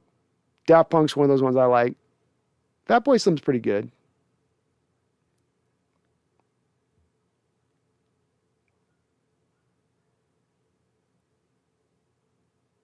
Herbicide says, I used to DJ. You talk an insane amount. How do you do it without going hoarse? It's actually built up over the couple of years of doing this, Herbicide. So when I started out, after 4 hours of talking, I used to have my voice would be done the very next day. Now I do 8-hour streams and it bounces back basically by the next day for the most part. It's a little bit hoarse maybe, but it's just like a muscle, I guess, you know. That or I'm using it up and I'm going to be like those artists who sang early on in their career, and by 70 I'll be talking like this because it just hurts to speak. I've spoken too much. I've used up all my words. I've used up all my tongue strength. It only has so many pronunciations in it, and I use them all up. But yeah, it's hanging in there good now, Herbicide. What the Football says, quit the Hawks last year and went with the Washington football team. Russ left the team a year ago, i.e. Rams game last year, for example. Pete left the team before that. Total overhaul. Let Russ go. I think that's the way that this is going to go, Washington football team. I think that there's a good chance that everybody ends up gone this offseason, quite frankly. So it is going to go that direction with it, I think, more likely than not. And it's probably the proper direction to go. Jeffrey Thistle says, I saw a Seattle Mariners fan when we had 4 Hall of Fame players get bumped out in the first round and became a farm team for other contending teams for the following 20 years. They got to prove more to me. Fair enough, Jeffrey. Fair enough. I mean, look, they put, like you said, 20 years of bad teams out on the football field, bad product. And that was with the fan base that was following them. And yeah, it's been a long drought. I think that their methodology and approach has been smart. Whether they get the results of that or not, we'll see. And whether you're in football or baseball or anything else, you can get a lot of decision-making right and still bad luck hits you. Injuries hit, something goes weird, and it derails everything. But I think that they've, at least the things they can control, the proper slow build that they've taken with the Mariners, I think is indicative of a greater chance of success for them because of that. DM says, what do you think is wrong with Jamal? Do you think his shoulder will be an issue in the future years? Are our trainer doctors not doing their jobs correctly? Many of our players seem to get hurt more. Well, it'll be easy. There's a lot of questions on that, DM. So let me go through this kind of bit by bit. I'll go backwards on your questions first and foremost. Many of our players seem to get injured more. Yes, this does seem to be the case. The Seattle Seahawks were the most injured team in the NFL in 2019. Last year, they were the 5th most injured team in the entire NFL.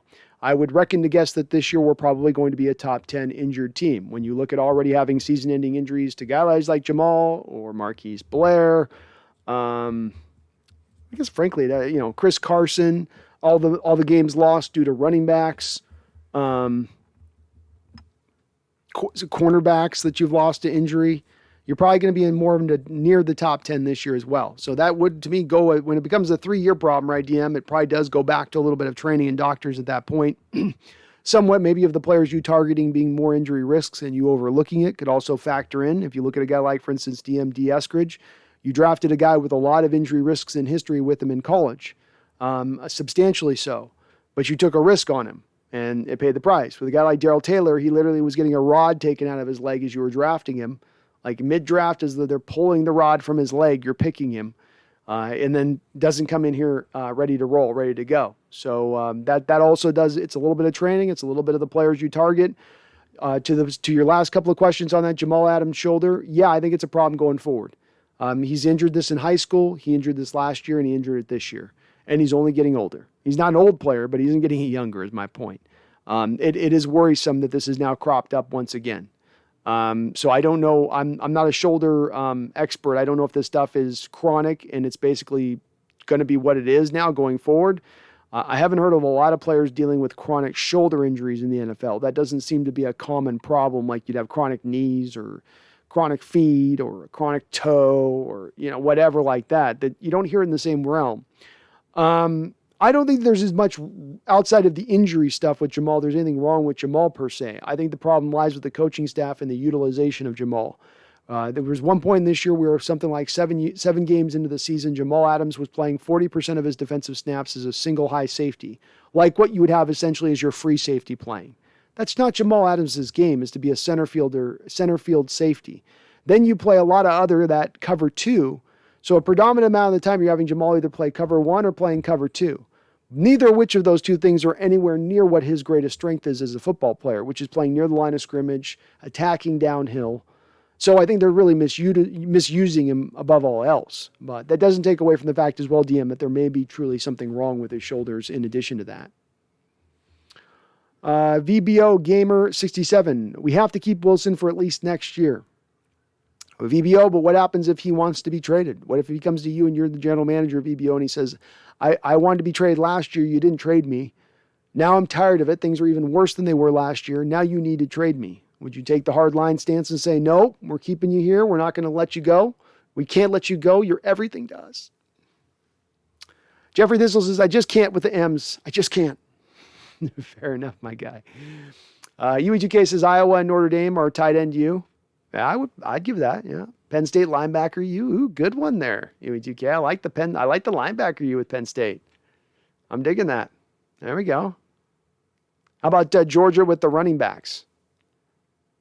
Garrison Hurst and the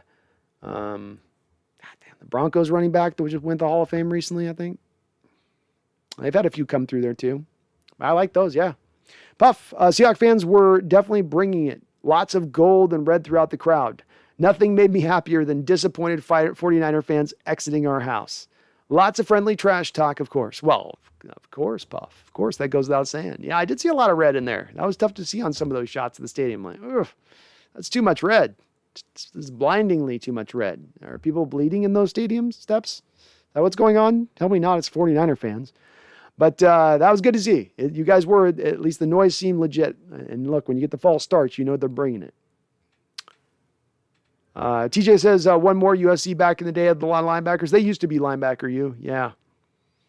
I think the Penn State's probably overtaken them in recent years. But not just because of Micah. They always seem to have every year a linebacker somewhere coming out. UE says MTV's 120 minutes was the greatest 2 hours ever.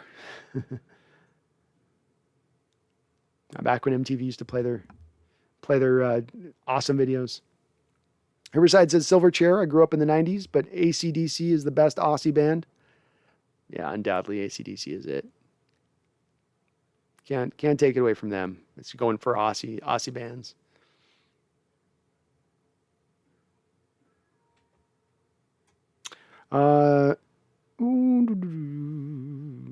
June 32nd, despite being expensive, Dunlap seems to always make game-changing plays, i.e. scoring a safety, and that pass bat down on the last play versus the Niners. Thoughts? Well, he showed more of a predilection to being able to do this last year. You had, like, for instance, the Cardinal game when they were driving down the field. We're in Arizona, or we're in Seattle, I believe, and they were driving down the field, and Carlos Dunlap comes in at just the last moment on the last play of the game to make a sack and seal the game for Seattle. And he did it again in the Washington football game. Similarly timed, similar play where you needed one of your guys in the defensive line to draw some pressure, and he got it done. He returned to that in this game of the form of what you saw from him last year. But throughout this year, it's been nowhere to be seen. The guy has only, I believe, a sack and a half on the season. You're paying a lot of money to him for only a sack and a half of production. He's been pretty solid in the run game, but I would offer that there's been a lot of times where he has disappeared this season, June 32nd, as opposed to last year where he was very impactful game after we traded for him mid-year. U2 cases bet, I guess your bed is really burning. It is really burning. Megan says, Tony Curtis and Janet Leigh, who died in the shower in one of my favorite movies, Psycho. That's right. She has a famous couple in that. Psycho is a cool movie. Game changer, that one. You kill off your main character in the first, 20 minutes of the film. Danny McCormick, I missed the part about someone's mom talking to Jody. Can you give me the full story? Well, take it with a grain of salt, Danny, of course, because it comes from within the chat. But as I was going through the chat on Sunday, I think it was, somebody mentioned that their mom went to some event that Jody Allen was at, some charity event, and that she was able to go up and talk to Jody. And she asked her about the Seahawks, and Jody said that there was going to be major changes coming. So again, take it with a grain of salt. This is just what the chat told me on it. But hey, I mean, sometimes the chat's connected in. It's, somebody in the chat connected me into Jadeveon Clowney when he was here. So, every once in a while, people got some People got some legitimate contacts. Megan says red hot chili. Oh, I love red hot chili peppers, Megan. So that's one of my guys too. I ride with Megan. I did Blood Sugar Sex Magic was one of my. That's another one of those albums you can play end to end on. Absolutely, you can just play that one end to end. Some of it's been a little bit effed out. Like Give It Away has been effed out. There comes a place where you hear the song too many times and I can't hear that song again. And Give It Away, I can't do it. No more of that. But the rest of the album is still solid.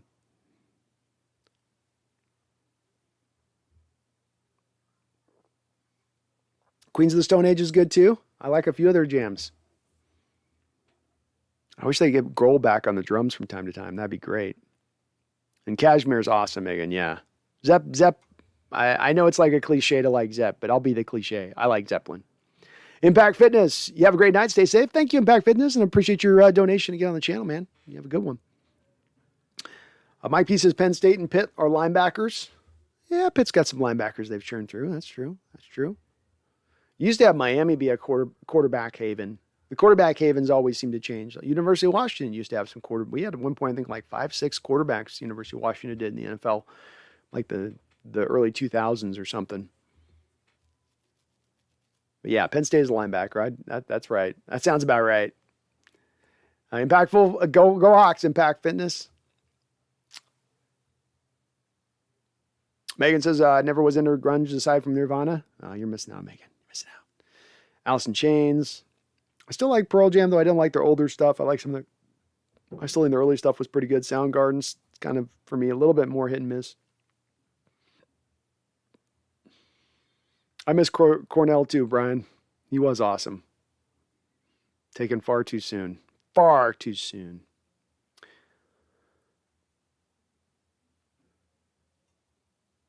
Megan says, I'm sitting in my living room and gazing upon my hand-signed red special, signed by my hero of all heroes, Brian May of Queen. Brian May's good. Underrated guitarist, Brian May. Danny says, Jordan Schultz says Russ wants trade today. Peter King says Russ won't get traded today. Well, of course he can't be traded, so it's sort of silly. But I think, Danny, we pretty much ascertained at this point that the article's bunk. It's bumpus, nothing. TJ says, I'm at work during the finals week, but already I have the Hawks Nest. That's right, TJ. We're riding already, buddy. We're riding already. Good luck on those finals.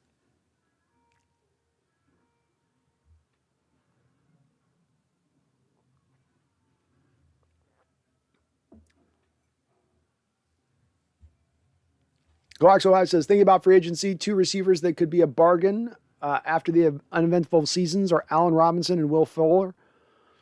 Fuller will definitely be cheap. Go Hawks 05 for sure with him. With Allen Robinson, I think people will more look to probably give him a big deal. I think he'll get at the very least what Golladay got this year with the Giants. So he's going to get a big deal. Somebody is going to pay him. And of course, Seattle can't afford it to pay him when they're already looking down the barrel of having to pay DK Metcalf what could potentially be a record-breaking deal at the wide receiver position.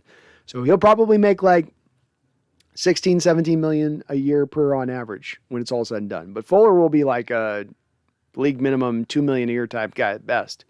Too many injury issues, too much HGH usage in his past.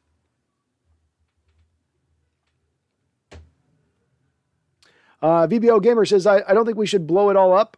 This team has lost 4 games this season by a total of 11 points. If we'd been able to beat the Rams, we're talking about a 9-3, 8-4 team. Gotta stay healthy. I can see where you're coming from on this, VBO. I think the little bit of what we can understand from this, though, is that when it comes to point differential over the last few years, you've been playing this line for about the last 3 years, where you're always very close on your point differential. You'll have a winning season like last year. Let me bring it up, in fact, so I'm not speaking out my behind here. But you have a year last year where you win the division. And yes, you did win the division, but if you look at your point differential, which I'm bringing up right now, so your point differential in 2020, your point differential was 88 points on a 12-4 football team. To put this in perspective, the Rams, who were the second place team at 10-6, had a 76 point differential. So you weren't exactly wide in that measure of things. When you go back to 2019, where you were 11-5 teams, so just one game worse than the last year, you had a +7 point differential. And so what I think I would say on this a little bit is that when you play that close to the line on your point differential of games, there's more of a variance and it's harder to sustain success playing that close to the line on the point differential. And so you're going to eventually get bit in the butt. So it's hard to play, well, if we'd done this, we'd be this, but if it had done that, we would have been that.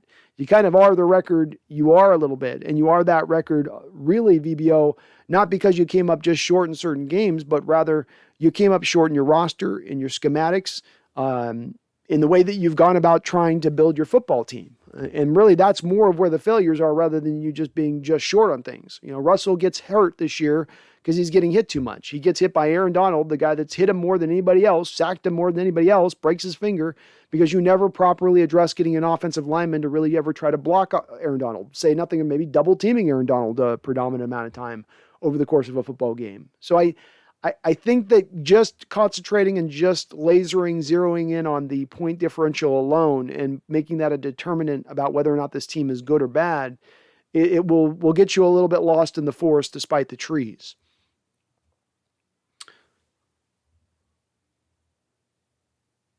Vivo, true, Wilson's been holding up the team for a while, but the defense has only allowed 30-plus points twice this season. How exactly is Wilson helping that, UE2K? Yeah, the defense has improved better this year, VBO. The thing, though, that you do have to look at with a little bit of them is a lack of an ability to generate much in the way of pass rush or turnovers. But they've improved as we've gone along through the season, and the offense has held them back at points and times. I wouldn't argue that. I do think that there's something to be said, VBO, for the fact that you give up long 13, 14-minute drives where your offense isn't even on the football field. But to your bottom line on it, they've twice given up more than 30 points. I do think there's been an improvement by the defense overall. And that's valid, sure.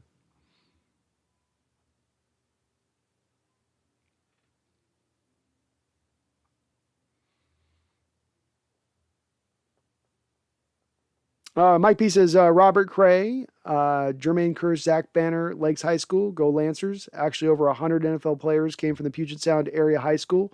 Why can't we work on this? You've definitely lost your ability to recruit in the local area since basically Don James left. You've never been able to, like they say, you want to draw a line around your state and nobody gets out.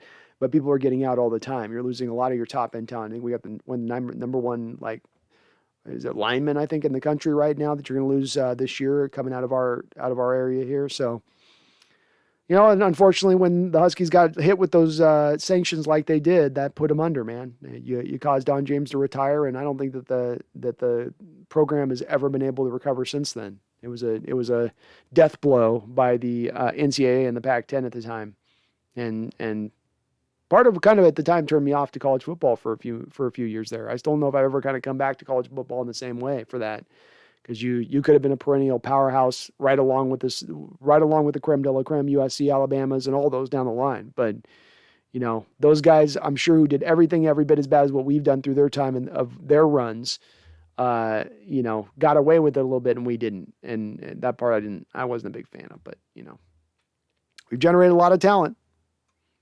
We generate them tough coming out of the Pacific Northwest, Live in this weather, you got to be a little tougher. Jeffrey says, the announcer said something interesting about Carlos Dunlap. Hasn't been on the field much. I didn't check to see if that was true.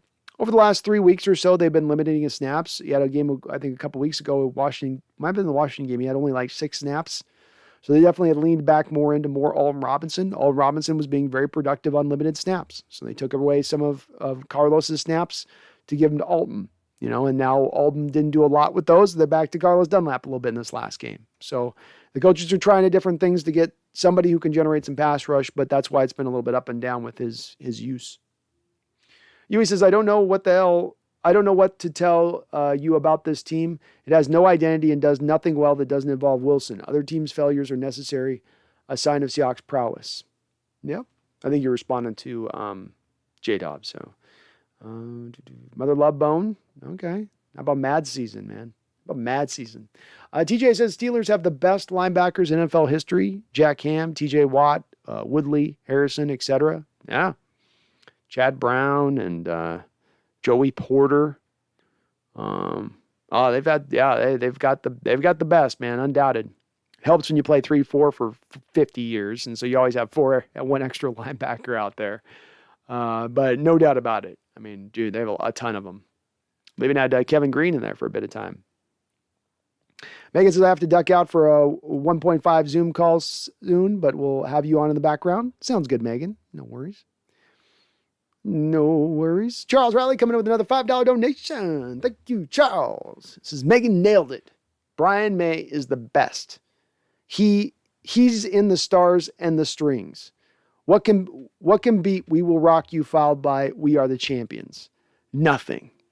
Hey man, the guy could put a riff together. He might be one of the best riffers ever with the best riffs on songs ever. No doubt about it. So I ain't short selling Brian. I like me some Brian May, man. I do. He's one of the best rock guitarists in the 70s. No doubt about it. Am I putting him as the best, Charles? I mean, I love the donation, but am I putting Brian as the best? Whew, that's tough competition there. You know what I mean? There's some juicy riffs out there from some of those guys. Puffs says, is there any chance that Schneider, Pete, Waldron, and Wilson stay another year?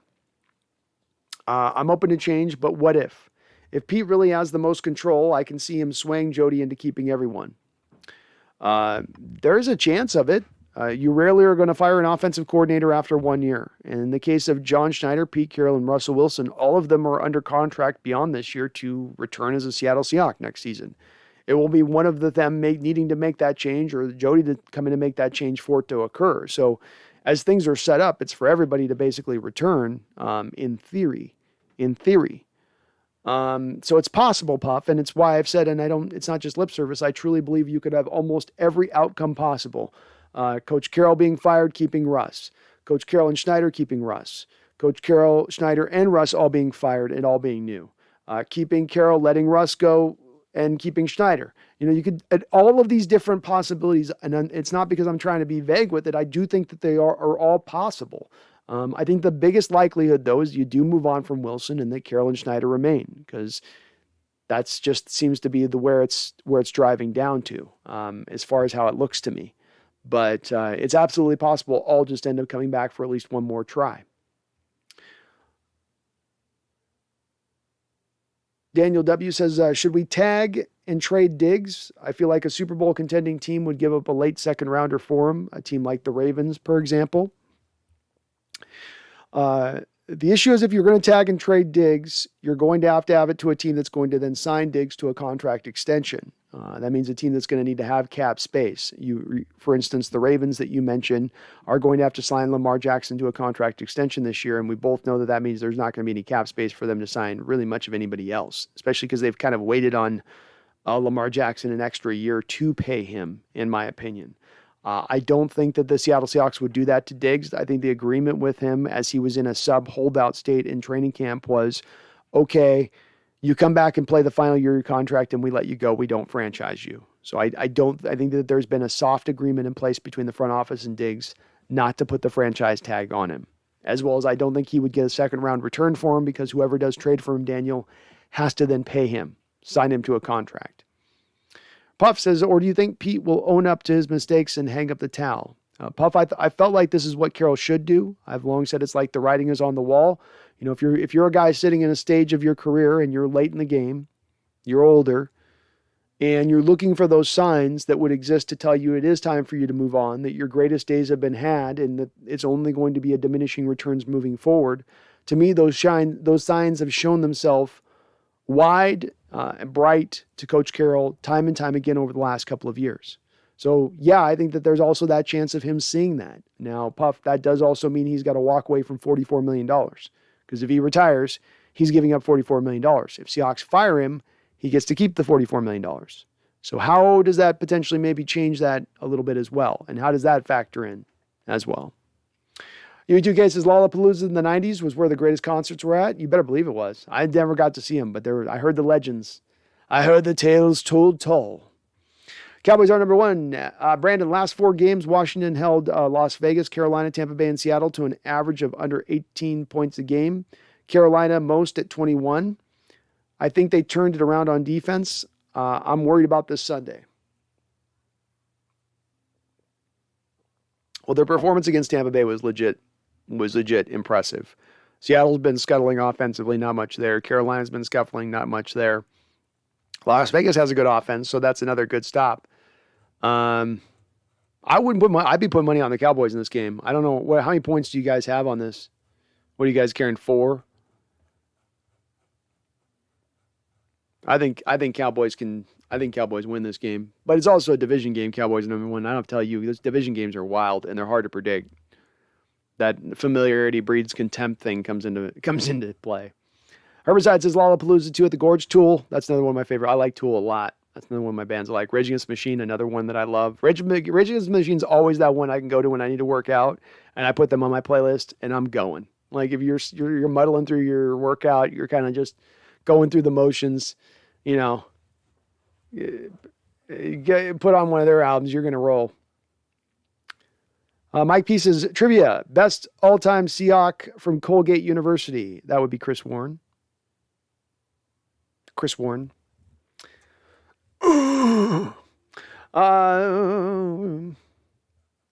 it Eugene Robinson? Damn it. I thought it was Chris Warren.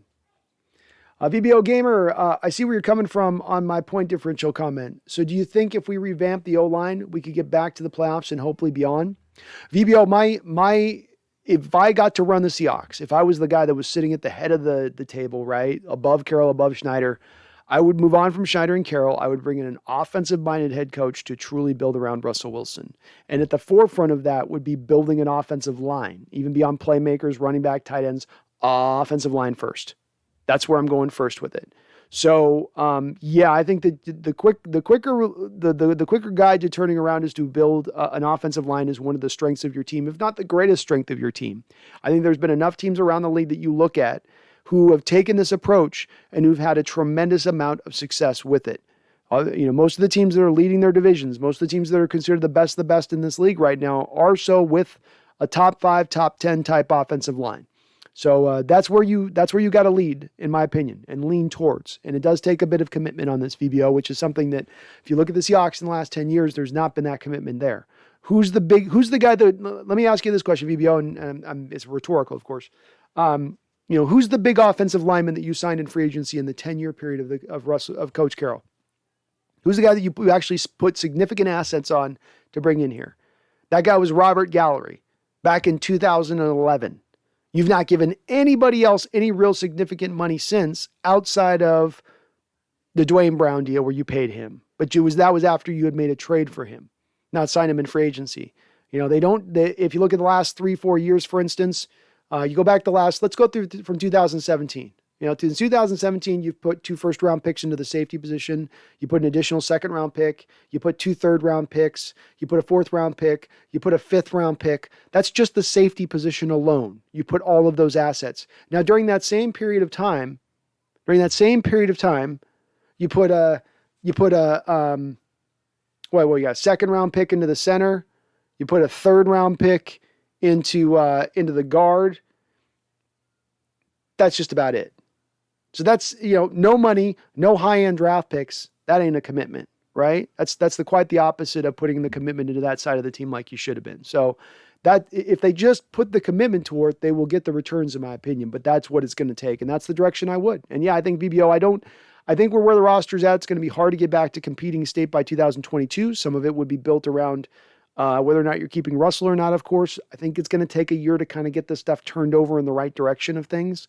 But the quicker and faster they embrace offensive line, in my opinion, and the analytics back me up on this, the faster this team gets back on the right track.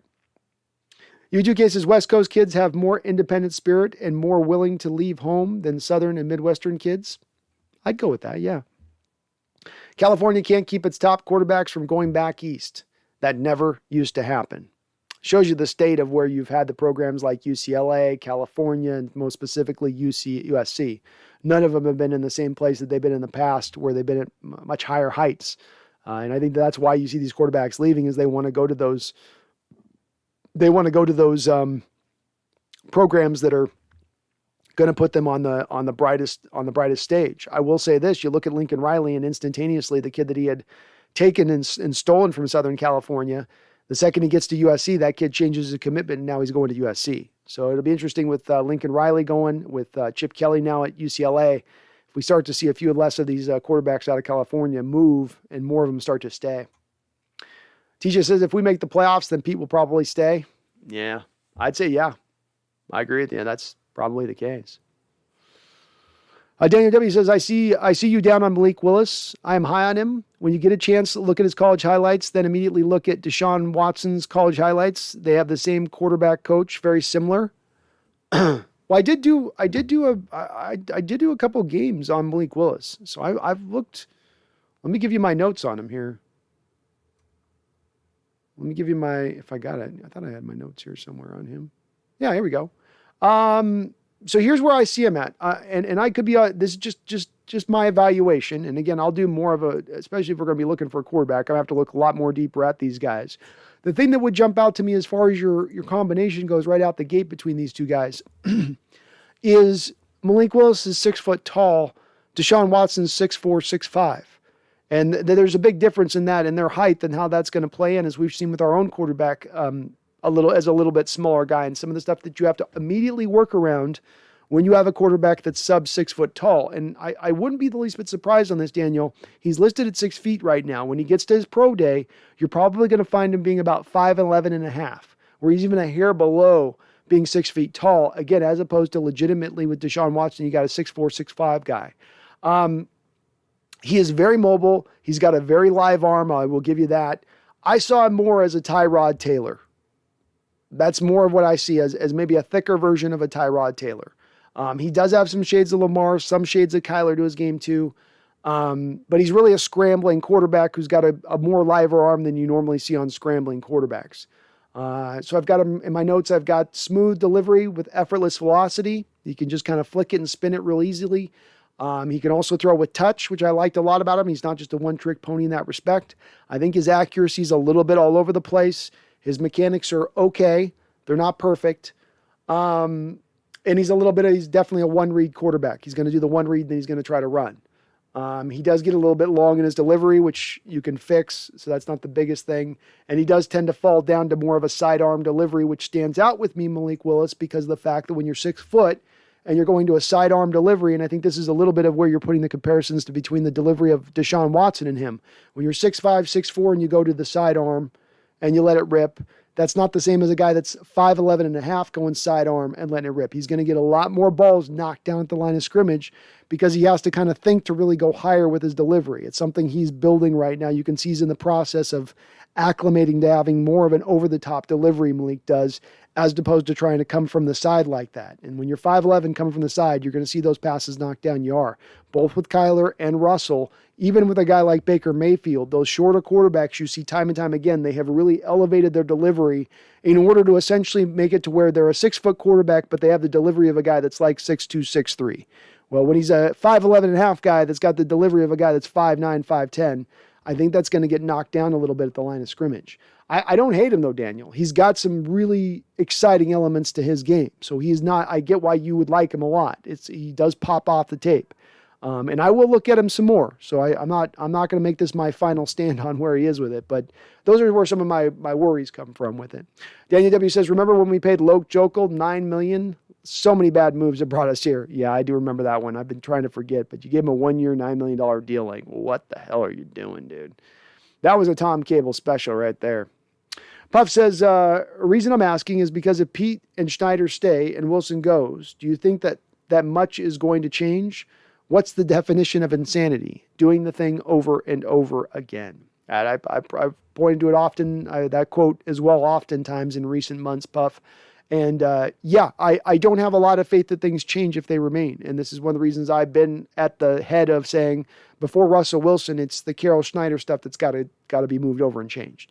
That's the stuff that I have less faith in than anything else at this point in time. And because of the reasons you mentioned, you've made mistakes back in 2017. You make the same mistakes in 18. You make the same mistakes in 19. And being somewhat of a consistent winner during the regular season has covered up some of these holes. But it doesn't mean that those holes weren't remaining. You look at the pass rush moves of like having to make the desperate moves for a guy like Jadeveon Clowney. That had to do with the fact that in the offseason, you thought LJ Collier and Ziggy Ansah was going to be enough to carry the day for your pass rush. In retrospect, that looks like a joke. Then the very next year, you made the very same mistake. You let Clowney go, and then you tried to sign Benson Mayo and Bruce Irvin and say that'll overcome Clowney's loss and we'll be fine. You also drafted Darrell Taylor, who was getting the rod taken out of his leg, and you go, okay, between those three guys, that'll be enough. And then you had to make a desperate trade for Jamal Adams at the training camp, just like the year before. See, this same mistakes being made over and over and over again. And this is what happens. This is where you land at a place of saying, okay, time for you to go. I can't trust you on your future decision-making because you keep making these same errors in judgment. I agree with you, man. TJ says, Pete came here from USC. Now Lincoln Riley's at USC. His next stop is Seattle. Well, we're going to have to wait a few years for it, TJ, but I like it. Russell Mark says, I can't believe this is our season. I can't either, dude. I can't either. It's been a rough one, man. Anyway, Malik Willis isn't no Deshaun Watson. Watson led his team back to national championship appearances, facing NFL talent all the time, and should have been the first quarterback selected. Malik didn't win a job at AU. I think you put it pretty succinctly on that, Huey. Pretty succinctly, and I would tend to agree with you. I don't think that they're close as a player. Charles Riley, the $5 donation. Thank you, Charles. Man, dude, you're always coming in hot with the $50 donos throughout the stream, bro. I hope you know I appreciate it. I know I say that, but I do hope you really do know that. This is Brando. I confirmed that Brian May's guitar was on fire while Freddie Mercury's vocals were flaming during We Will Rock You and We Are the Champions. And he didn't even do it like Jimi Hendrix style, Charles. It was just by the speed of his fingers. Like it started getting smoky, right? The smoke started to rise the faster he got into the note, and then a little flame flickered up off the back of the arm of the guitar that just lit on flames, but he didn't stop. He took those third-degree burns because you don't stop a solo for nobody. Mike P, trivia. 2 NFL players hosted the only visit by China's president to a U.S. high school. Want to guess the players or high school? Hint, 2015. Want to guess the connection? I don't know, man. You got me on that one. I think you're connecting some dots here, though, Mike. D Nugget says, just like the chat. Oh, thank you, D Nugget. If you do like what you're listening to, please do hit, slam, destroy, pummel that like button for me if you could. It does help me out a lot. I know it doesn't seem like it, but it does. Danny W., that is very interesting take on Malik Willis. Thanks for that opinion. On his height, I think he's 6'1"-ish, and the height will help him avoid injury like Russell has, where Watson has been hurt. Well, I will say this, Daniel, that will be the first time that I've ever seen a college team list a player's height and that they have the listed height beneath. Every time I've seen it, 100 times out of 100 time cases, it tends to be where the college teams will put an extra inch or two on a player's height, and then they go to the combine and they're like, oh, he's actually down here. You hear all those stories happen year after year in the combine. So right now, as I understand, let me bring it up right now, but I believe Malik Willis is listed as I believe he's listed at 6 feet tall. Oh, no, he's listed, you're right, 6'1". So you're right. Well, we'll see. I'll tell you what, if he's not 5'11", if he's truly at 6'1", I like that better than at 5'11.5". And I do see where your comparison on Deshaun comes from in the delivery with the sidearm delivery side, where Deshaun can do that too, where they're very similar in their sort of side action of how they deliver the ball. But I do think Deshaun's a lot more bigger. And I think Deshaun's probably a little more accurate too. As somebody else said, the level of competition is vastly different between these two guys and what they had to deal with in college as well. But I'm sorry. Yeah, I was wrong. I was wrong on the 6 foot. He was 6'1"-ish. At least that's what he's listed. We'll see. I'm coming for you, Daniel W. on the combine day. I'm coming for you. I'm going to say, see 5'11.5". Told you they were lying at Liberty. Brian Myers says Malik Willis equals Quincy Carter.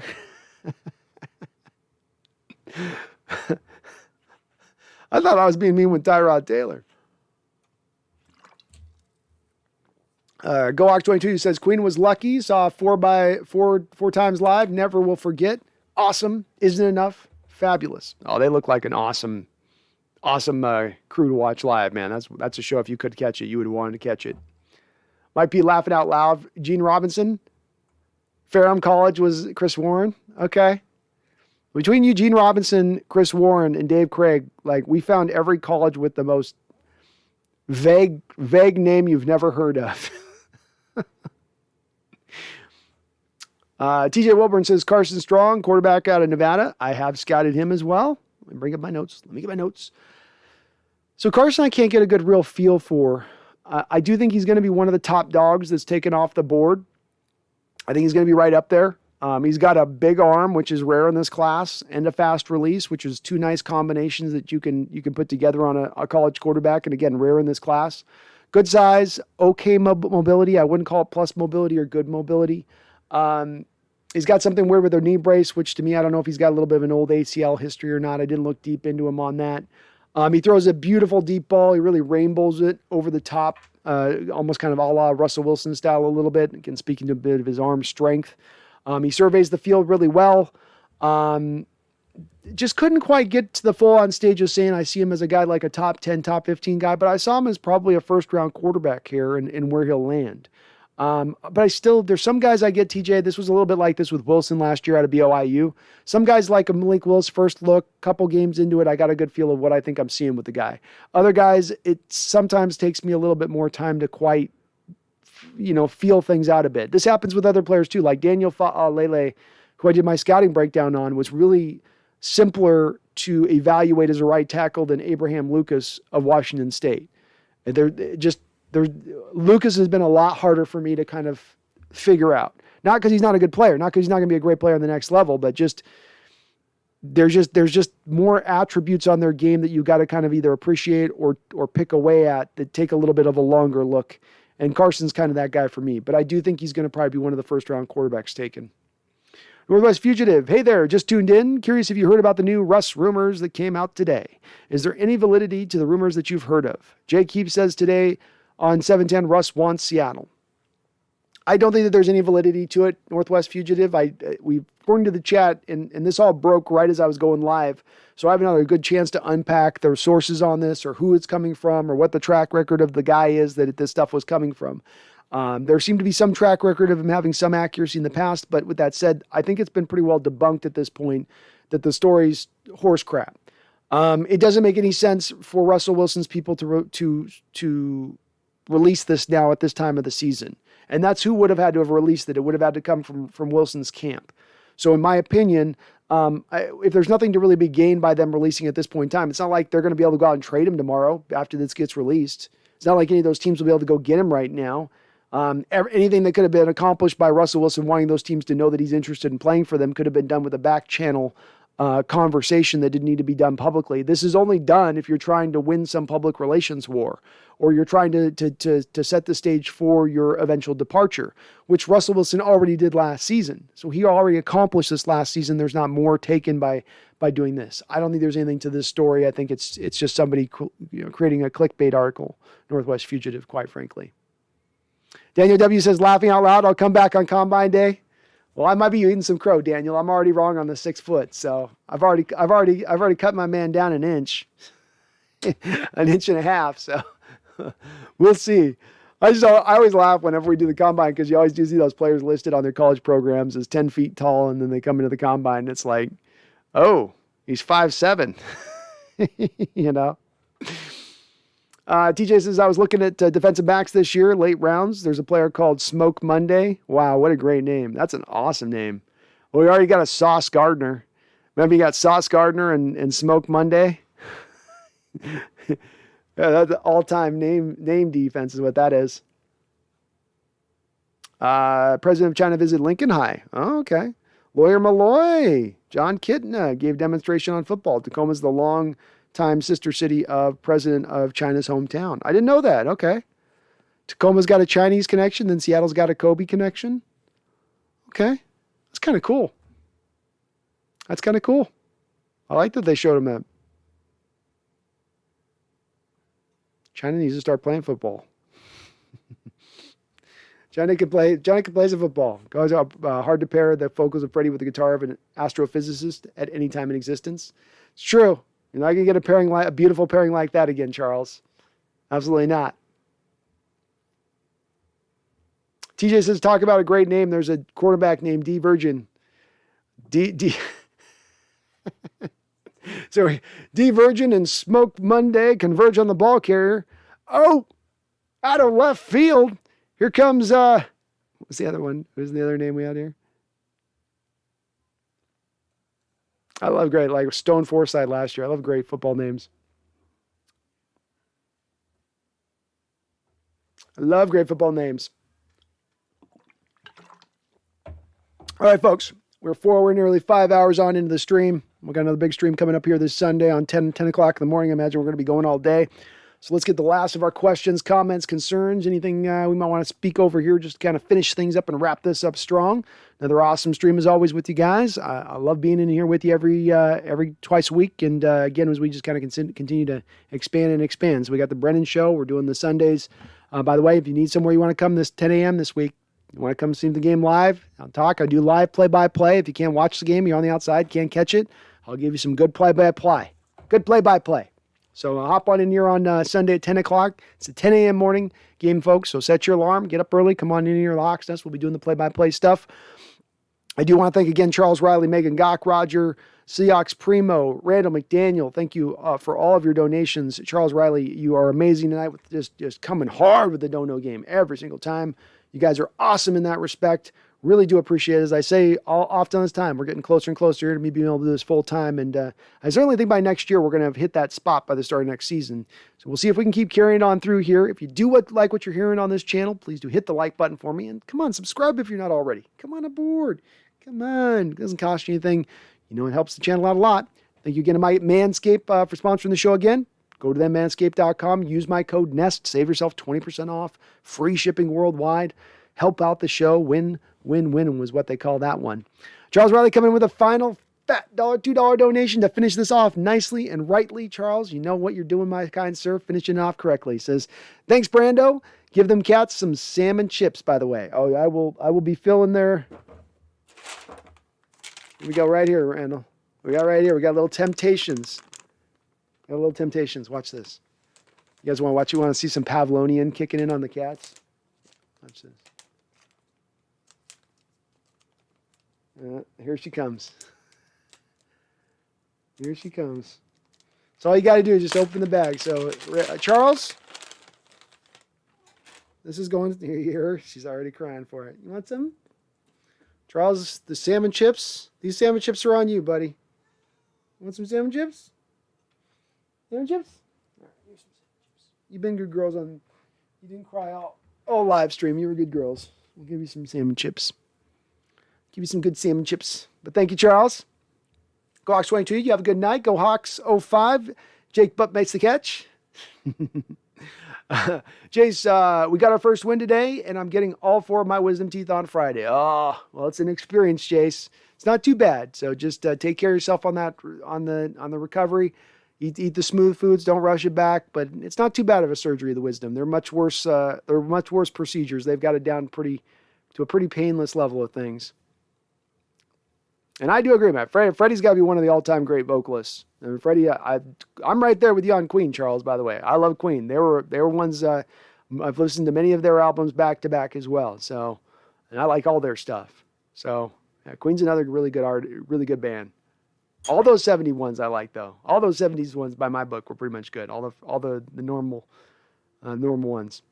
Herbicide, go Hawks. Charles, thanks. Nice work, Brandon. See you on Sunday. I'll see you on Sunday, Charles. And again, thank you for all your support on this channel, man. I do hope you know it does not go unnoticed. It's really well appreciated. And again, you're just helping me bit by bit as we get here, bit by bit, closer and closer. You're doing this full time. One of these days, I'm going to pull the cord and we're going to be like, all right, there's nothing beneath me. All I got you guys' parachute above me. TJ said, let's use this week as a bye if we were winning 30 plus in the fourth. Hey, let's just get up by 30 after halftime, sit everybody, rest everybody, and get ready for this back end run, this magical back end where our Seattle Seahawks shocked the world, I tell you. They shocked the world because they're going to go on this run, 6-0, finish the season right. Teams fall off that nobody thought would fall off. We sneak in the back end of the playoffs, running hot, heavy. Our engine's smoking red. It's going so hot. We hit the NOS button. We go on the road, go on one of those epic road warrior type sessions like the Giants in 2011 or like the 2005 Steeler teams. Doesn't matter if we're 9-8 at that point. We're the hottest team on the block, and you don't want to be standing in our way.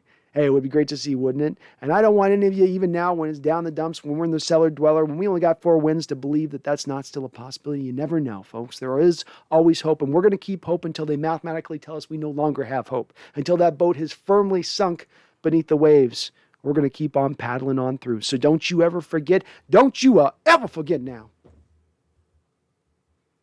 Go Hawks.